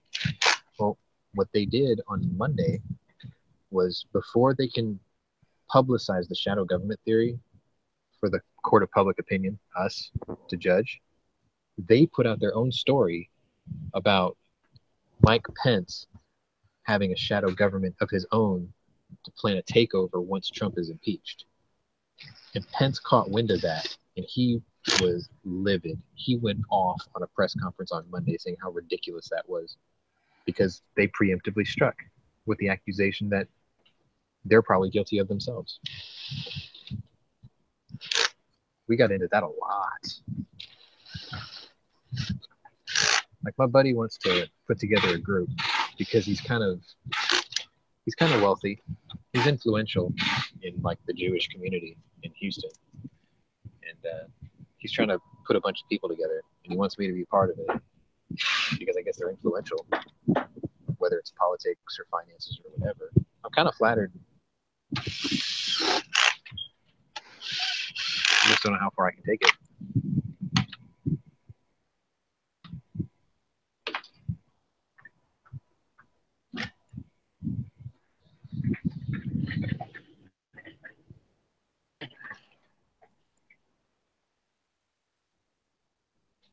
Oh, you know, it's really funny, Angry, that you mentioned that, because I was just about to talk about it.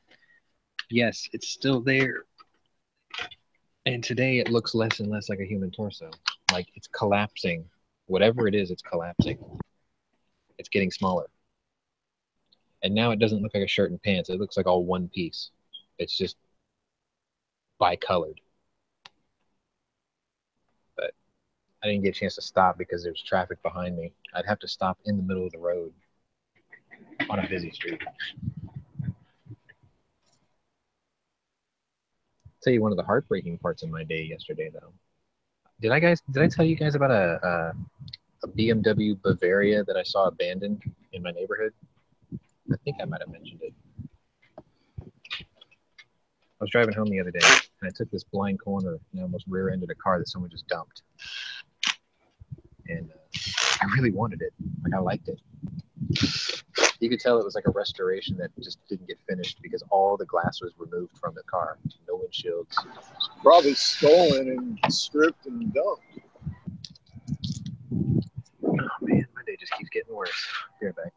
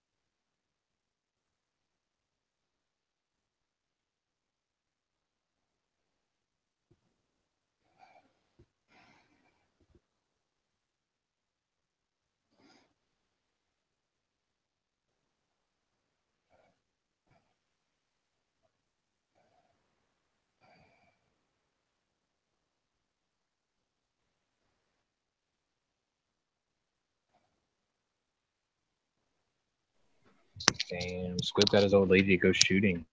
Oh, nice. It only cost him $294. Ouch. So anyway, let's see. In keeping with this week's theme of paranormal war movies, let's recap. So the first movie I chose Monday was The White Tiger, if I'm not mistaken. That was followed up with Ghost Boat Tuesday. Wednesday's movie was Phantom with Ed Harris, David Duchovny, and Michael Fichtner. Today, I can't think of one. I really can't think of one right now. I mean, I guess I can go with. I'll take the lowest or the cheap one, cheap and easy, quick and dirty, since Dr. No came up with it yesterday. It's a segment from Heavy Metal, and it was the one about the B-17 bomber. So, like, if you haven't seen Heavy Metal in a long time, I guess that would be a decent movie of the day with the paranormal war theme.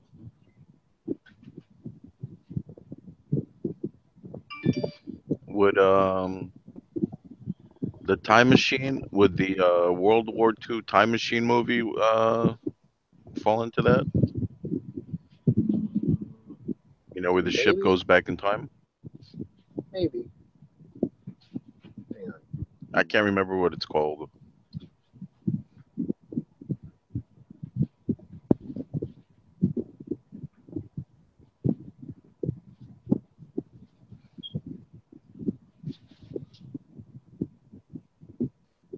It was a Navy ship that went back in time to World War II. Oh shit! They were talking about that the other day. I wanted to watch it. About what?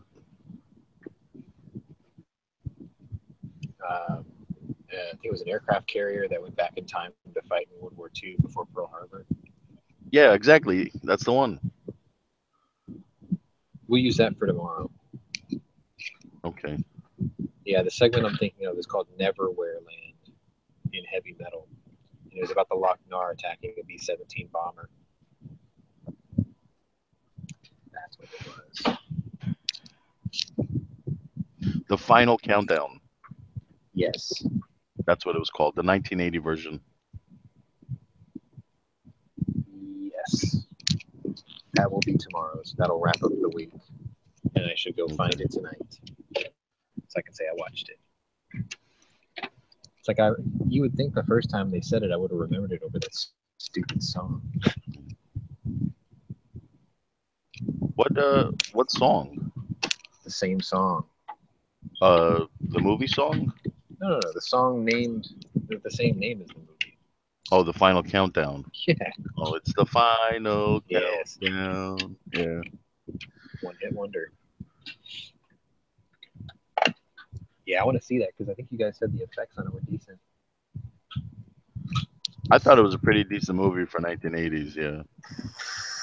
I'll tell you one that really sucked for 1980s.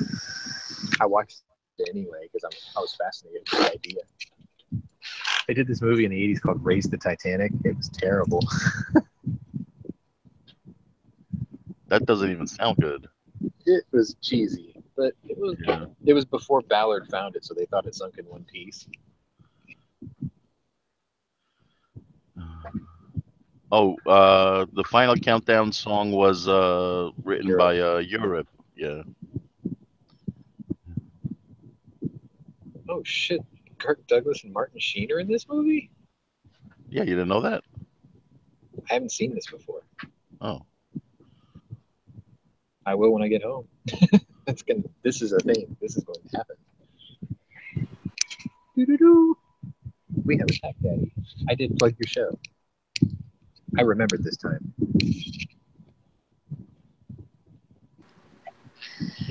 What's up, fellas?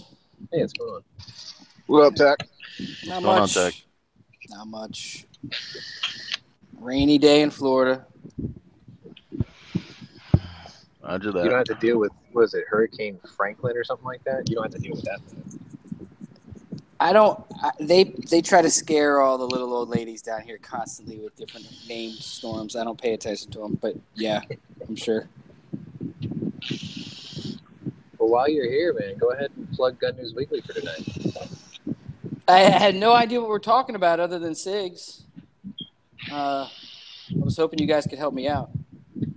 But make sure you're subscribed to the Gun Carrier website, our YouTube channel, and the Facebook page. And then also we do it here on the Gun News Weekly page on Gunchannels. 9 o'clock. Live, Eastern. 1 hour. Eastern, 1 hour. In and out. Cool, I did get the time right now. Sweet. But yeah, that and Have you met Clovertack yet? no, I don't know who that is. He is new to Gun Channels. He started doing a show. I think his is going to follow yours tonight, actually. He does them on Wednesday, Thursday, and Friday. But he just recently talked to one of the senators here in Texas, or not senator, congressman here in Texas. They had a public forum in his area. And it does not look good for the Shush Act and, like the Hearing Protection Act and everything. Based off of what he was told, it's just not looking good. If you go back to the, I think it was, I'm only right 20% of the time, so don't think that I'm bragging. But if you go back to I think it was the second show after the election. Yeah. A couple of us put it out there that it just doesn't matter. That this facade of Hearing Protection Act and what was the other one? Reciprocity, which were the two big buzzwords. Somebody's got some background noise going. I got a headset on. Hold on. I got to turn this down. Oh, it's probably my drill. I'll mute for a sec while you do this. No worries. So both of those, were all the rage and the big talk. And I was at NRA. Was that Louisville? When he spoke. And I don't know. I think that it was a big rah because they supported him from scratch. He basically had to return the support because they supported him financially too. Oh yeah. So he basically had to go do that. And what did he say? He said a bunch of nothing. We won't let anyone take your Second Amendment rights any further. It's nothing about going backwards. So anyway, I'm not anti-Bush or a Trump or pro-Trump or either. You know what I mean? I just kind of sit back and try to observe the show at this they point were in life. Playing into crowds, more or less. Right. The numbers are the numbers. And when you have these crazy people, true crazy people, Maxine Waters is fucking crazy. That woman she is demented. Dude, I've been watching her for a few years and just kind of, and you add up the one-liners of just absolute nonsense that comes out of her mouth. Mm-hmm. And there are people who absolutely take every word that she says as truth. And then you wonder why all those other senators are on her side, after all those lunches that she goes to with all the female, again, it starts there. She's got her group of female supporters. Well, I mean, you take her, you take Nancy Pelosi, you take Chuck Schumer, and you take even John McCain in some cases, right? And then you use those four examples to advocate mandatory mental evaluation screening for any senator over the age of 65. How about we investigate the U.S. Postal Service deal that Feinstein's husband is involved with? How about we look at that for 5 minutes and kick her the hell out too? It's insanity. You got to get Jeff Sessions to be able to stomach any of that. Like, he keeps recusing himself from everything that actually matters. He doesn't want the job because he doesn't want to do it. I have a question. I have a gun question because I'm holding something gun related. All right. Do you guys have M&P shields? I used to have 2. All right. So you're familiar with the extra magazine, the one that makes it an extra 8 rounds instead of the 7-rounder?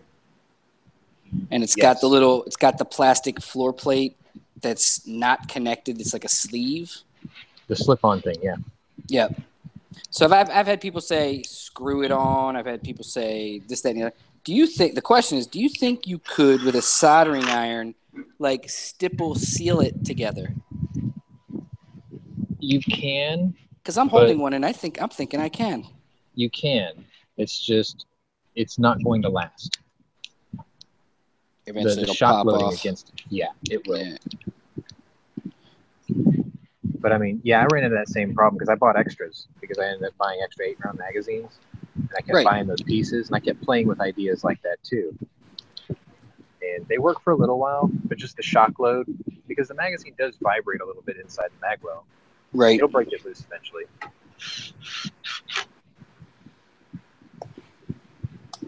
Nice thought though. Yeah. Like I said, I'm sitting here holding one, so I figured I'd ask. I mean, you could probably epoxy it. You know, Just there's several glue issues. I have one that's drilled out, but I couldn't drill through the metal of the magazine. Mm-hmm.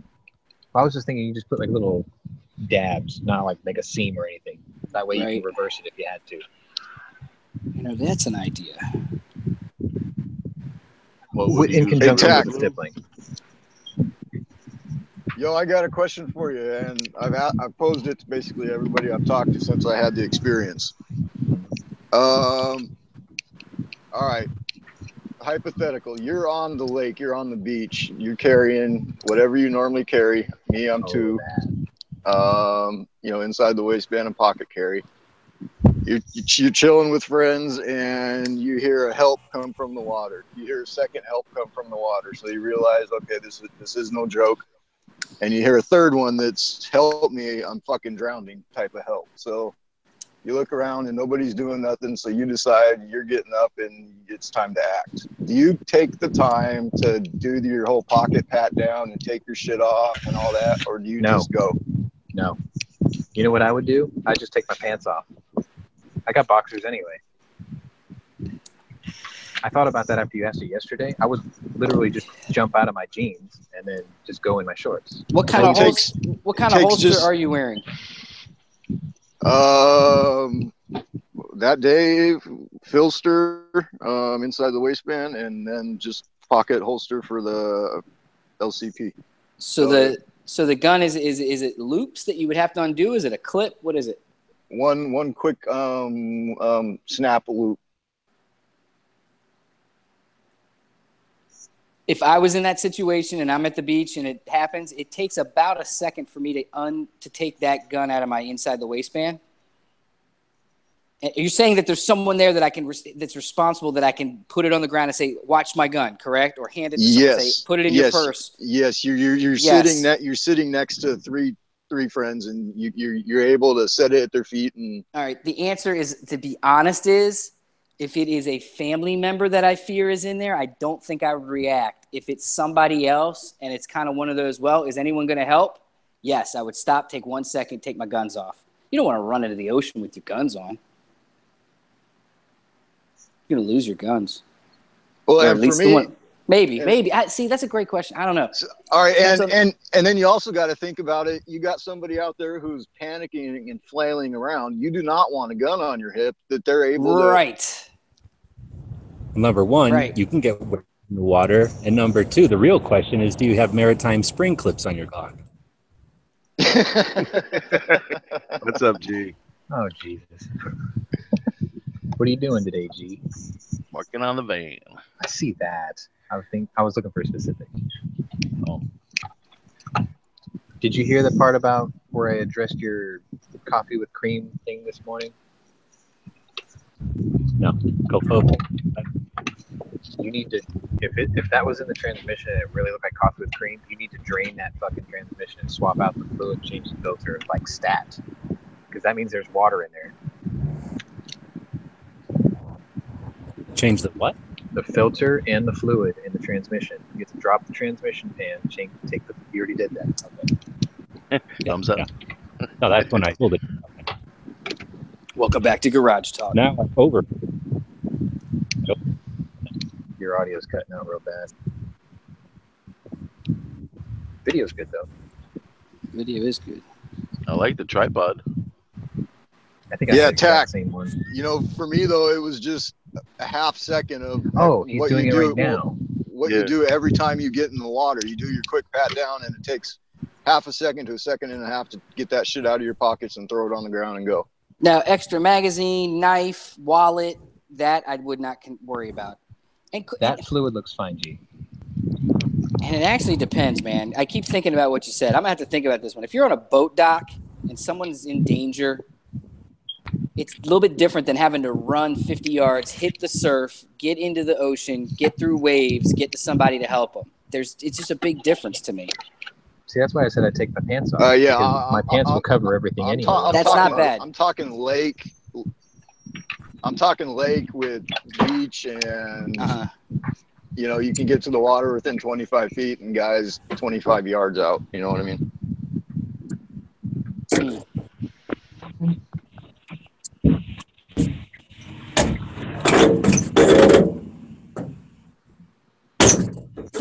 I love that. Yeah, it's one of them questions that I get different responses from a lot of people just because everybody's like, well, I'm not that strong a swimmer, so I don't know if I would do anything in the first place. And then you get different answers on the whole, whether you actually worry about disarming or not, take the time to do that and all that. So it's an interesting question to take it. Gee, are you on a road trip right now, or are you just working on van stuff?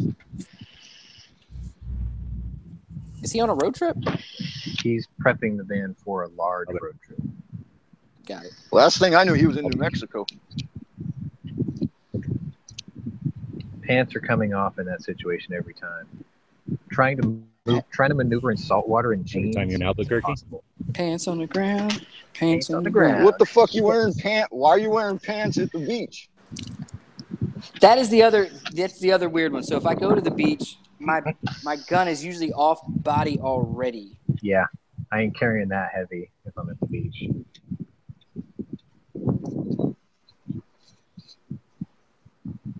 You have it in your jockstrap. I only wear jeans. Like, I'm Jeremy Clarkson, basically. I only wear jeans. So, like, when I go to the beach, I have my jeans on, and then I'll go change clothes if I'm going to go in the water. Good doggy. That's a good dog.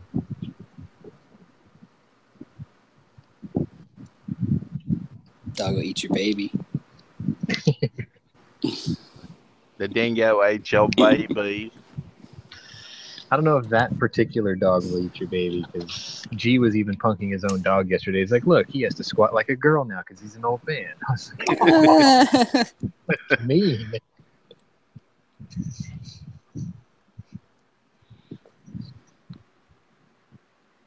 What is Salmon's? What is that store that he's in front of? Anybody know? That looks old school. Plumbing and hardware, well, plumbing and electrical supply. So I was looking all over for that hose. He has it, so the plumbing store had it. And I bought the wrong kind, so they're really cool. They took it back, right? No, but are you back home, G? No, it's Albuquerque. Can't tell by those mountains. It's obviously Albuquerque's mountains. Obviously. Obviously. Well, I can tell by the I'm not looking at trees. the phone. Yeah, dude, a Texan can't tell mountains for shit unless they live west of Austin. Like, what are those? Also, you should be able to tell from the angle of the shadow. Oh, God. Next level orienteering here. The ground has boobies. The ground has boobies. Oh, we got a new story for tonight. Yay. A Texas police chief was asked to leave a doctor's office Tuesday for carrying his handgun despite wearing his police badge and ID. Yep. Jesus Christ. Are you fucking serious? Wasn't there a gym or something in Florida that was kicking out people, like cops that were carrying too? I didn't see that one, but I'm they sure. wouldn't allow them or something. I saw that all over Instagram. Yeah, they were like denying entry to cops at a gym. I'm like, what the fuck? Really? Yeah, the nuts are really triggered.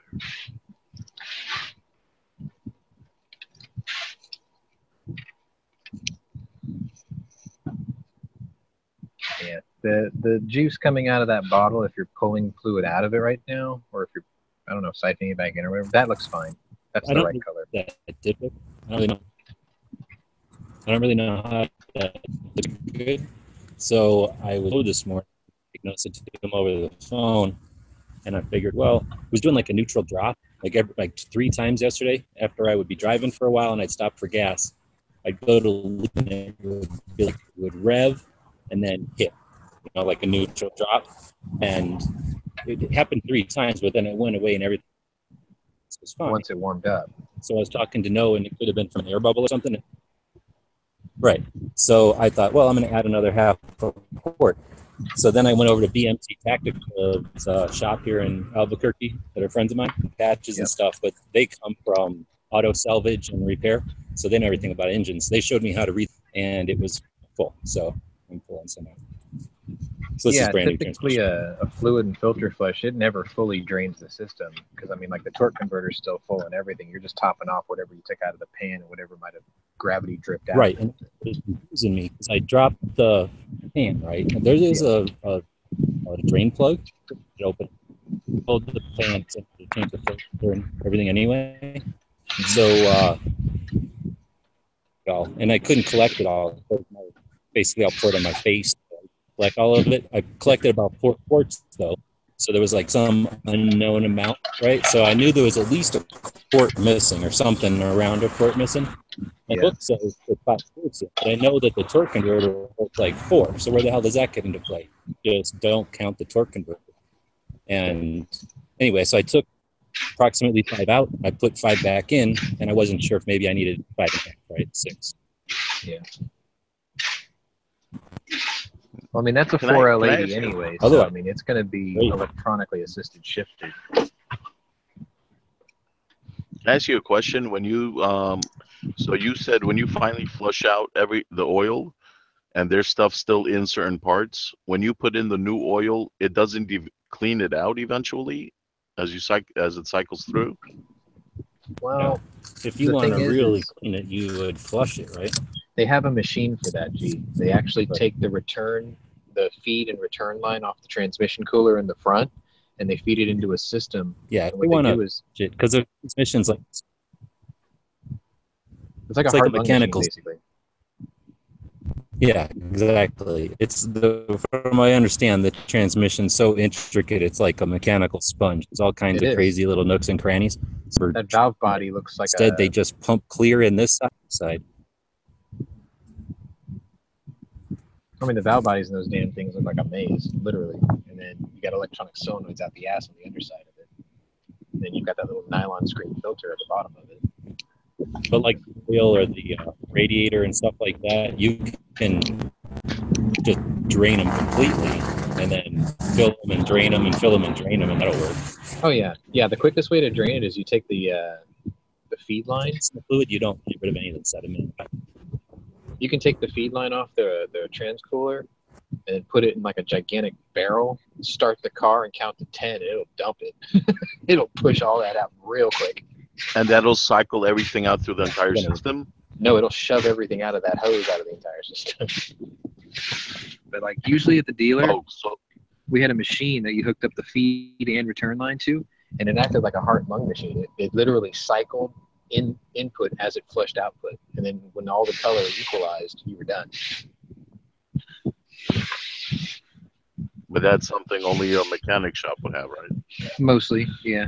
Like usually most people just do the 5 quarts in the pan, top off, and then the filter or whatever. But if you had milkshake and you keep adding 5 quarts in, you're eventually going to flush it all out the way he's doing it. Right. But flushing it out with the transmission being the filter, we'd rather have good coming in one side, bad being discarded out the other side. Yeah. Right. So what exactly is flushing? What is actually doing the flushing? Where's the pressure? The torque converter has a pump. It clips into the front pump, and then when that torque converter spins, that pump is going bonkers in there. And there's a rear pump too in most of these. So it's got 2 things actually generating pressure. And that's what's forcing it up and into the bottle? It forces it into the transmission cooler up front in front of the radiator. It also forces it through all the passages of the valve body. It forces it from the impellers or into the impellers of the torque converter. It's a mess. It's a mess. I don't claim to be a transmission expert, but I know the basics of it. They're fucking messy. They're easy to rebuild, though, surprisingly enough. No, but I'm saying what G is doing now. Where is the pressure coming from that's forcing the fluid into the bottle? I think he's just topping off. It looks like you're just topping off. He's doing draining that line through the. This is so I just siphoning it. It's just I sit on it, and then it's lower than the transmission, so it's just pulling it out right now. Oh, you're pulling some out. Okay, and you're doing that through. He's just using gravity. It's just gravity. Okay. And then a little tiny tube, so you just take and grab it. Bet you're getting tired of that It's smell. probably too. double. Oh no, I like transmission fluid. It's the rear axle shit that's kind of gross. That stuff is disgusting. Burnt transmission fluid's This pretty stuff bad I'm too, used to. Plus, I got a bath in it last night or the day before. This stuff, I've been doing nothing but transmission so much lately.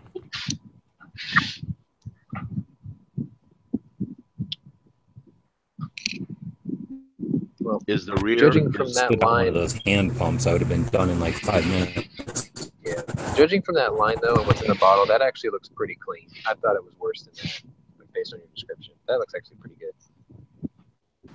Well, the problem is this thing is 37 off the dipstick. So I think Harbor Freight and at the hardware stores and are 26 inches long because normal cups just have a normal 20 or 20-inch run. So nothing was long enough, too small to hook up one of those pumps. Maybe if I jump on the earth, the gravity will have more. No, the Earth's not flat enough for that. Everybody, fun now. There we go. Out of the lab. There. I got to run out for a little bit, fellas. I'll jump back on later. You guys have a good one. All right, man. Later, Daddy. See you tonight. Peace. He's gonna find that story on the gym. He's gonna race him now. Him and his brother.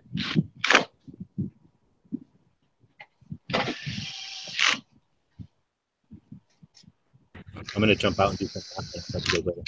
All right, man. Catch you later.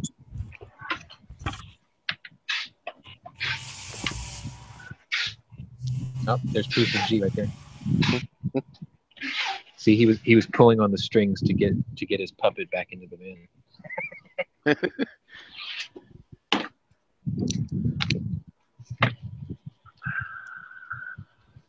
Yeah, that fluid looks fine. When he said coffee with cream, man, I was thinking the worst because I know exactly what that looks like and I know exactly what causes that. So what is the rear oil you guys were talking about saying it's a lot worse? Oh, the differential oil. It's usually like 90W110 or 90W120. It's really, really thick, heavy oil. And it's not refined the same way as engine oil. It is, and it is, but it isn't. And plus, they have additives in there for like limited slips and stuff. You can get that kind. I thought you were describing something like tar-like. If you want to know what it smells like, next time you go to the zoo, go to like the elephant or rhinoceros pens and go stand near where like they do their business. That's what that smells like. No, thank you. But it's a fluid and it sticks to everything.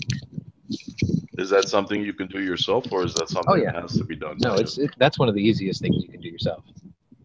It just stinks.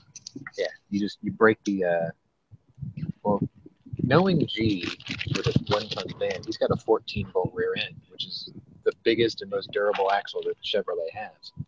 And so he has to take the 14 volts off the differential cover and then pop the cover off and let all the fluid drain out of it. Then you clean the cover, clean the axle surface, then you put a new gasket on there, bolt it back on empty, and then you take the drain plug out of the pan or out of the cover, and then you fill it until it just starts to leak out of the bolt hole. You don't fill the differential completely. You only fill it up to the bolt hole. So Right. And then it splashes around in there. Oh, so that's what I wanted to ask you. If I were going to You trade don't my... have that. Your Chrysler doesn't have that because it's front-wheel drive. No, no, no. What I wanted to ask you is, if I were to trade in my vehicle, should I get a Honda or a Dodge if I go with the truck?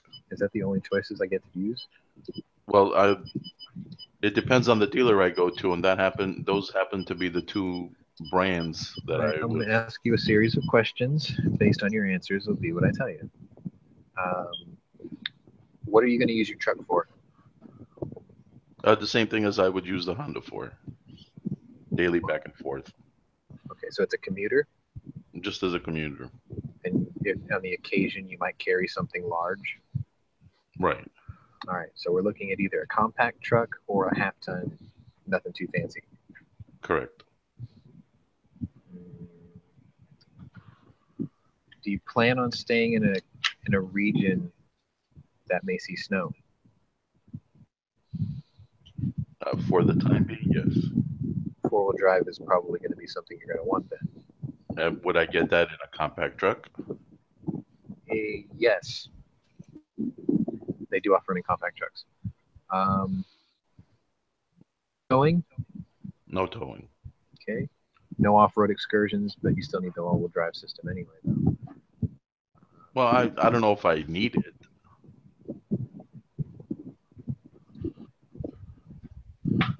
Because you Just could you and the always... wife, right? Yeah, because you could always just fold down the seats in any mini car. And we're going new, or are we going certified pre-owned? Certified pre-owned. Toyota Tacoma. I can't believe I said that. That's a bit much, don't you think? No. It's a compact truck. It's four-wheel drive. It's just big enough on the inside for two full-size adults. You get the extended cab one, so you can move the seats all the way to the back. The bed's a respectable size for slightly larger things. It's really good on gas. It's really reliable. So which one makes the Toyota Tacoma, Honda or Dodge? Toyota does. No, because I said on the Honda or Dodge would be my only options. Dodge doesn't make a truck that small, so that's that out. All right, so it'd have to be a Toyota. It'd have to be a Honda. The only truck that Honda makes is called the Ridgeline, and that's more expensive than a Tacoma. Yeah, way more expensive. Yeah, that was like 42. Well, Tacomas are fucking expensive too, though, man. They are, but he said he was going CPO, and they depreciate like crazy, so I mean, he can get a good deal. I would either go with a Toyota Tacoma, or if you can find a good deal on one, because they're still sort of new, by the time maybe like when you actually go to buy, a CPO Chevy Colorado. They're not bad either, especially if you get the one with the 6-cylinder diesel. They're awesome. Yeah, the only Chevys this place has are the ones you drive the executives in. I can't afford those. Well, I mean, any dealer can get any car you want. Like if you go to a Chevrolet dealer, they can order one and have it sent over. That's not a problem. No, I'm only dealing with two Honda, with one Honda dealership and one Chrysler dealership. I know, but you're not listening to me. The dealers are part of auto groups. Right. That the guy who owns that dealer is part of a network. Okay. So if those are the only dealerships in your area, you can still tell them I'm looking for this in a CPO, and within their network, if they have one, they can transfer it over to that dealer for you. Oh, okay. I didn't know that. Yeah. Okay. Yeah, dealerships are networked. All right, so But let yeah, me see. So I would say a Tacoma in your case, because they don't make Dodge Dakotas anymore, and they weren't very mechanically reliable anyway. They were electrical nightmares. Right. And Chevrolet only has the Colorado, which new is like 47 grand. CPO in about 2 or 3 years, you can probably get one for about 20. I'm actually thinking about trading in my Fiat when I pay it off in next September, because I thought I was already done, but I'm not. I was thinking about trading it in for a CPO Toyota FJ Cruiser because I want one before they're all old and clapped out. Like I always wanted one, and I can get a decent one for about 22. It'll have like 30 or 40,000 miles on it, but I don't care. Yeah, the dealer right by me, the smallest thing they have are the Tahoe and the Escalade. Yeah, those are the big ones. They can get anything now. I guarantee it. You ask for it, they can get it. What do you think about a CRV? That's not a truck. That's a Honda Civic on stilts.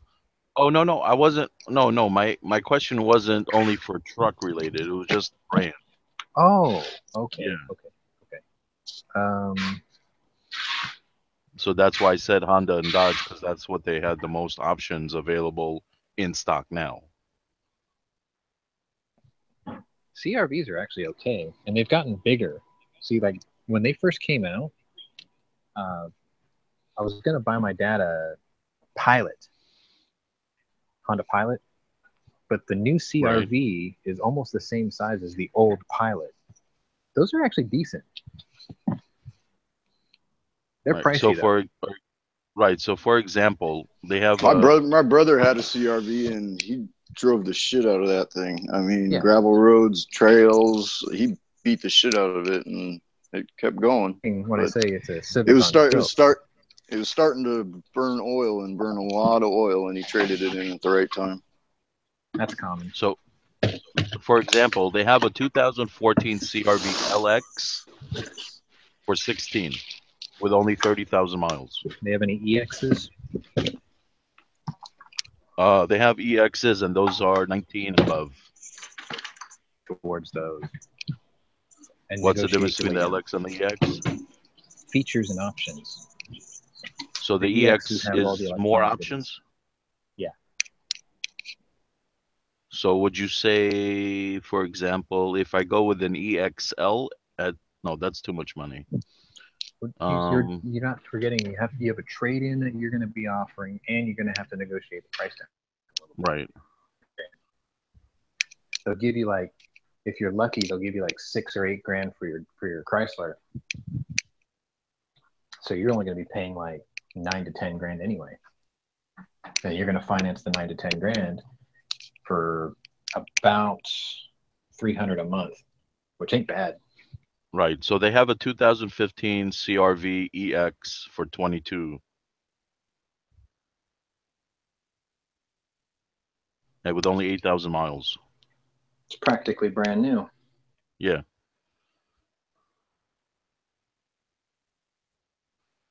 So I guess that's an option. Let me see what the options on this specific one are. When it comes to CRVs, though, just make sure the ones you're looking at are the ones with full-time four-wheel drive. Because if you're going to be in a place with snow and ice, that is a creature comfort that's almost a necessity for Northerners. Yeah, it's all-wheel drive. Okay. That's why it's a little more expensive, too. Which at 22 is not that bad, though. Still. Right, yeah, because if the two-wheel drive ones are selling for 19, at $3 grand for four-wheel drive system, that checks out financially. That's about what they usually go for. And this one looks like it's fully loaded moonroof, sunroof, whatever you call it, with a full GPS system built in, the full radio, everything included, with leather seats. Clay says all the foreign car talk hurts his heart. Well, when domestics can build them better than the foreign ones, then we'll talk about them less. But when it comes to something small like that, the Explorer is bloated and overpriced. Who said that? Clay. He's sort of right, though. Yeah, but last night he also said he got punked out of a camping ground by a bunch of millennials. So. Ouch. That's harsh. Yeah, he said they ran him out. What? You got a freaking 10mm Glock and you got run off by a bunch of kids? What's the difference between the EX and the EXL? Okay, so I'm thinking if it's EX-L, if you look at the pictures of the vehicles, is it physically longer? No, they look the same, exactly the same. Okay, because usually something with a -L on the end usually means long wheelbase, which is usually they add 5 inches of extra legroom in the back, so they stretch. Oh no. I'll tell you what the difference or it's is. leather. Exactly. Luxury. Exactly. EX That's what luxury. it is. Exactly. Yeah, Too Hotty got it right. That's what the EXs used to be for. And you know what's funny, Too Hotty? The EXL is only 20,000 miles, and it's $2,000 cheaper than the EX. Clay was 20 hipsters and foreign cars. What do you drive, Clay? Like a Ram? Yeah, he's got a Ram. There's nothing wrong with that. Dude, my friend picked up he got a sweet deal. I wish I beat him to it. He picked up a 2008 2500 diesel Cummins manual 4-wheel drive, $3,500. Seriously? It had 208,000 miles on it, but on a Cummins, that's nothing because pretty much all it needed was all new suspension bushings, all the rubber bits. He spent, I think, $800 on the suspension parts, and he has like a mint truck. I was like, fuck. Turbo was just replaced and rebuilt, or with a rebuilt unit, so he doesn't have to worry about like end play on the bearings. That was sweet. So my last question to you is, the CRVs have the same engine length, engine life as the Accords and whatnot? The CRV, like I said, is a Civic on stilts. It is. The floor plate is the same as the Honda Civic. The engine and transmission is typically the same. The 4-wheel drive one's obviously slightly different because it's got to do a front diff, but it's basically a Civic drivetrain. Floor pan, and then they elevate the suspension. So mechanically, yes, it's about the same reliability-wise. Okay. The Pilot is the Accord on stilts. So now that you mentioned that, my final question is, if I didn't go foreign and I went domestic, what would be something similar to the CRV with the same reliability domestically? All right, I'm gonna say this, but I'm not gonna recommend it. A Lincoln MKT. Yeah, pre-owned. I can't afford that. Yeah, No, not no, even no. pre-owned. I can't afford that. You think you can't. The reason I say that is because it's basically just a luxury version of a Ford Explorer. The resale values on those things are garbage. Somebody spent $50-something thousand on it brand new, drove it for 2 years, and when they traded it in, they only got 10 grand for it. Are you fucking kidding me? No. Domestic cars have no resale value. They tank so badly. Holy crap. I'll give you another good example. The Cadillac CTS, their sedan, it's about the equivalent of a BMW 5 Series. Not the V, just the regular CTS. Say you spend close to 50 for it. Go look on Craigslist what CTSs are selling for. Under 10 grand. Granted, they're older with higher mileage, but just the resale values on domestic cars are crap. That's messed up, dude. They're trying desperately to bring up the quality. They've been doing a good job for like the last 10 to 12 years. But people's lack of optimism is coming up slowly, or it's slower than the quality is increasing. So, like, right, you can still buy a good CPO for a hell of a lot less money than new. So I'm just better.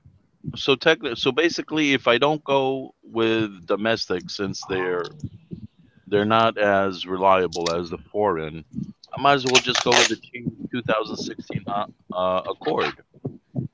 Well, there's one other thing I can suggest to you. Contact Smeggy. Ask him how many miles are on his Jeep Patriot, because he has one, but he's trying to sell it. See what he tells you. Okay.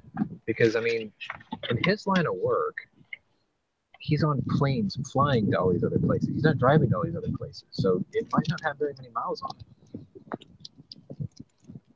Is a Pilot the same thing as a Patriot? No, Patriot is like the biggest SUV Jeep made at the time. Yeah, I don't need something that big. Well, it's like the size of a Tahoe. Yeah, I don't need something that big. Well, if he gives it to you for a good deal. Well, yeah, that's true. I completely forgot about that. Clay mentioned it. Yeah. Oh, check this out. Check this out. A Pilot EXL with 75,000 miles. Never mind. That's too many miles for me. You know what else is worth considering? A Volkswagen Tiguan. Oh, Volkswagen. Oh, I didn't even think about that. Tiguan. Tiguan. It's their small SUV. It's like the size of a CRV. I can tell you for those things are awesome. Like, what's the car name on the Volkswagen? Tiguan.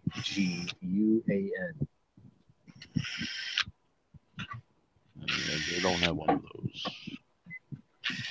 What else does Volkswagen make? Well, you can get the car that I bought my dad, but it's big. Yeah, I don't need something that big unless I lived out in the middle of nowhere. Nor do I want something that big, because if I'm stuck in even a medium-sized city or stay in a large city, there would be When's no. your car get paid off? Oh, my car's already paid off. Okay. When if you plan on moving, would you do that? When I start working, because the program that I'm doing, I'm going to try to see if they can help me get a job out of state. Okay, so this is a long-term thing. See, that's the thing, man. Right now, you're planning on a vehicle that might keep you stuck in the city right now, which that's smart. But if you know where you're going ahead of time, that'll help you narrow down your list. Right, but unfortunately, I don't know where I'm going to be able to go yet. So. Oh, you know what else is actually pretty decent? What? One of you guys are going to have to look this up for me because I'm not near my keyboard. I think it's called an Enclave by Buick. It's their SUV thing. I think it's called the Enclave. Those are decent, quality-wise, but it's kind of an old man's car. Like, there's no cool factor with that one. But I don't care. I just want something to get me from point A to point B and sometimes point C. What's wrong with your 200? Like, is it mechanically crapping out on you already? No, it's fine. It's just I would like something a little more with a little more reliability on resale value. And since I'm not even at 15,000 miles, yeah, I'm trying to use that to my advantage to trade it in for something that'll resale value will hold on to a little better. Well, then you need to buy a BMW. Yeah. If you're giving me a loan. Keep smacking my thumb with the goddamn drill. That hurt. Well, you said resale value. That's why I said you need to go BMW. So you just think just sticking with Honda would be best? Yeah, Angry said it was the Enclave with Buick. Okay, let me search that. Let me see if they have something here. Well, if it's a Chevrolet dealership, they can get you a Buick. Enclave. Yeah, I'm looking for it now.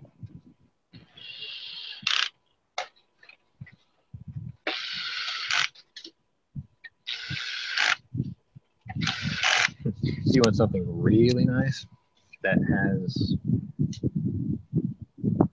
bipolar resale value? Like some of them are What really the hell bad. does that mean? Some of them had really bad resale values, and some of them had really good ones. You talk to Brandon about a Range Rover. Yeah, I can't afford that, dude. No, the LR3s, the smaller ones, they're not that expensive. Of course, they're mechanical assholes sometimes, though. Yeah, I want something that's easy to maintenance and cheaper to maintenance. I'm thinking it sounds like the CRV is already the right thing for you. Okay, I think so too. Does. That's me being honest. Like, I don't like them particularly, but it's not because of the vehicle itself. Like, they're reliable. They do hold their value pretty well. They're nice. They're decent. It's not my taste of vehicle, but yeah, I'd recommend it. Well, I mean, I would, if my finances were different, my taste in vehicles would be different, obviously. But I gotta live as I have, not live as I want. Toyota 4Runner also, or not? Sorry, not 4Runner. A RAV4L. If you run it across a Toyota RAV4L, that's also something to consider. RAV4 with an L on the end. Let me see. That's a Honda RAV, right? It's a Toyota. Toyota. No, they don't have it at this dealership. Let me see if they have it at this dealership. Acura MDX also. Ooh, they have MDX. MDX, they have 5 of them. Yeah, I actually hit one of those with my Fiat back in November. They're durable. Is it? Would you say a 2012 is good, or should I go newer? Go as new as you can get. Like, go as new as you can afford. I can't afford those. Those 30, starting at 37.5 actually. That's the CPO, or is that new? That's the 2016 3.5 liter. Okay. Yeah, that is a little bit more towards the upscale there. Yeah, and then the 2017 is 43,000. Oh, by the way, do you know what else is a mechanically pretty decent car for not a whole lot of money? What? The Nissan Juke. Juke. People hate them because they look weird, but mechanically they're really good. Yeah. Okay, this one doesn't have it. Let me go to this dealership. I actually thought about buying one once. I was like, yeah, it's quirky and interesting, on the outside. I almost bought it. Who makes the Juke? Nissan. Who makes the Juke? Nissan. Nissan. It's like a car on stilts. Okay. They call it a sport activity vehicle. All right, I got to break in with something funny here. So I'm searching Facebook, and Brandon commented on something. It's a picture of in Walmart of their sporting goods section, right? It's got a gun case, and on top of it, it says, "Own the school year like a hero." Yeah, I saw that. What the fuck? They were like, someone really fucked up on this one. Yeah. You know what the thing is, though, is maybe they put that up there the day after campus carry became okay in Texas for community colleges. But yeah, I saw that. I thought it was funny as hell. Come back to school like a hero. I stopped a mass shooter.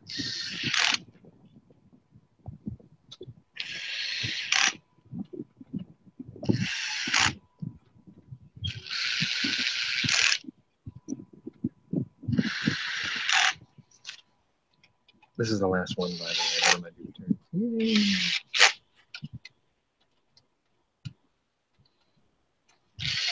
So I managed to put 44 together this week. I deliberately stopped at 44.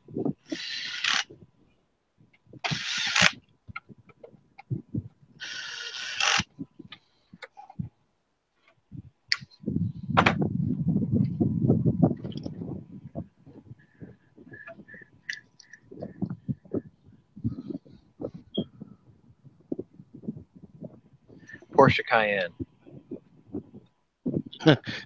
You're not suggesting that to me, I hope. Oh, yeah. You only live once, man. Have your midlife funny. today. Yeah, I had my midlife about 35 years ago. You're in your 60s? Oh, God, no. Oh, no.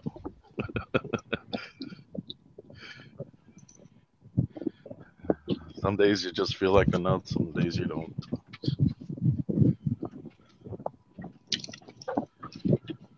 I think you're probably going to end up with a CRV. And there's nothing wrong with that. It's a solid choice. It's going to make Clay go nuts, but the Durangos are too expensive. Well, if it makes Clay go nuts, you know I have to buy it, right? Yeah. Well, the Durangos are too expensive, and they're not exactly what you would call reliable. They do look good now, though. The new ones look really good. Like the first Durango was just basically a Dakota SUV, and then they dropped them. And then when they came back with the Generation 2 Durango, it was essentially the Jeep Power or the Dodge Power Wagon concept car. They just basically built that and called it the Durango. Close to it. Like the Chrysler 300, the first generation Chrysler 300 was essentially just the Chrysler Hemi 8 concept car. It looked almost like it. And then the second generation Durango was basically their Dodge Power Wagon concept car, slightly modified, make it cheaper to build. And then the new Durango, it looks really good. Like I like the front end of it. I think it looks really nice. And they come in different versions, like the Citadel, the Hellcat, and all other shit. But they're expensive. They look good on 20s though.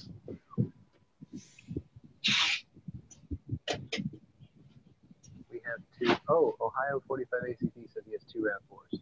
Yeah, they're decent. Like, they work. First gen ones are kind of dinky, but they've got. Is he selling one? No.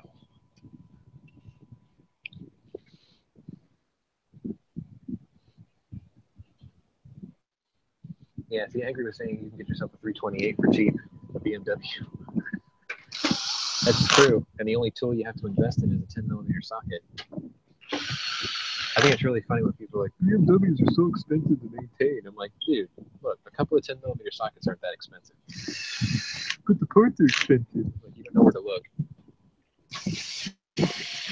But no, I can't clean clothes. Make friends with somebody who is. Hey, Rocky, what's your full rabbit out of my head?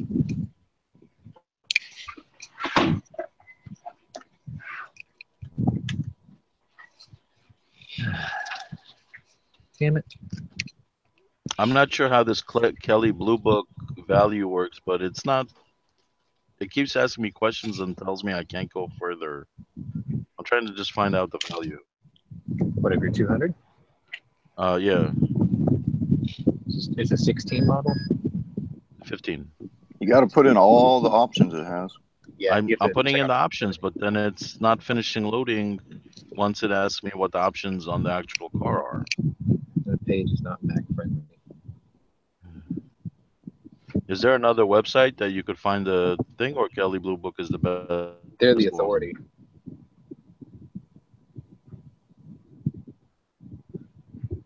I can tell you one thing: the resale value is probably not very good on it because it was such a marketing failure that they've already canceled building any more of them.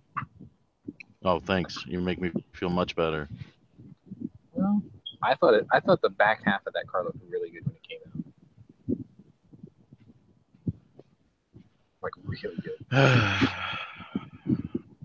Oh, this is not good. Ooh, this is not good. I found 8 of them for $6,750. That's brutal. That is brutal. So okay, low side 7,000, high side 16,500. This one has 16,621 miles and it's going for 16,400. Yeah, I don't even have 14,000 on mine. So 16,500 then. Yeah. That sounds about right. Even if I get around 12 or 10, I'd be happy, honestly. Yeah, I think that's a reasonable amount. It's just it's worth whatever somebody's willing to pay for it, to be honest. The problem is, and the same thing happened with my coworker, that half Romanian, half Mexican dude. He wouldn't listen to me, and he went and he bought a Dodge Stratus. By the time he paid his first year's payments, the car depreciated it was 20-something thousand when he bought it, and by year 1, or payment number 13, the car was only worth $8,000. But he still had to pay 20-something thousand dollars, with the interest factored in for 5 years. Like, he fucked himself. Entry-level Dodges and Chryslers, they depreciate like stones. It's tragic. And then when he got his, he went and bought a Nissan Altima this year, or last year. And more or less the same thing happened to him again. But this time he's in it for less. Like this car was only like 14 something. He got a good deal because he has a friend that works there. And those things are selling for like $6,000 to $8,000 now too. But they sold a lot of them because they look nice.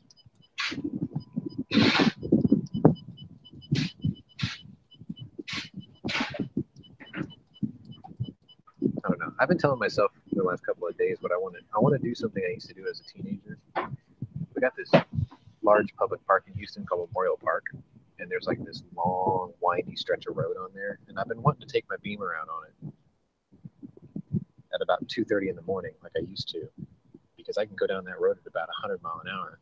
And it's a nice getaway. The problem is the registration on it's very expired. But I've been meaning to do that. Grab me like a Maduro, spark that shit up, go for a drive. I haven't done that in years.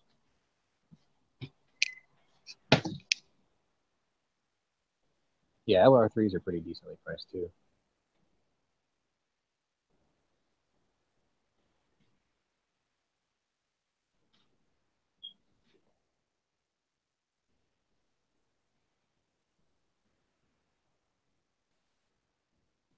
Trying to talk my dad into when he pays off his Volkswagen, the CC, because I put it's technically mine, but when we pay it off, I'm trying to get him to trade it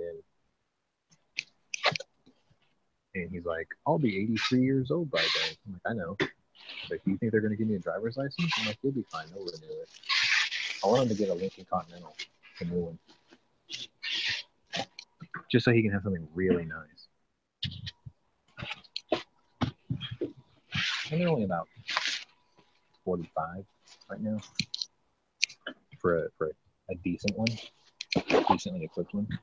I think a fully loaded one with the twin turbo is like 54 or something. They're kind of up there, but by the time we buy in, there should be CPOs or demo models I can buy.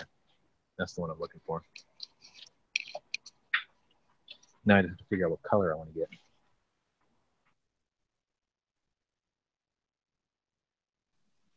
Hey, so my friend that hooked me up for Seafair. Yeah. Man, he totally hooked me up yesterday. We went out for a boat ride after he got off work, and I went to give him the parking pass back. And I met up with him earlier in the day and got his spare key so I could get in the gate down there. Mm-hmm. So I got down there early, uncovered the boat and all that shit so that it wasn't 200 degrees when they got there. And we go out for a boat ride, come back in. You know, we're getting packing shit up, getting ready, and I go to hand him the pass and hand him the key back, and he's like, "You know what, dude?"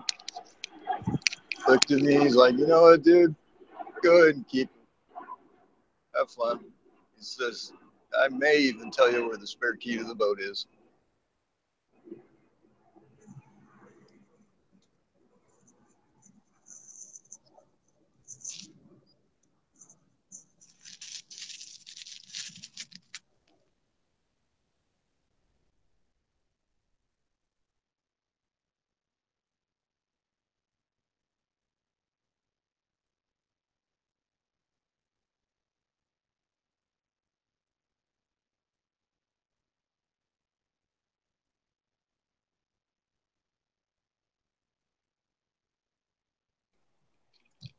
Man, like you could have filmed your own episode of The Finest Hours. But what? You haven't seen that movie yet? Huh? You haven't seen that movie before? Say the name again. The Finest Hours? No. It's a really good flick.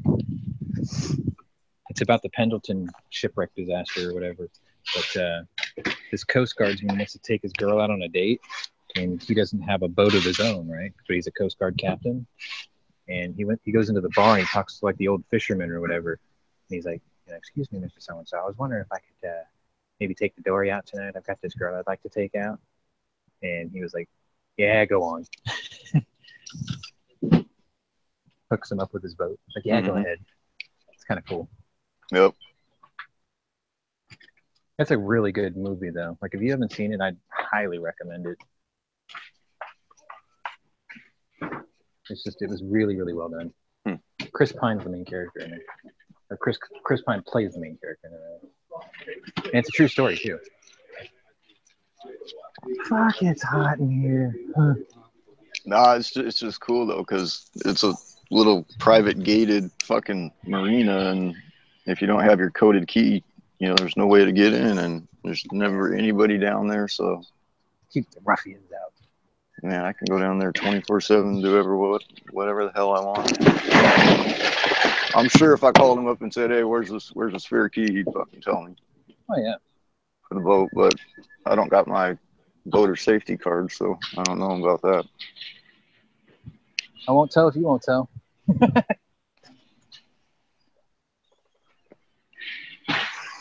Yeah, it's easily 120 in my warehouse. Easily. No wind, no draft. Good God. Yeah, it was easily that yesterday in the boat when I went to uncover it. It was fucking sitting out on the water, dark blue cover.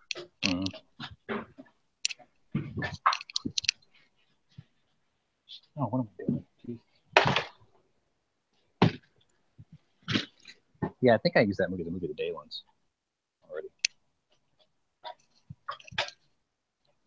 Hey, do me a favor, Sean. Do you have a picture of your 686? Yes. Do you have it on Instagram? Ooh. Let me check. If you don't, post one on Instagram and tag me in it. All right. I'm thinking about something.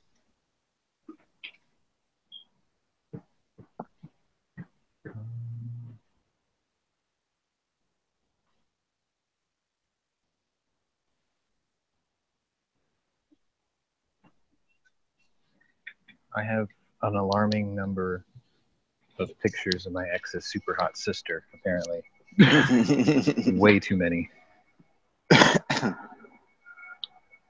Great.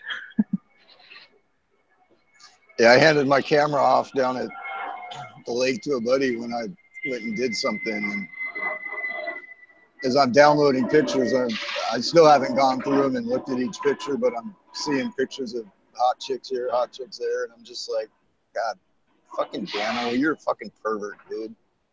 Because I feel like a douchebag doing shit like that. So I feel like a total freaking creeper. So I don't do it. And here he's got my camera and a 1:400 lens and professional lens, and he's just clicking away, man.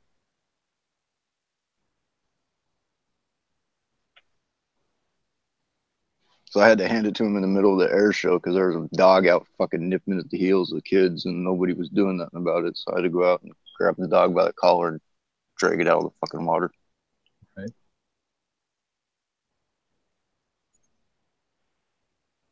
All right, I think I have one on here.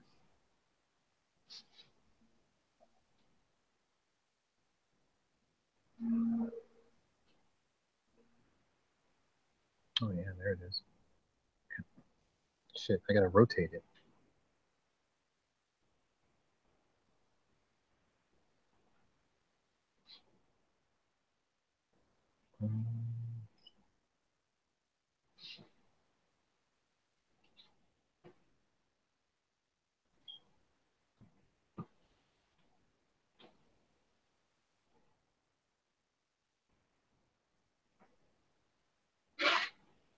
Okay.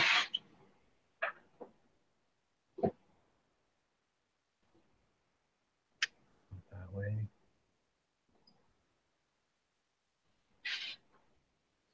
Hey, I'm back. I'm sorry about that. My lawyer called.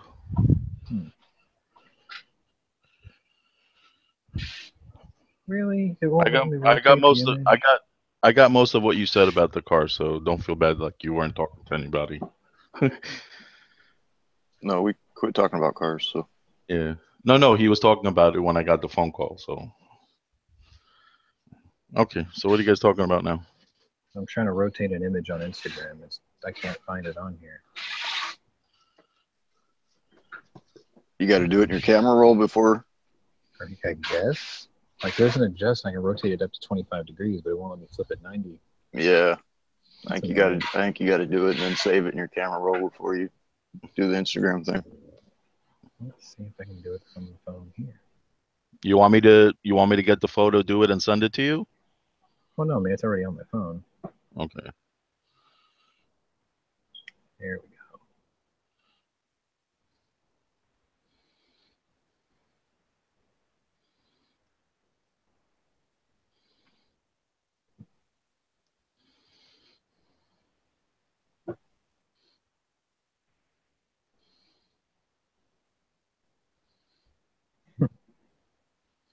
Apparently, Apple lets you do it up to 45 degrees. Gee, thanks, Apple.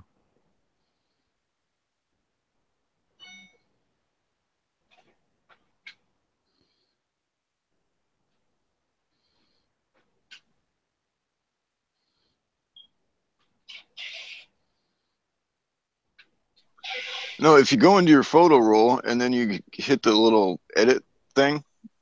It lets me do it 45 degrees on my phone. Well, if you go to the crop tool, and then on mine there's a little thing down in the bottom left corner. Oh yeah, little rotate thing. Thank you. That was it. I learned another thing today, which means I probably forgot something really important now. Welcome to Computer Chat with 2 Hottie. That works for me.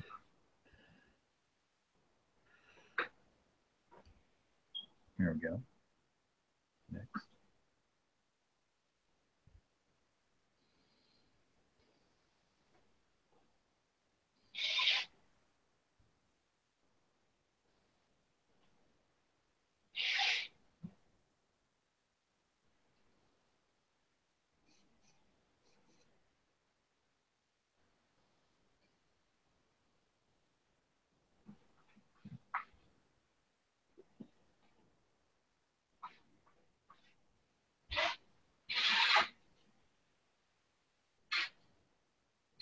There you go.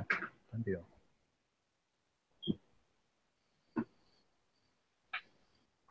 I could have just used the slime green grip picture, but figured I'd put the original ones back on it.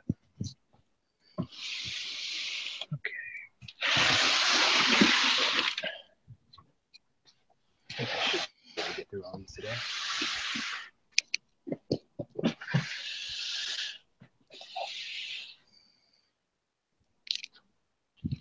And this one. And this one. And that Thanks, Sean. Yep. All right. Well, okay? Yeah. I got a couple things I got to do and discuss to people, and I'm gonna get back to you on this one. Okay, I'm good.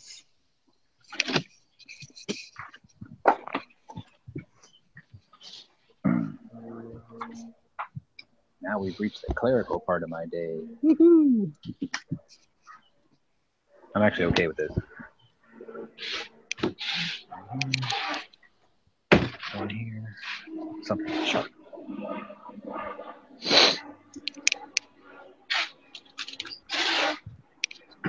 Oh, yeah, I need this too. Tony should be back from grandpa time pretty soon. It's about that hour. No, it's almost 4:30. Should have been back already. 3:30. Shit, I wish it was 4:30 my time. Sorry. All right. Gotta get through this crap anyway. Do I take Smeggy in it? Yeah, if you want.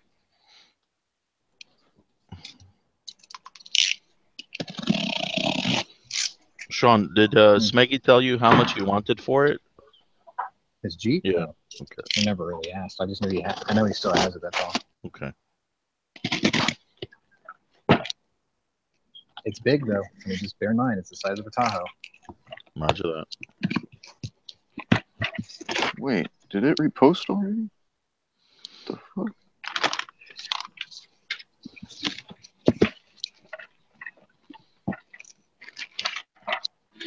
Man, oh, threw away the bag, didn't you?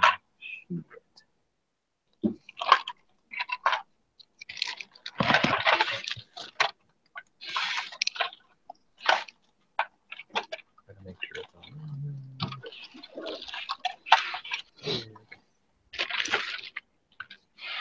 Oh, it's all here. Okay. I don't recognize that number at all.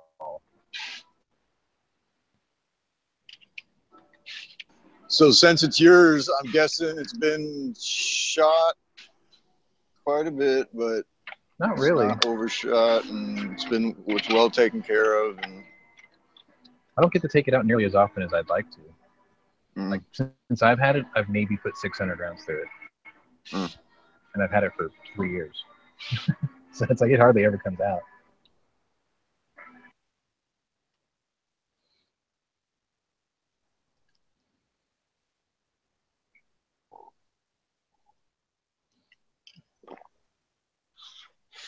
Two hotties looking to make a purchase.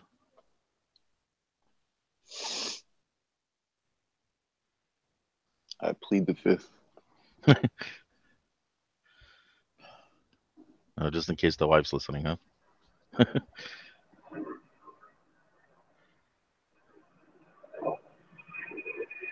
Fuck you, airplane.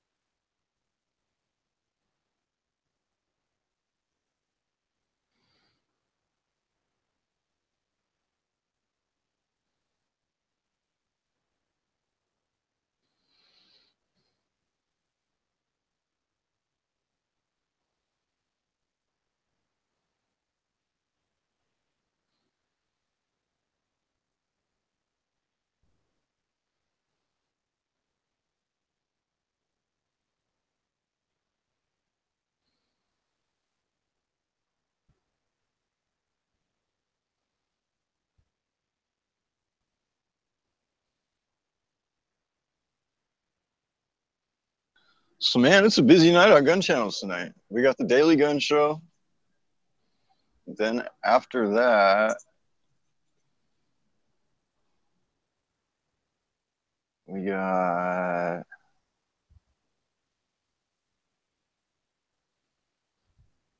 I know Yankees on tonight. I know Tack Daddy's on tonight. Gun News Weekly. No Clover Tack's on tonight with After Hours.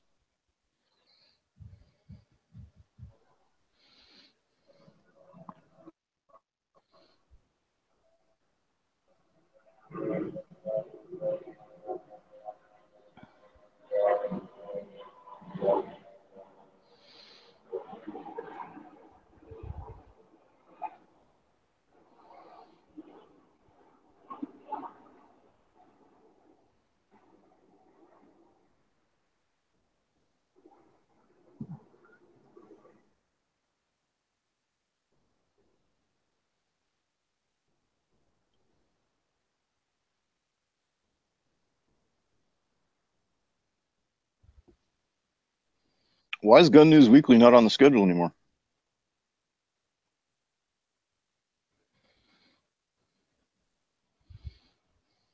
Am I muted? Anybody? Yeah, Sean said something about them not updating something.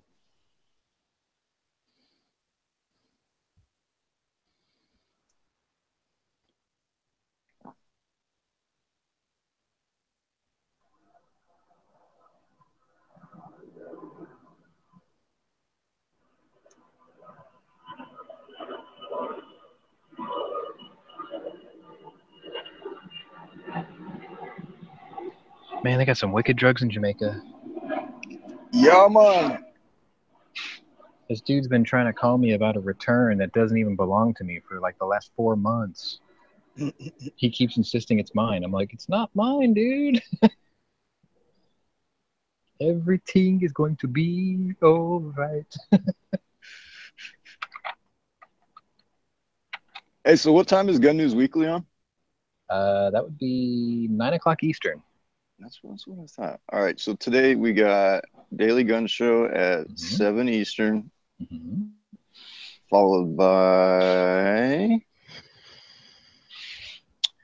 the Gun News Weekly at 9 Eastern, and then Yankee Marshals. Is it shooting left to center or just shooting it with Yankee tonight? I think this week's going to be shooting it with Yankee. Shooting it with Yankee at 10 Eastern, and then followed by Clover Tack hosting After Hours at 11 Eastern. Yes, sir. Good shit. Busy night. Yeah. It's going to be good.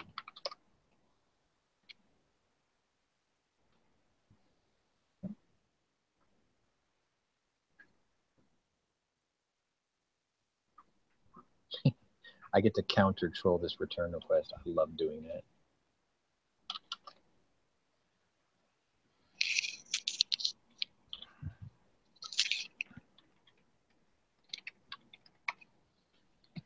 How much should I charge this guy for shipping? That sounds about right.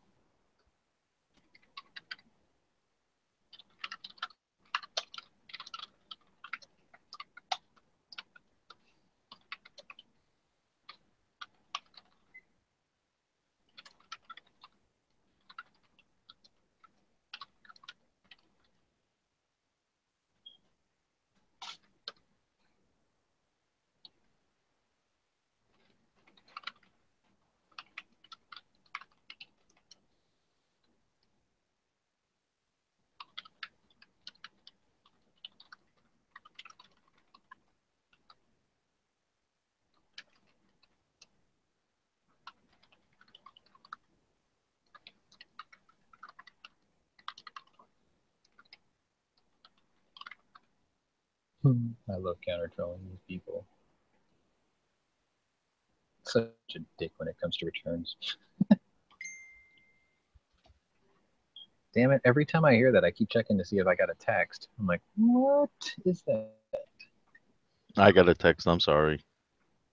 I keep meaning to change the text tone, but I haven't done it yet. Oh, this is attached to the Facebook sound, so that's what's going Facebook Messenger. Usually when I hear that, it's the ex's super hot sister, so I gotta quit calling her that. One of these days she's gonna find my channel and she's gonna hear this shit. And then I'm gonna have a lot of splaining to do. It's her fault for sending me pictures in lingerie. Asking me what I think. Whoa. Yeah, she's like, do you think my husband would like this picture? And I'm just like, If she's sending you that, she's asking for more than just your opinion on if you think her husband will like the picture. I'm a pretty good read about the signs of obvious like that, and that's not it. What? She's just messing with me. Oh, bitch. I told her, I was like, you better be careful how many times you poke the bear.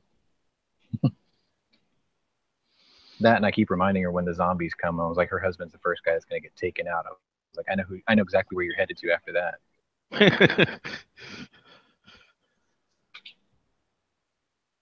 Like I stole that from Yankee, but I mean, essentially, that's exactly how I laid it out to her. I was like, I know who you're coming to when the zombie apocalypse starts. And she's going to be like sitting there with her kid and her husband. She's going to be like, can we join you? And I'll just pop one right between his eyes. I'm like, okay, you can come in now. Nice. She's like, why did you shoot him? I thought he was a zombie. Can't be too careful these days. Such an asshole.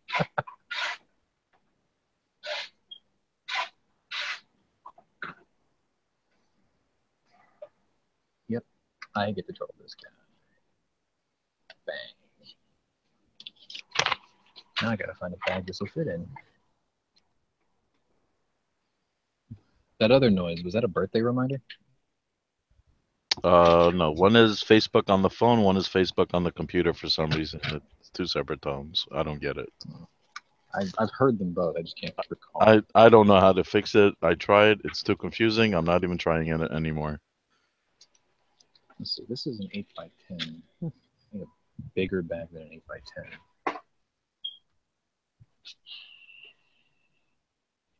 14.5 by 16, that is. If you have any loose ones.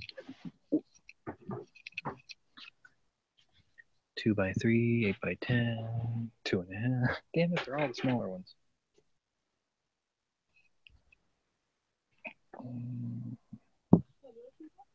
I need a bag about probably like 14 by 17. 14 by 17? Yeah, just like the Ziploc type ones. Just a bag, just one. I got to repackage something. That's a plastic wrap or? Yeah, like the Ziploc type. Are you talking to a person or a robot? No, the zippy kind. He's talking to a coworker. It sounds like a robot. Yeah, that'll work. You'll see in a minute. I'll show you what it's for. It's huge. Your coworker sounds like a robot.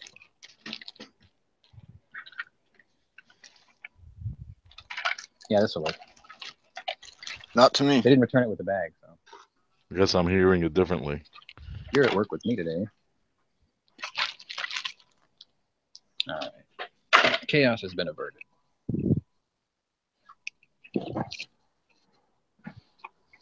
Damn, it's getting hot in here. So take off all your clothes.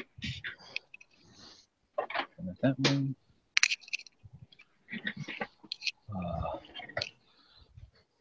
It's officially 88 degrees in my shop right now. Inside. Oh, nice. To cool down. Funny. In the shop, dude. 120 in the warehouse.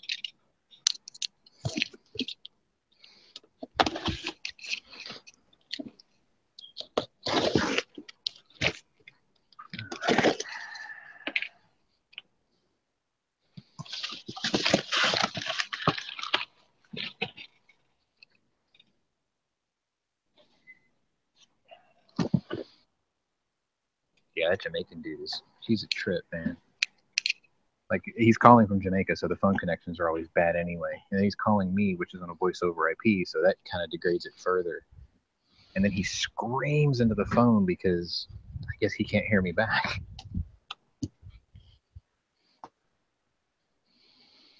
Like Kim Jong-un militant screams.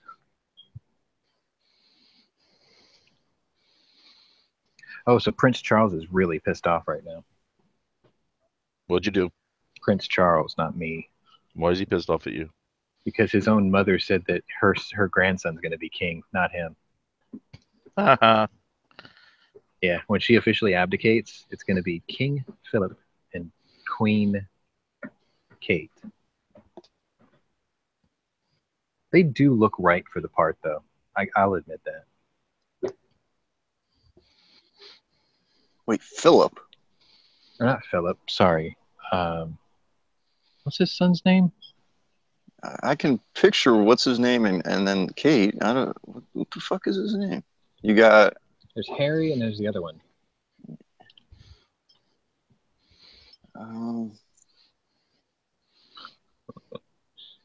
He's the fucking helicopter pilot.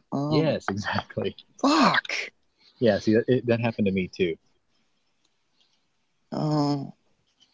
William? William. There you That's go. what it is. Thanks. Okay. More than likely, though, if he becomes a monarch, he'll change his name, just like Elizabeth's father did. Because I think Albert changed his name to King George VI. Is that it? I don't know. I don't keep up with royalty. I don't either, but I don't see him as. I don't I can picture him and Kate taking over as royalty, but I don't see him changing his name to anything spectacular or anything like that. They seem too. It sounds okay already. King William. Yeah. King Willie. King Bill. Should change his name to Prince Billy Goat. He's gonna get a phone call from Arkansas. It's like, hey, King Bill, how you doing? Picked yourself a good one. Something like that.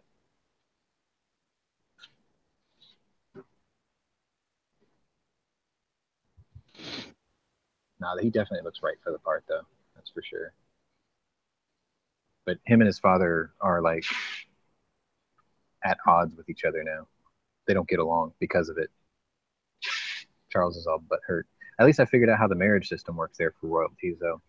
Because like Elizabeth was queen before she got married, which is why her husband is not king. He's the consort, right? But since William married Kate before he became a monarch, she will be queen. Because they were already married by the time he actually got the post. But Charles, I mean, why is he butthurt about it? Because he's already so old that, I mean, if she advocates, he doesn't have many years as king in him. 30. You know what I mean? At least 30. No, he's old. He's old. In his 60s. He don't look in his 60s. I think. Late 60s, maybe. 68. Yeah, he don't got 30 years left in him. I don't know. Probably because he thought he was going to inherit it, by natural progression. But I guess because of his marriage, his divorce, his remarriage, maybe his age had a part to do. Actually, his age does have something to do with it. My mistake. Elizabeth's public address, she actually said that. She said that William and Kate are what the nation and the crown needs because it needs a younger perspective.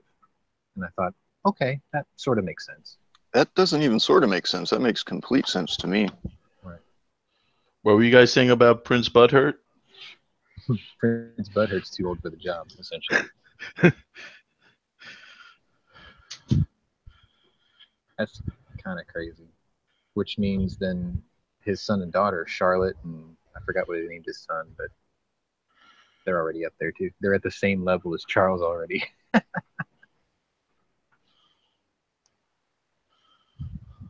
With a lot less of the work.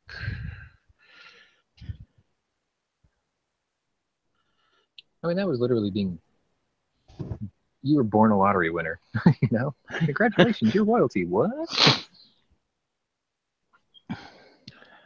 You know what else is kind of cool is Harry doesn't give a fuck. He really doesn't care. Like he doesn't want anything to do with any of it. So he's the most level-headed one of them all. He's calmed down a lot over the years. His girlfriend is hot as hell, dude. I don't even know who his girlfriend is. She's a black model or something. She's pretty hot. See if I can get her name real quick.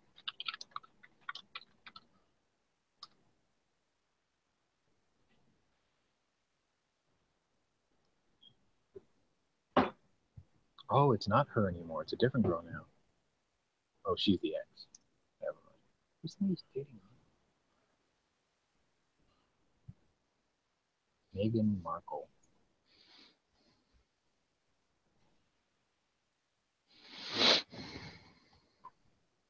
Actress on Suits and charity campaigner. Oh, he's moved on already. Never mind. Her? Oh my god. Okay, so apparently he's currently dating Meghan Markle, which is a Californian chick, and she's on the show Suits. Yeah, whatever.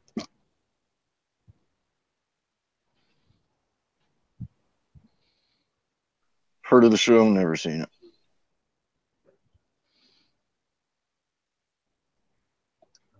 Shit.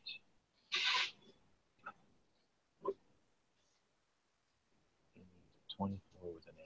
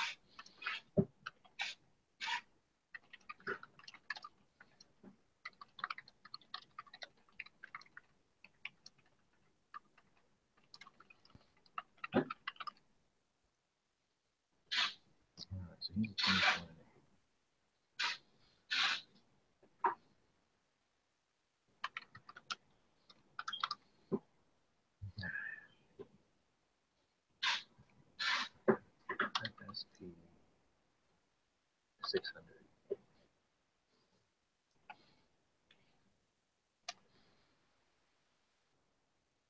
Not that one.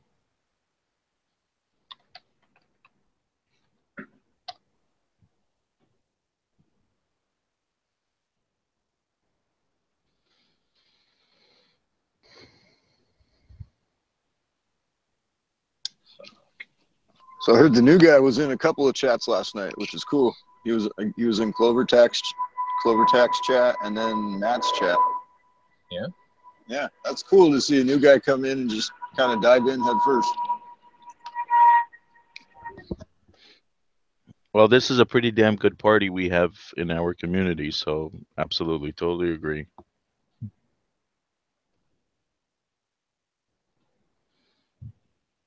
He's an IDPA guy, so I was telling him that, you know, he's doing videos on how to get. I don't know if he's doing YouTube yet or not, but we were talking a little bit the other night, and he's starting to do things on how to get started in IDPA, and I'm like, dude, it would be a good show for you, like you and Foos, to get together and talk about how to get started in each of those sports, because he does IDPA and Foos does USPSA. Yeah, and then maybe they can sneak Caleb in there whenever he's around, because he does competition too.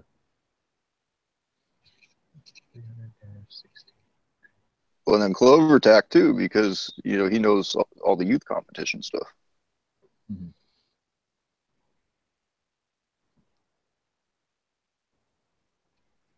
Oh. I mean, that would make a good show. It's something we're kind of missing on, because I know there's a lot of people out there that would like to get started in it, but you don't know what first steps to take or anything like that. You just got to do the research on your own and go dive in, you know, show up to a match and, you know, be nervous because you're the new guy. But from what I hear, you're welcomed with open arms, you know?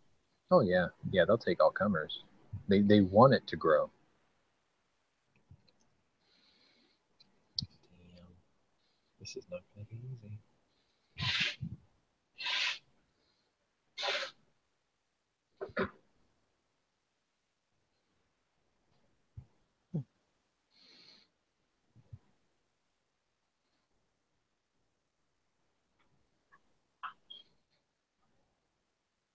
More plus 410.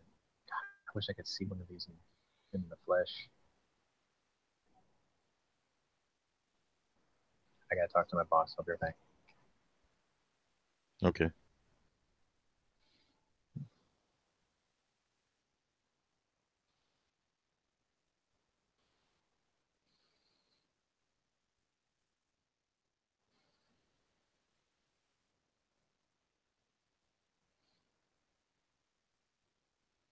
I'm gonna run out to the store. I'll catch you guys later. All right, man.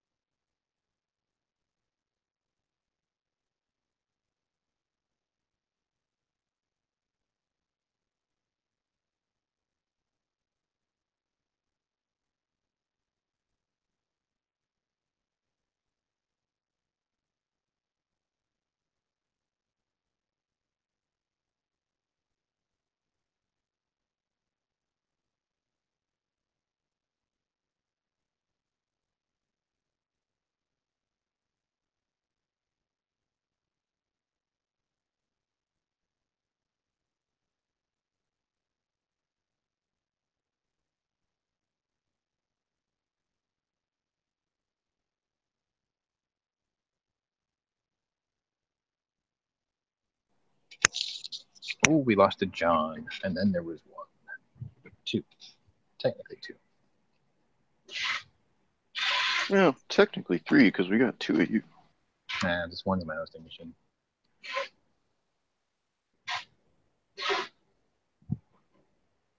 Looks like he just got NSA popped. He's still in.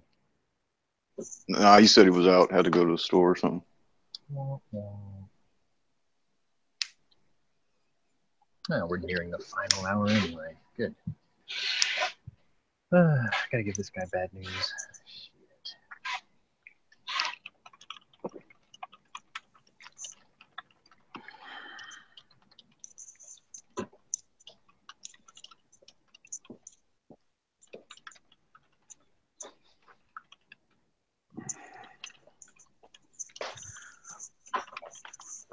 God, I'm having such a hard time getting back into this Photoshop stuff. I do a lot, surprisingly enough, I do a lot of my editing through Paint. Like, I can still do most of it through Paint.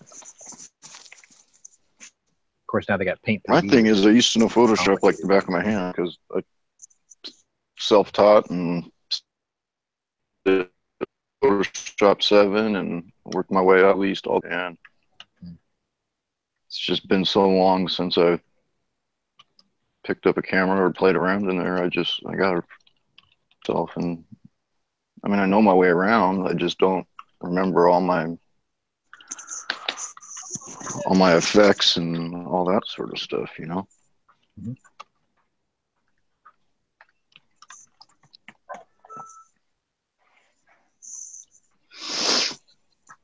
Man, well, I guess with what money I did make this week, one return ain't gonna kill me.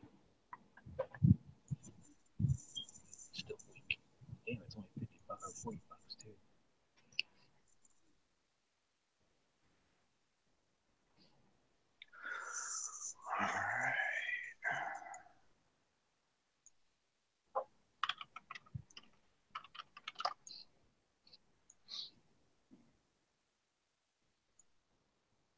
I knew it. There was a new update.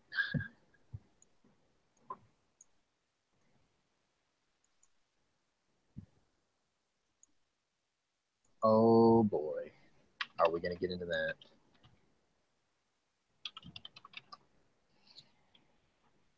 Yeah, I like those two. Defenders are okay, though. Like the older ones. I think it's a Defender, D90 or something like that. Yeah. I like those.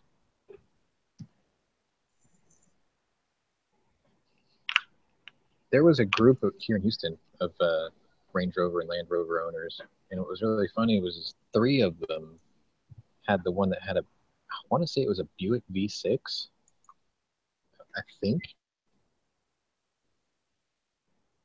Let's see.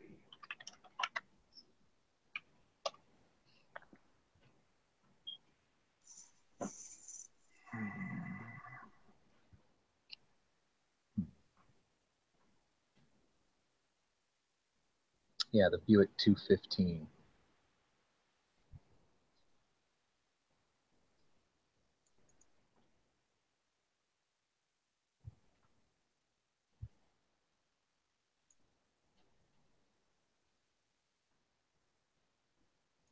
Wait a minute, that's the Rover V8, isn't it?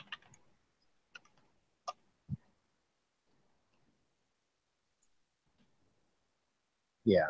So yeah, okay. That's why I didn't really remember it too well. The Rover V8 is the Buick 215.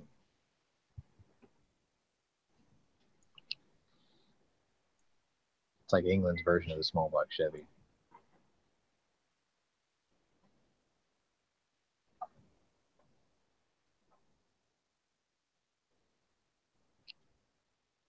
A bunch of those guys had those.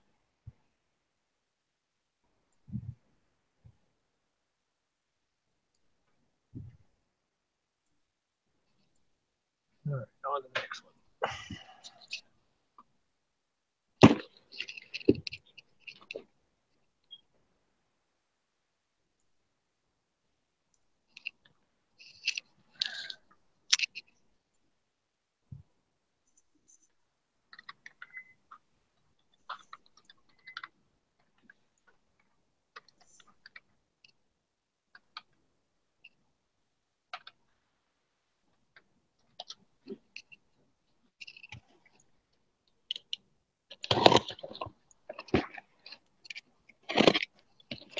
It does look like we're still on for another live show on Saturday at my bench on B44 Magnum. Reloading. Yep. Yeah. Watch Tony drool like a Pavlov dog. He'll be like, oh yeah, here's my caliber.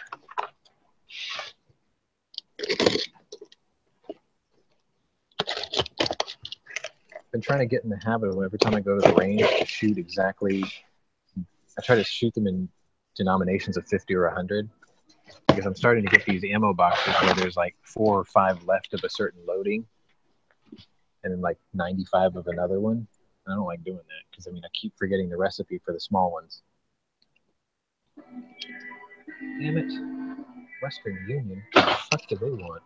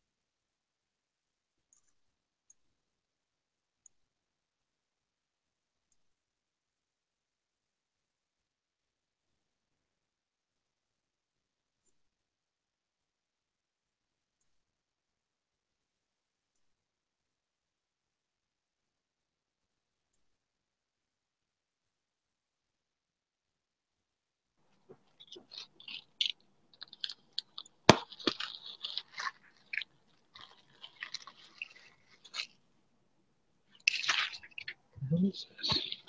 It's like a bad Christmas.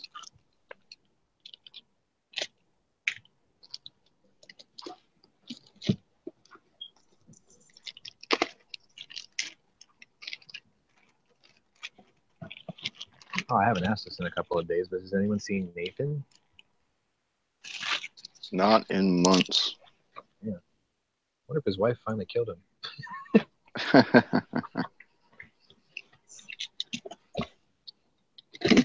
That was the first joke we used to say. The other one was, damn, dude, you said you were going hunting. We didn't know you were going to walk all the way there and all the way back. Yeah. You say he's going elk hunting up north. So. With his 375 H&H badass. I want to get into that game. For real. That's when things start getting interesting.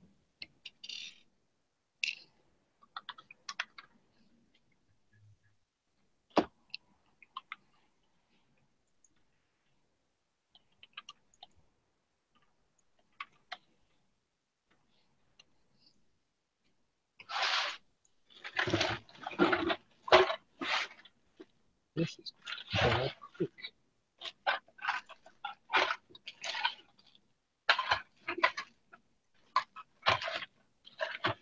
Stay.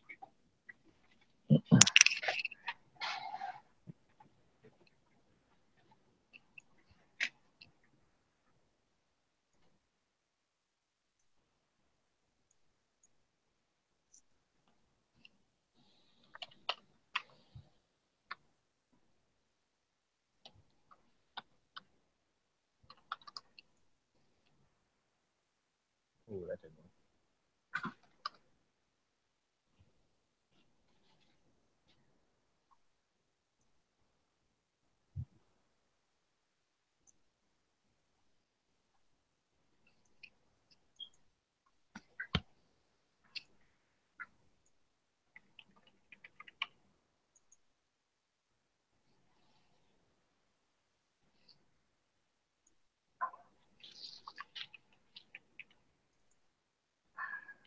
Amazon should just put a warning on their website. Do not return anything under $10. You will lose money in the process. Don't even waste your time.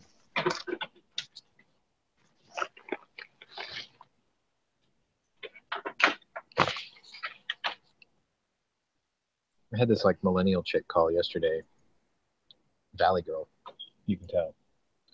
And she was so shocked and appalled by the fact that she had to pay for her own shipping on a return on an item she changed her mind about. Like, oh my God. Every time I like order from Amazon, they like totally give me a return shipping label. How come you guys don't? I'm like, because I'm not Amazon.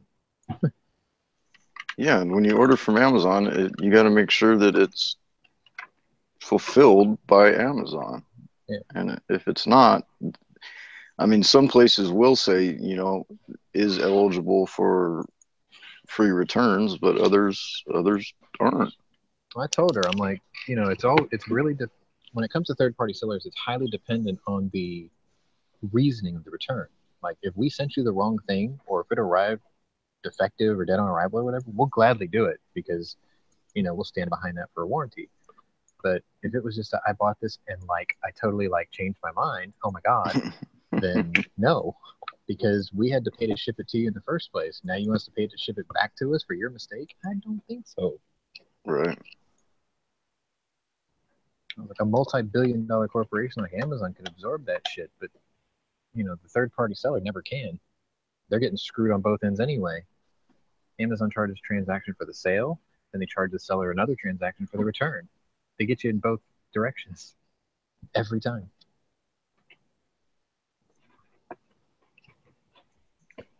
And since I do electronics, it's 7.5% both ways.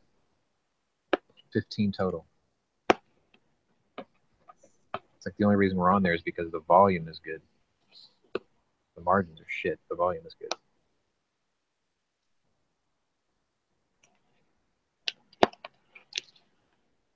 They should give everybody that has an Amazon sellers account free Prime to watch TV shows and shit. I should have checked that actually. Use my work login from home and see if I can watch TV.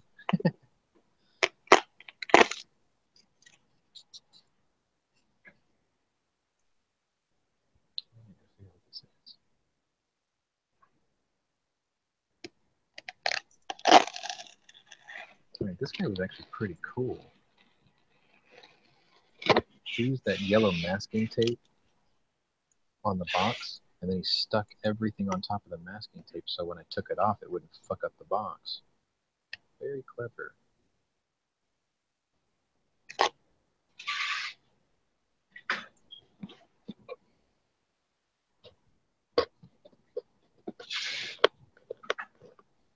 Oh, so earlier I was talking about a BMW Bavaria that was dumped in my neighborhood.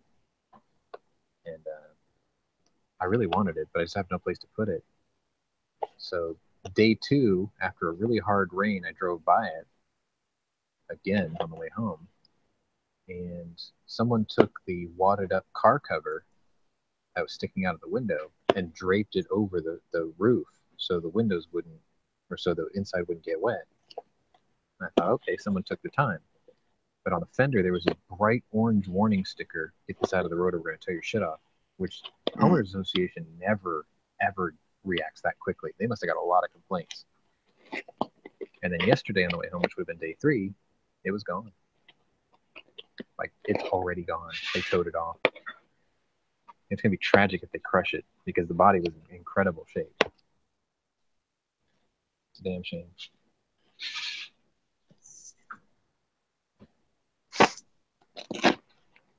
Like, if I had the space, I would have took it. Like, I would have left a note on it on day 1. If you're dumping this, call me. I'll take it, you know.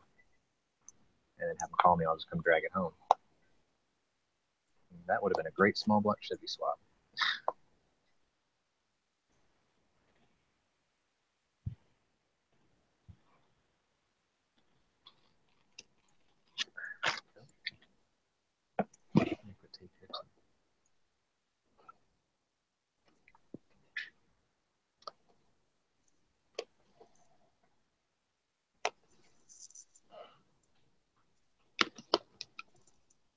Man, more people need to send me returns like this.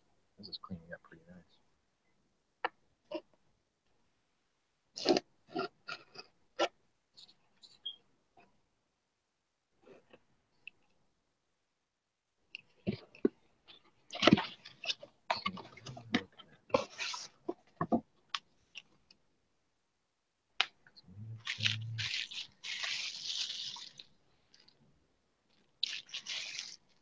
Laser Mamba.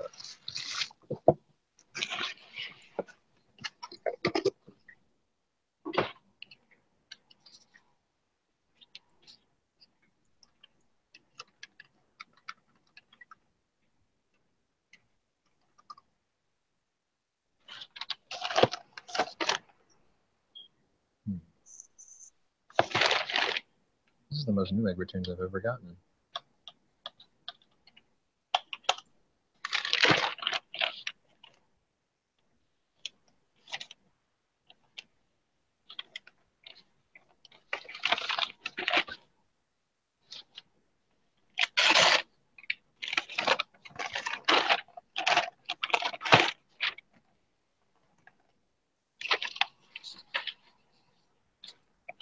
I'm really curious why they actually have the returns done in my full name on the label instead of just saying returns department. Kind of odd.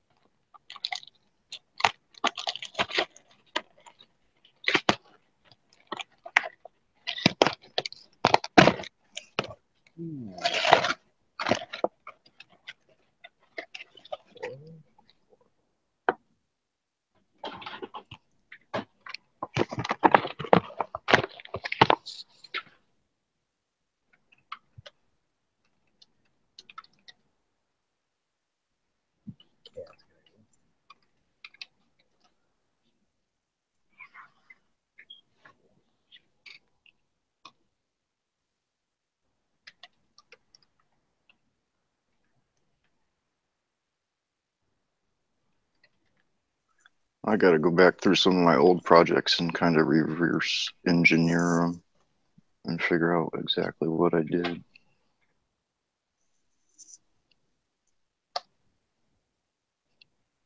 So I'm looking at some of my gun picks when I only had my 1022s and was fucking around in 3D and did 3D backdrops and whatnot. And I got to get back to this point. I need to be at this point right now. How the hell did I do that?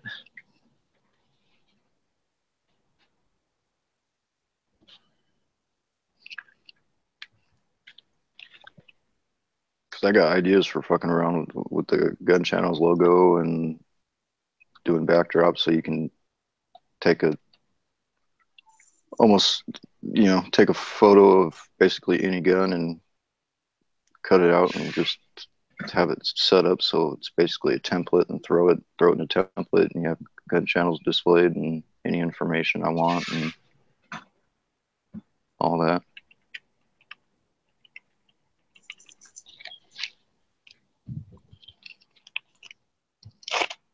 I do the quick and dirties. Like when G first did the daily gun show in the afternoons or at nighttime, late at night, I was like, ooh, I was like, you should call it Gunchannels After Dark. And he's like, okay. I was like, I'll even make you a backdrop for it. He's like, okay. It took me a whole thing. It took me longer to modify the backdrop picture that I started with than it did for me to put the text and other like things on there. I think I did the whole thing in less than an hour. Sent it to Dano. He was like, oh, I'm going to use this. I'm like, go ahead.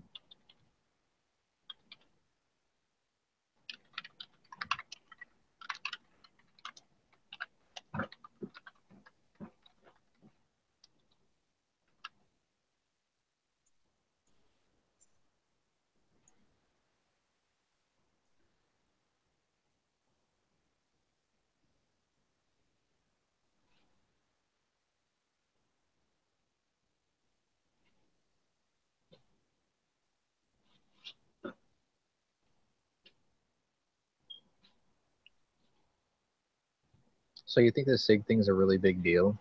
Or are we just blowing it out of proportion? Because like everybody's talking about it. I haven't looked into it all that much, but I think it's a big enough deal that they need to be doing what they're doing, and it shouldn't be a voluntary sort of thing. Yeah.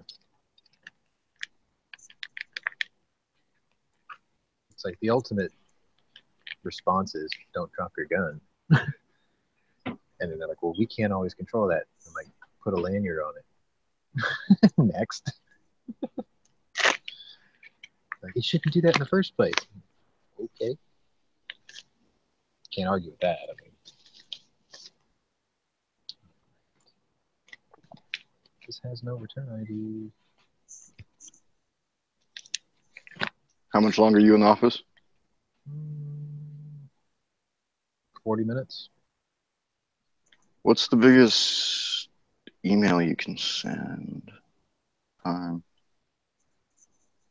It used to be 10 meg, then it was 25. I don't know anything beyond 25 anymore.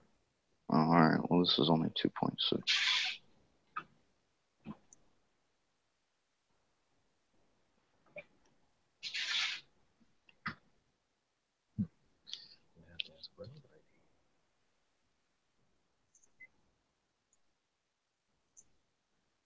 Oh, this is an exporter too.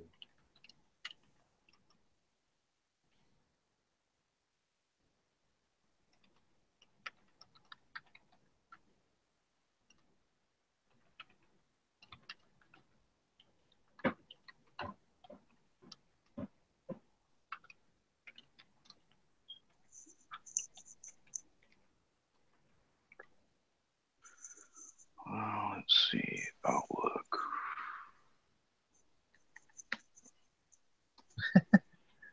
Thanks.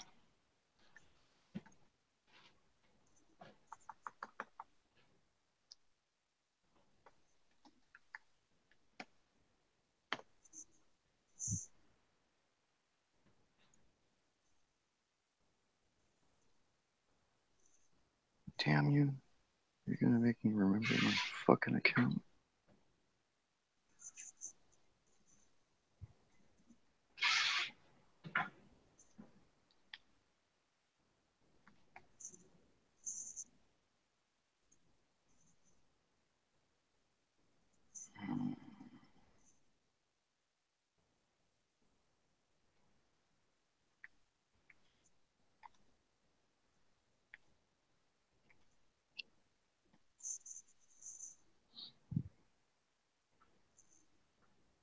Holy shit. First try.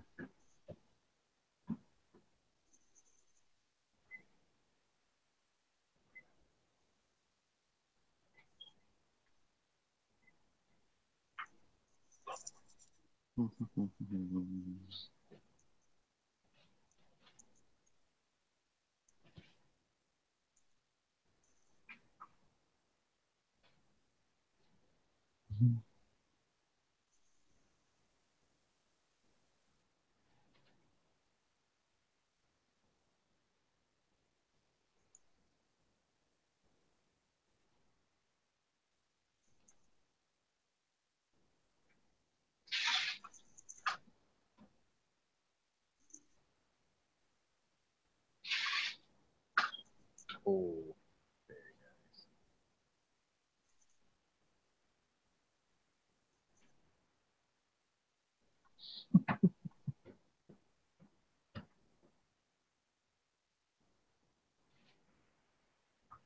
Apparently, the Onion Knight plays World of Warships.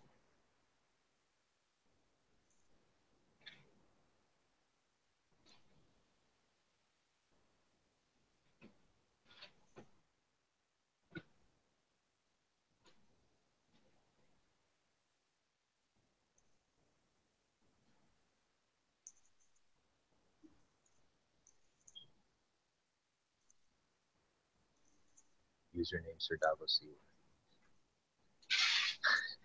His avatar is a bowl of onion rings.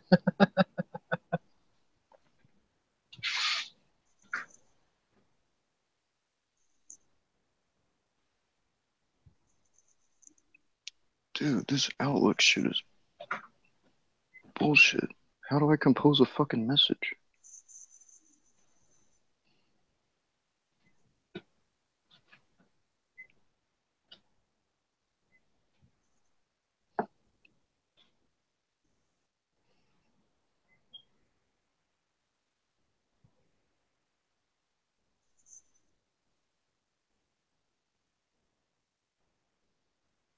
Yes, I want to send a message.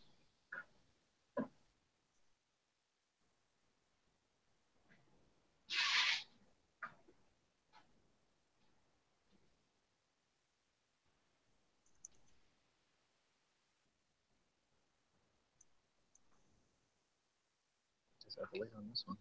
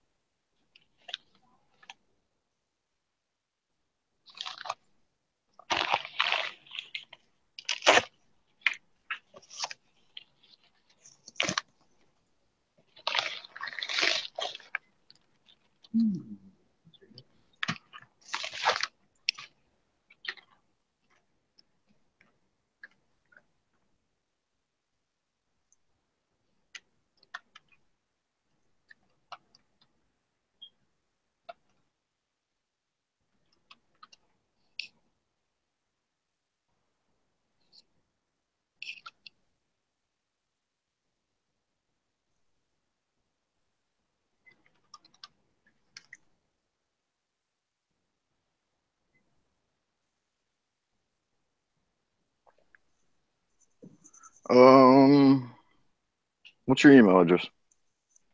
Oh shit, you probably don't want to say it on thing. Are you logged into Gunchannels? I am. Send it to me. Send me your email in a PM. It doesn't show you on though. Hang on, I'll refresh.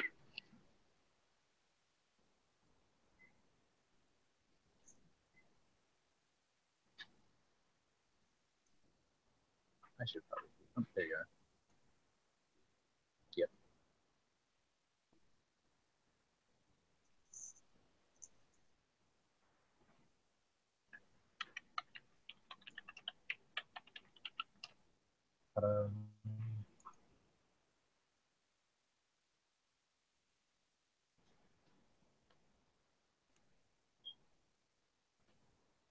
I should probably change that address. I mean, I've only had it for like ever.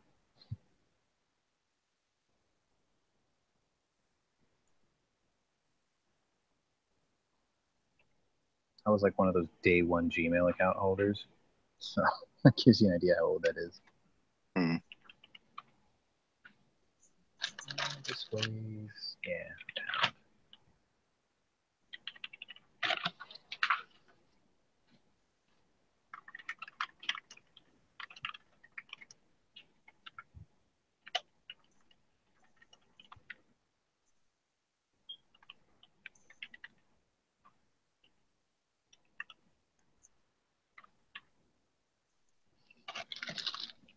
That's crazy. I just typed in the first part and it popped up and knew you.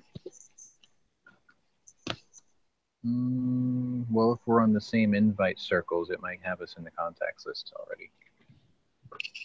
That's weird though. I've never sent you an email from this account. This shit is crazy these days. You should yell at your browser or your email program. Be like, did you just assume my...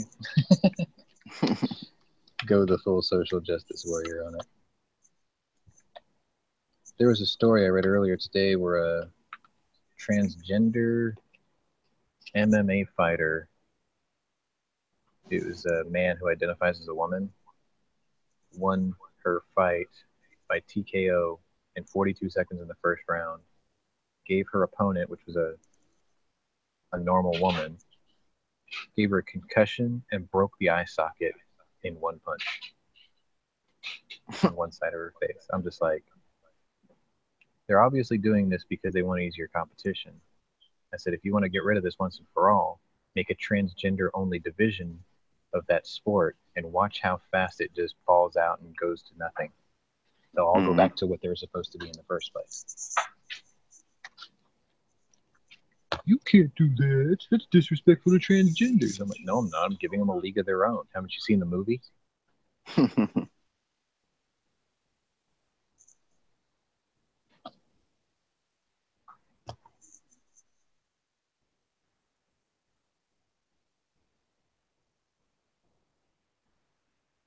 I sent that. I have no idea how long it's going to take. Okay. I'll probably get it by the time I get home. Damn, you paid $10 to ship this? Wow. Dude paid. Check this shit out. This is hilarious. This is why I said if you spend something on Amazon for $10 or less, don't return it. This order is $9. $8.99, right? He spent $9.32 to ship it back to me.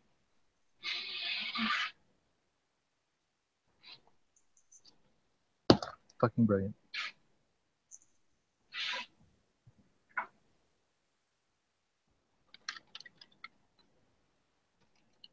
What is this shit? Security alert. The identity of this website or integrity of this connection cannot be verified. The security certificate is from a trusted certifying authority. The security certificate date is valid. The name on the security certificate is invalid. It does not match the name of the site. What the fuck? Do you want to proceed? Oh, I don't know. I don't think so.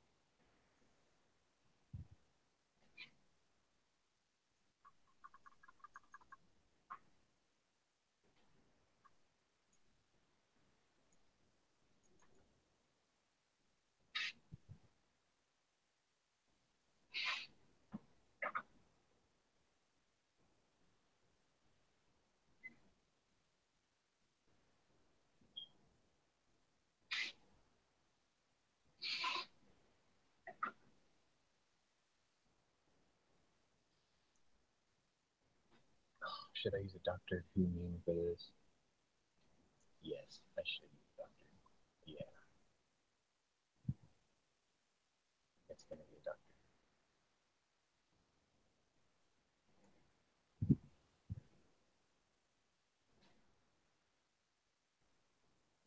That's not Doctor Who. It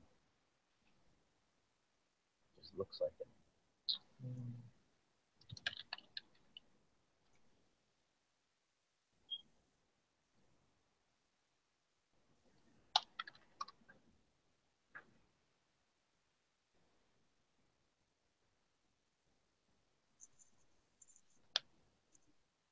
If you have a minute, check your email before you get out of there.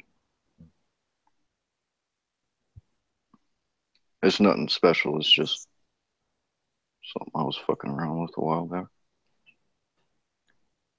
Not ready for print or nothing like that. Not even close. Yep, there it is.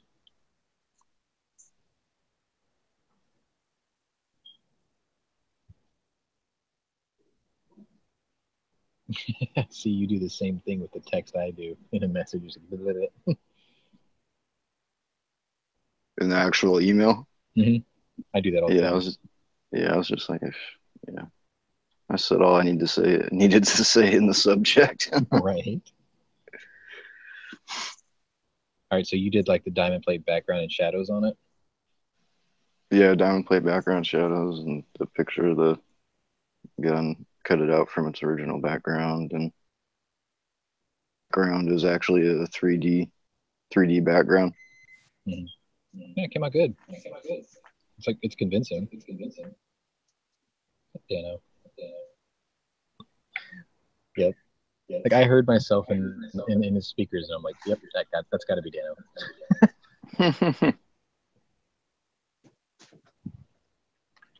Dano, do you have the chat playing in the background?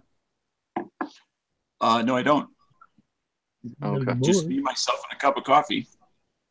Right on. It might be picking up my. Let me turn down my volume. No, I haven't heard it since I started talking. I only heard it when Sean was talking. Yep, we're good. When Sean's in here, I usually turn the volume up so I can hear what he's saying. you.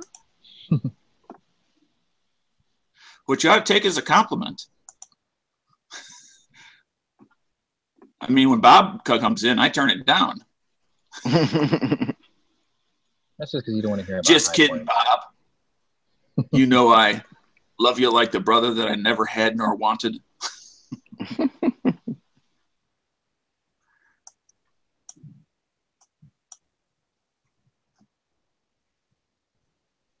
Anyway, so how you guys all doing today? Good. Hot as fuck. Now, Tuhati, are you up in Oregon? Next state up. Even further. What? That would be Canada. No, it wouldn't. You don't know your geography. Maybe Well, I know there's the panhandle that goes all the way to the border. he doesn't. You're thinking of Idaho. Oh, what did he say? He's in Washington. Oh, okay. Washington is between Oregon and Canada. Yeah, never mind. Yeah, that would be correct, sir, on the tactical non-quiz for the day. There you go. I thought you were just discrediting the state because Yankees there. You're like, No, I don't even recognize that. It's not there. You're just Canada. I don't know. I guess in my head, it was Idaho, having nothing to do with reality. It's okay. Then again, many people would say what goes on inside my head has nothing to do with reality.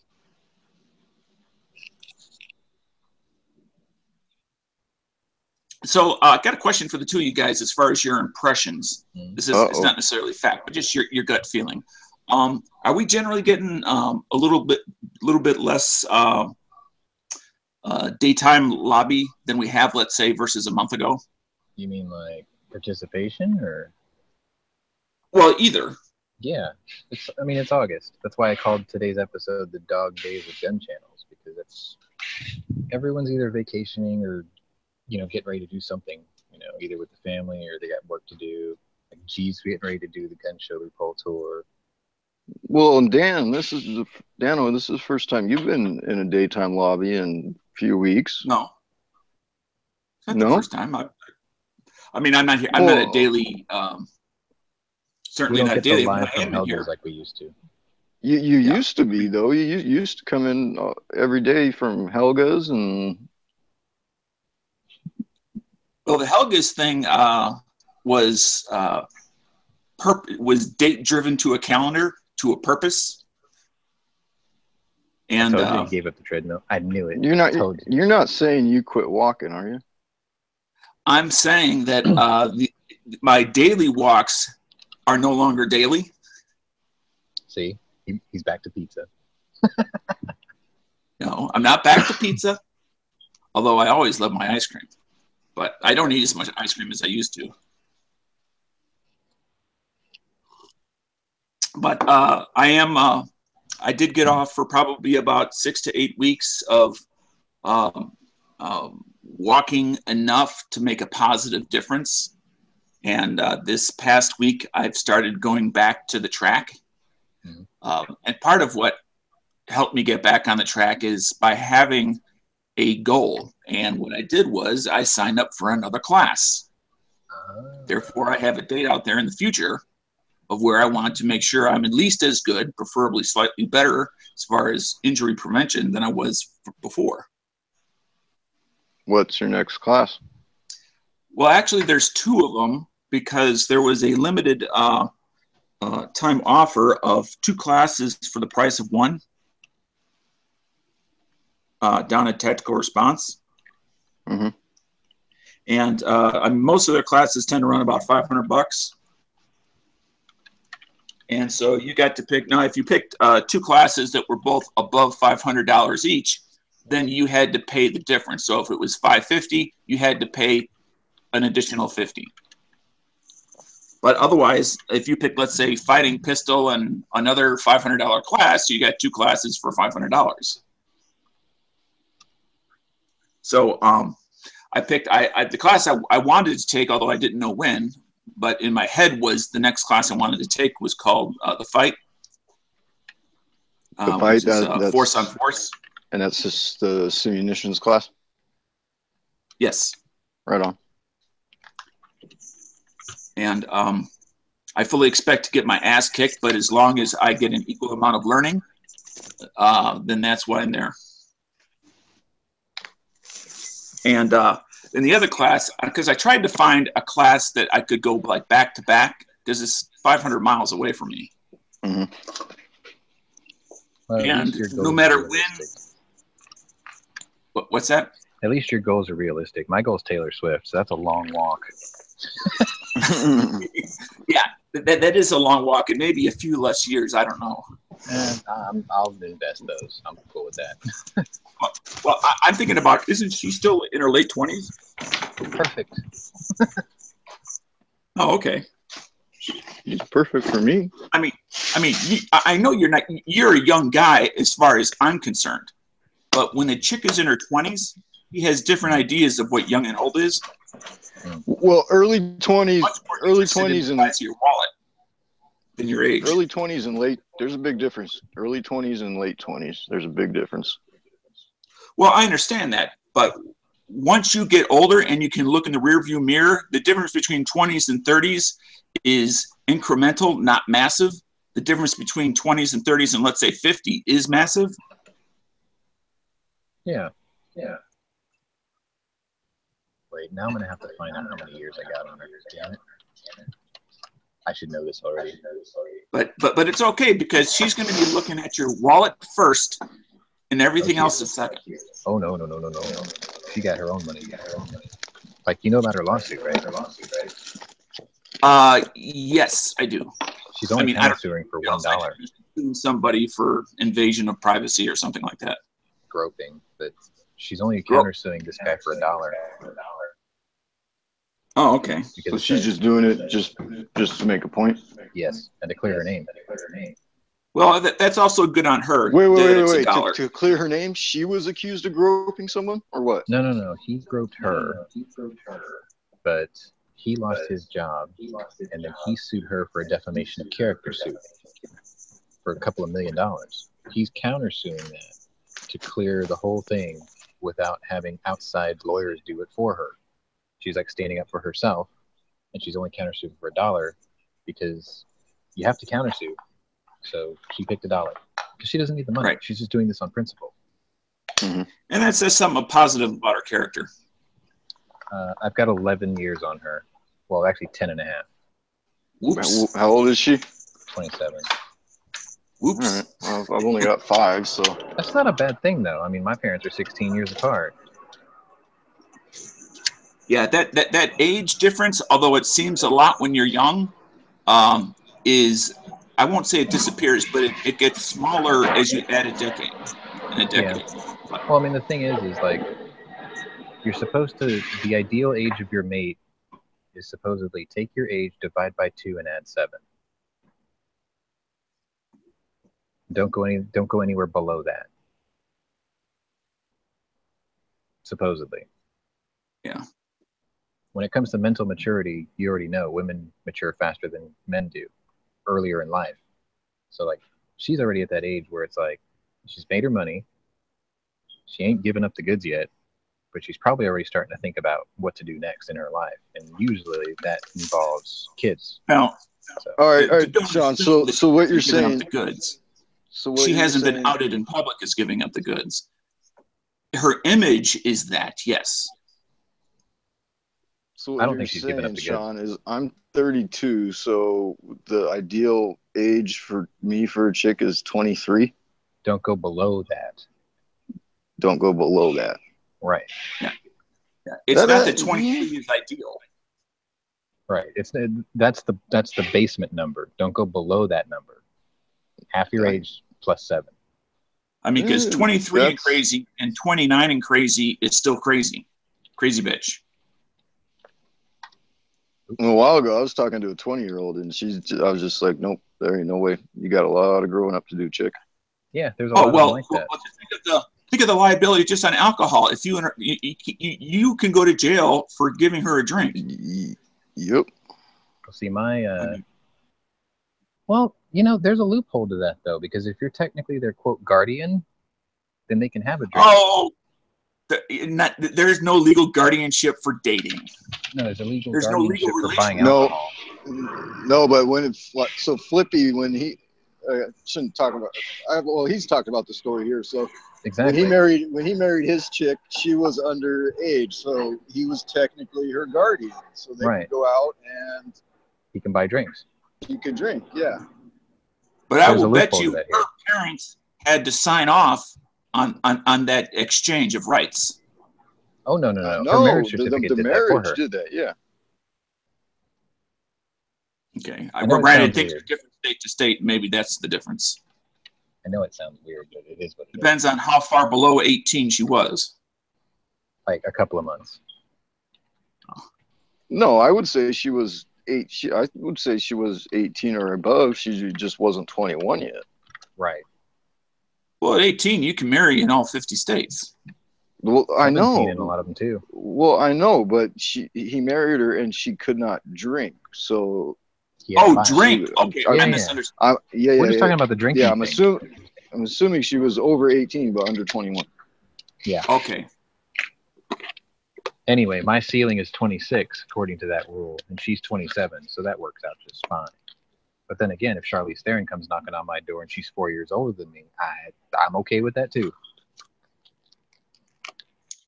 Anyway, getting back to Anyway. the guns and stuff. Yes. So the second class I signed up for, which I'm okay with because I'm getting it at a hell of a discount, but is not the main reason that I'm going, is a relatively new class. It's not brand new, but it's relatively new, called Fast and Accurate Pistol. Mm-hmm.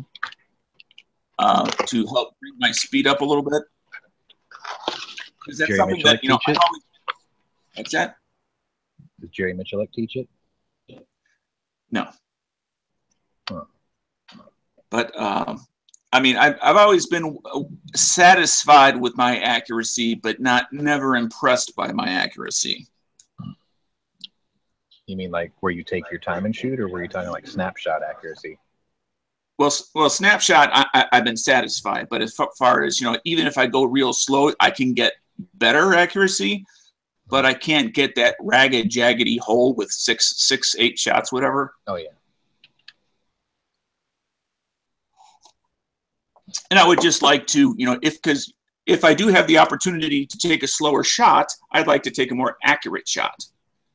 Sure. And there's something that I'm sure it's very simple, 1, 2, or 3 things that I'm not doing, or I'm doing that I shouldn't be doing. It took me a long time to relearn. Like, just look at your avatar. It took me a long time to relearn to overhand shoot my trigger hand with my left hand that far, because I come from revolvers. So it's like I had a partial teacup grip, and I was hopelessly inaccurate with semi-automatics. And then I keep watching all these pictures like of your avatar, the grip like of your avatar. And I thought, I better try that. And I did. And like my groups instantly looked like my revolver groups. I'm like, okay, so there is definitely a whole difference I had to reteach myself to do. I mean, I can consistently hit at 45 feet a 6-inch plate 95% of the time, shooting quickly. That's combat accurate, man. That's good enough. But if I go closer and significantly slower, I can't narrow that down. That's with a handgun, right? Yeah, it's like a Glock 26. But I can't get that down to what I'll call like a 1-inch raggedy hole. Yeah. Or a 1.5-inch raggedy hole. You know, even from 10 feet, I'll have 3 inches over here, then 2 inches over there, and oh, you got flyers. Well, it's just that as I go in, I don't tighten up the group for some reason. Well, I mean, even by slowing down. A really good exercise that I learned was start in tight first, work your way out. Don't go backwards, because you'll find out where your accuracy makes a ragged hole. Some of it has to do with your hold. Some of it has to do with like a possible flinch. Some of it has to do with your eyesight, to be honest. Some of it has to do with just the gun you're using, because I guarantee you, if I put a 6-inch barreled gun in your hand, you're going to be way more accurate than when you are with that Glock. Yeah. So I mean, there's Now, a the lot only to thing do with that. I wonder, because I don't know until after I take the class, is I don't want to lose the accuracy I have out at 45 feet at 95%. It's 15 yards. A ragged hole at 15 yards with a semi-automatic. I mean, that's asking a No, lot. I'm talking about a 6-inch. Oh, like even I have flyers with a 6-inch at 25 yards. You can't make a perfect hole. I mean, no, not 25 yards. No, well, even no, at 15, it'd be a bit of a challenge, I think. I said it was 15 yards or 45 feet. Yeah. I think even then it would be a bit of a challenge, even with a 6-inch gun. Like I can get pretty close, but I don't think I can do that either. And I guess I'll find out down there when that as long as it's not counterproductive to my concealed carry path that I'm on, I'm willing to accept it. Yeah. I mean, I bet it was going to really boil down to is a grip change or like a slight change. Right. And then you just have to get used to it or whatever. Yeah. Like I don't care about ragged holes with pistols just because that's not your in combat that wouldn't be your primary. Right? Self-defense, that's a different story, but silhouette size at 15 yards is perfectly acceptable in most cases. That target's going to go down. The ragged hole is really just for my personal enjoyment of the sport. Mm-hmm. It has really nothing to do with concealed carry at all. Yeah, it's just mainly for you. Yeah, that I'd be able to take, how good can it, how good can I get? Yeah. I would love to have like a speed and accuracy training session with Jerry Michalek. Just because I want to see him take my 6-inch weighted 44 and do what he does, because I can't mentally process how to do it with that gun. I've tried it, and I'm nowhere even close. Mm-hmm. Speed-wise. I don't know how he does it. Adamantium forearms or something. I mean, there are those people that, whether it's that or the violin, that are just naturally adept at certain skill sets. And naturally adept to recoil management. I mean, with little to no guidance, they are already good. Mm-hmm. Yeah. And he's just one of those people. I mean, just, kind of like I said, various musicians, whether it's on the violin or on some other instrument that it's not that they never received any guidance or training that they have, but that's what took them from good to great. Mm-hmm. But they had to have that innate ability to make that next step. I mean, otherwise we could all be great basketball players, right?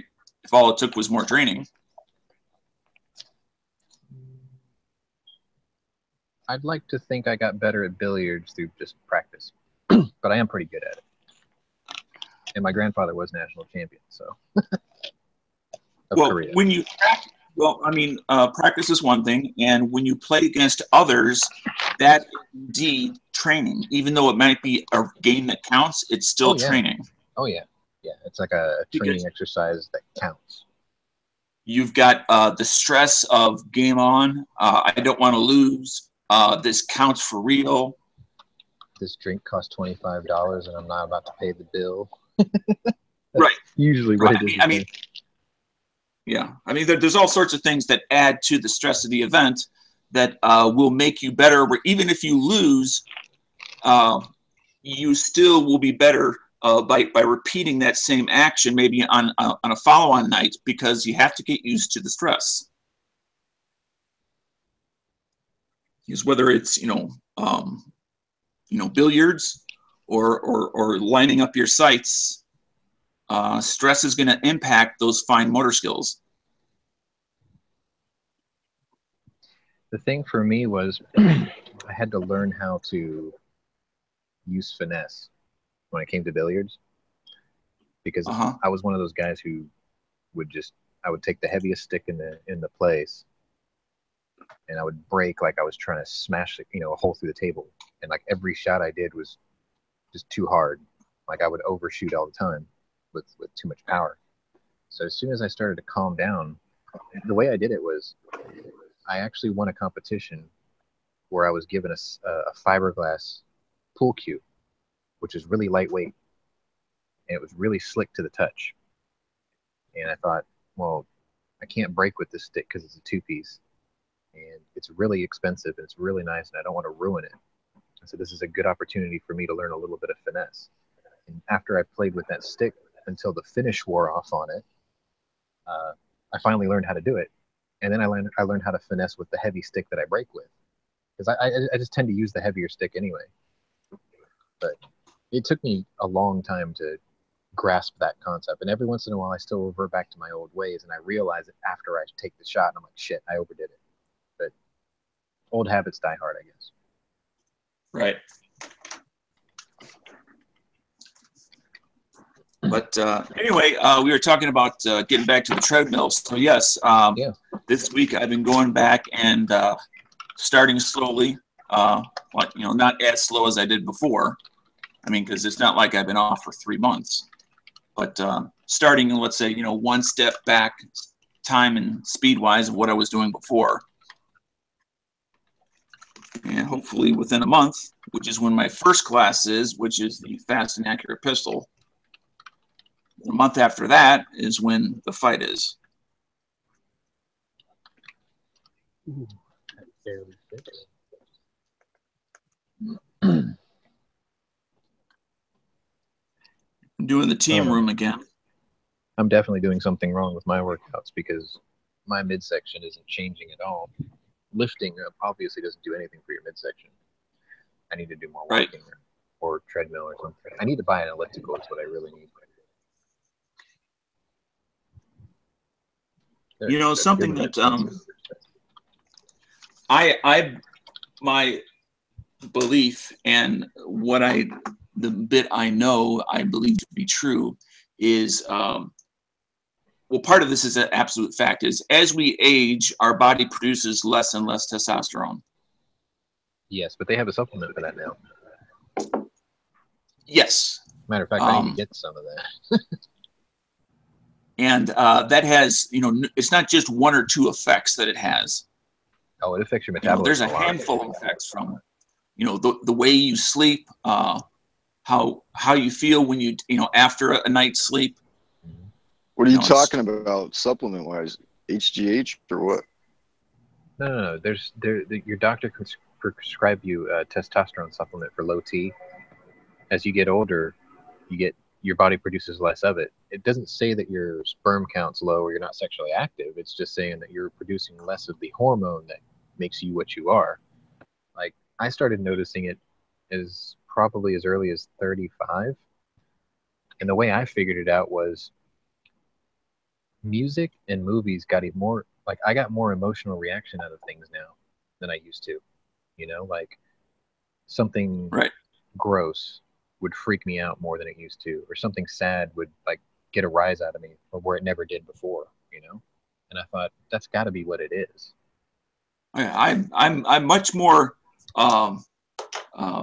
sensitive to, let's say, music that's let's say takes me back to you know, when I was in high school and stuff like that, and back when life was all ahead of me and all of that, and you know, and then, you know, contrasting that to where I am now, and, you know, I'm much more susceptible to be affected by that. Yeah, I told my doctor flat out, I'm like, so this is what's going on. This is what I think it is. And I'm like, and you need to give me something to make this shit stop. And they're like, we can do that. And I've never been like that in regards to music. Music has never, you know, affected me as far as my emotions at all. I mean, I've enjoyed music. I always have, but not in that way. So I know this question is personal, Sean, but so did you, and don't answer it if you don't want to, but did he give you that? And I haven't gone in for it yet. Okay. I'm worried if, see, I'm do you have to fast for that blood test or whatever? Not that I know of. I heard the test itself only takes about 10 minutes. I don't want to go back to the high testosterone days of 18 and 19 where I do. Time or anything like that. Oh, I do. Yeah. Well, the thing is like if you go to like a place like GNC, they used to have this thing called creatine or andro for like weightlifters. My first job was at a place called Emerald City Smoothie, and we made smoothies and we sold supplements, and we'd put creatine in smoothies and all that. That shit spikes your testosterone levels. Like I had a friend who took it. It affects people differently, but he took it, and good God, did he turn into Dr. Jekyll, man, or Mr. Hyde? He would be fucking violent, and I'm like, you need to get off of this. It does not work for you the way it's supposed to.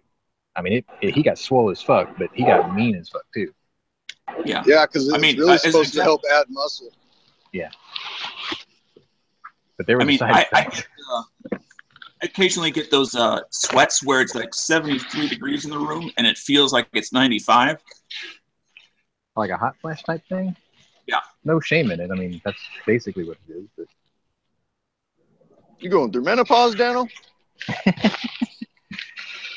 Well, I'm the wrong gender for that, but I would not be surprised at all because like out of the top 5 symptoms, I seem to have, to one degree or another, some variation of them. Well, hey, not to break up the conversation, but I just want to take a minute and say, hey, what's up, Ghost? Welcome. What's going on, guys? I'm just new here, so I'm just kind of hanging out last couple of days and listening, so go for it.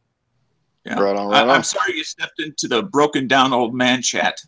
Hey, I'm a broken down old man, so it's all good. I'm 42, so I'm starting to break down. It all worked out. Hey, it's been cool to see you jumping in, man. I heard you were in a couple of the scheduled chats last night. It's awesome to see you come in and jump in head first. Clover invited me, and then NEA had me come in, so I try to stay quiet, but I mean, that's pretty damn cool. I was like, man, I just got here, so it's been nice getting to know some people. It's been pretty cool. The only guidance I was ever given that I would say is absolutely true is if you wait to be called on, you never will be. I figured that out last night on NEA show. Oh God, yes. On that Yep. If you got something to say, do not be afraid to jump in and interrupt somebody, or else you will not get a word in. Yeah, that's kind of what I figured out. But like I said, early in the stage, I don't want to really jump in unless I got something really important, which is very rarely. So, no. I'm just kind of hanging out and kind of get to know people. That's my whole thing right now. Yeah. See, so he already knows who not to like, Jonas.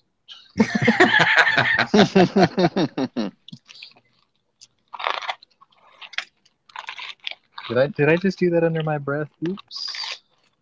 He's gonna kill me. and your mic was hot. Yeah, he's gonna kill me for that. Ghost, let me just ask you a question then. Since you've been here a couple days, yeah.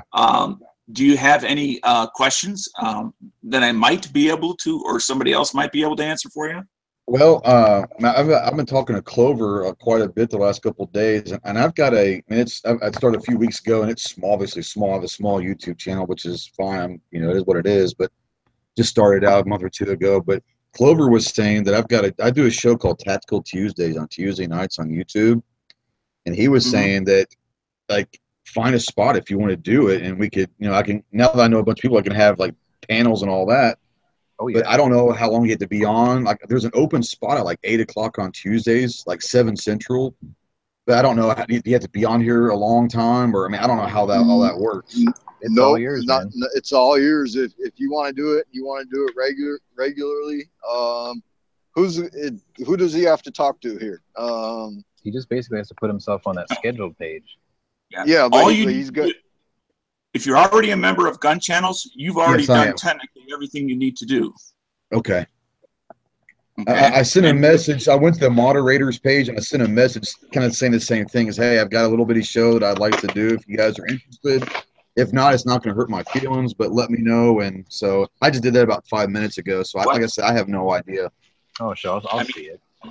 If you want to jump in the deep end of the pool and create your own channel, G-Webs would be the person to talk to. If you want to start slow and simply just broadcast your show in a lobby, you can do that as well.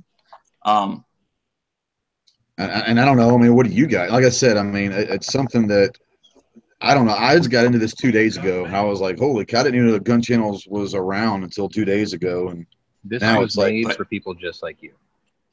You know, yeah, it's But awesome. just you because know? it's a lobby, just because it's a lobby doesn't mean it has to be open to everybody. It can be open to just whoever you want.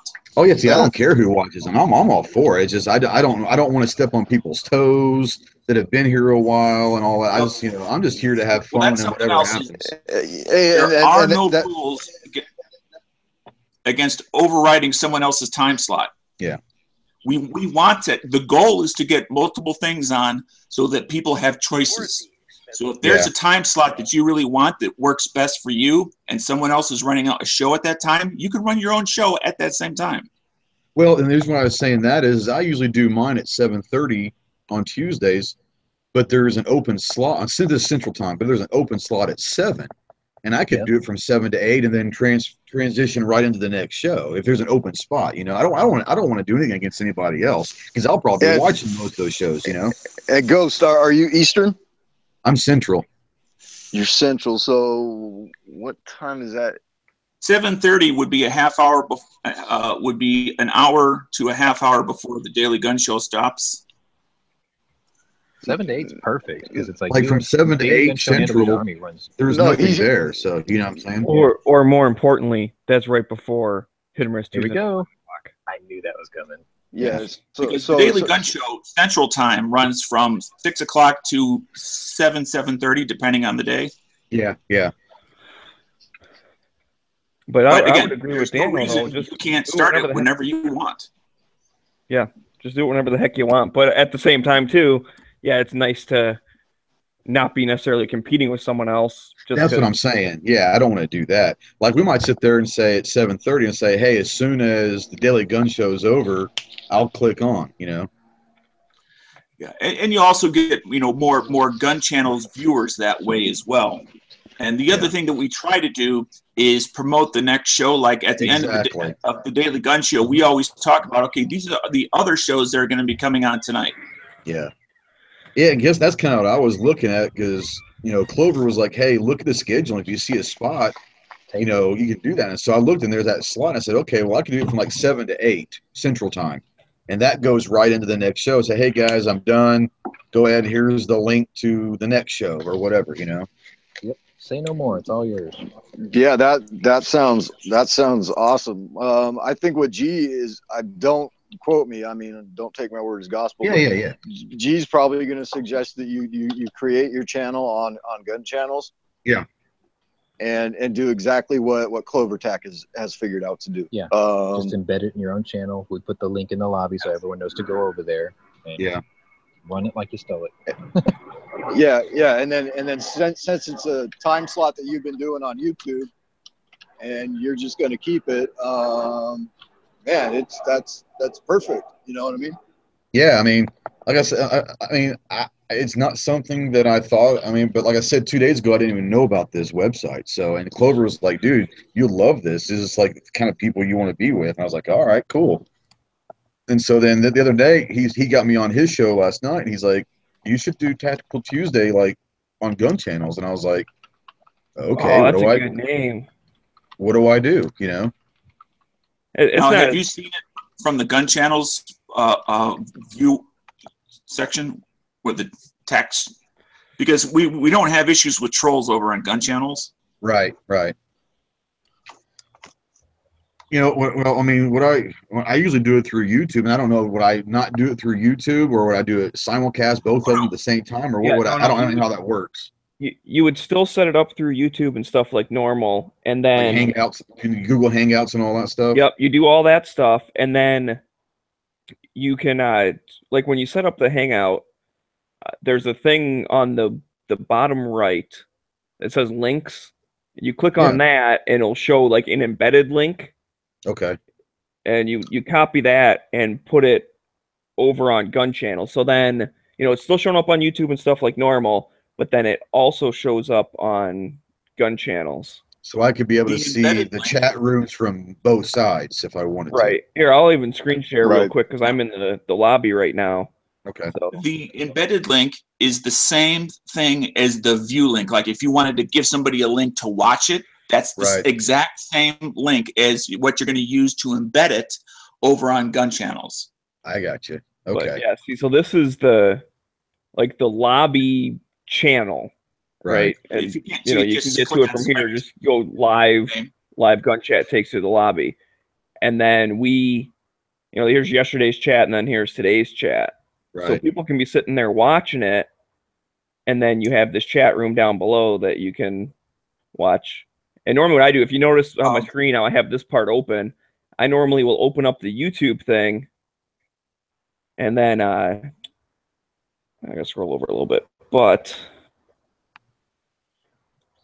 come on. You can pop out the YouTube chat. You click on these little three dots, hit pop out chat.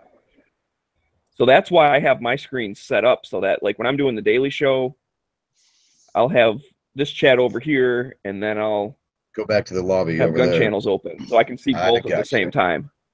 Smeggy, as long as you have you're sharing your screen there, and you have it on the lobby page. I know there's one from either earlier today or yesterday that could be snipped off, but just so he could see the interface, if you could open it up and show him. You mean the edit overview?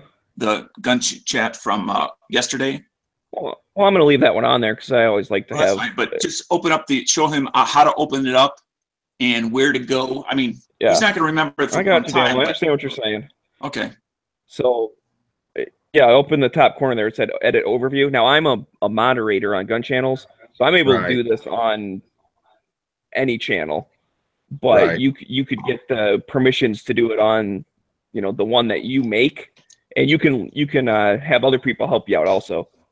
But anyways, it opens up this little thing, and so this box right here is basically what the channel kind of looks like. And you can change over here on the overview and the profile and all, like you can change all the other stuff if you're into that kind of stuff. But normally all I'll do he needs to know is how to add, i.e., insert the embed code. I know. Yeah. Okay. I'm giving him some other information in case he's into changing his stuff and branding it a little information bit. overload at this point. Well, it's all good. It's all good. What I was going to say is one of these days, or even tonight, when the lobby's going, if somebody is in there who knows how to do that, they're going to be more than willing to screen share and walk you through how to set your channel up if that's what you want to do. Okay, I got you. Yeah. But to get to Daniel's point, yeah, if you're just popping in the video, then I like enter down Insert a little bit, right? Media. And then you just go to insert media. And I always go to embedded, and that's the one, like I said, if I use the embed code, it's got, width equals 420, height equals blah, blah, blah. Like it has a bunch and that's of the one you get from Hangouts, correct? Yeah. Okay. Now, you can also just simply go insert media, and then right there, can you click on insert for a moment, please? Oh, sorry, I just clicked off of it because I didn't want to save my changes. Let me go back up.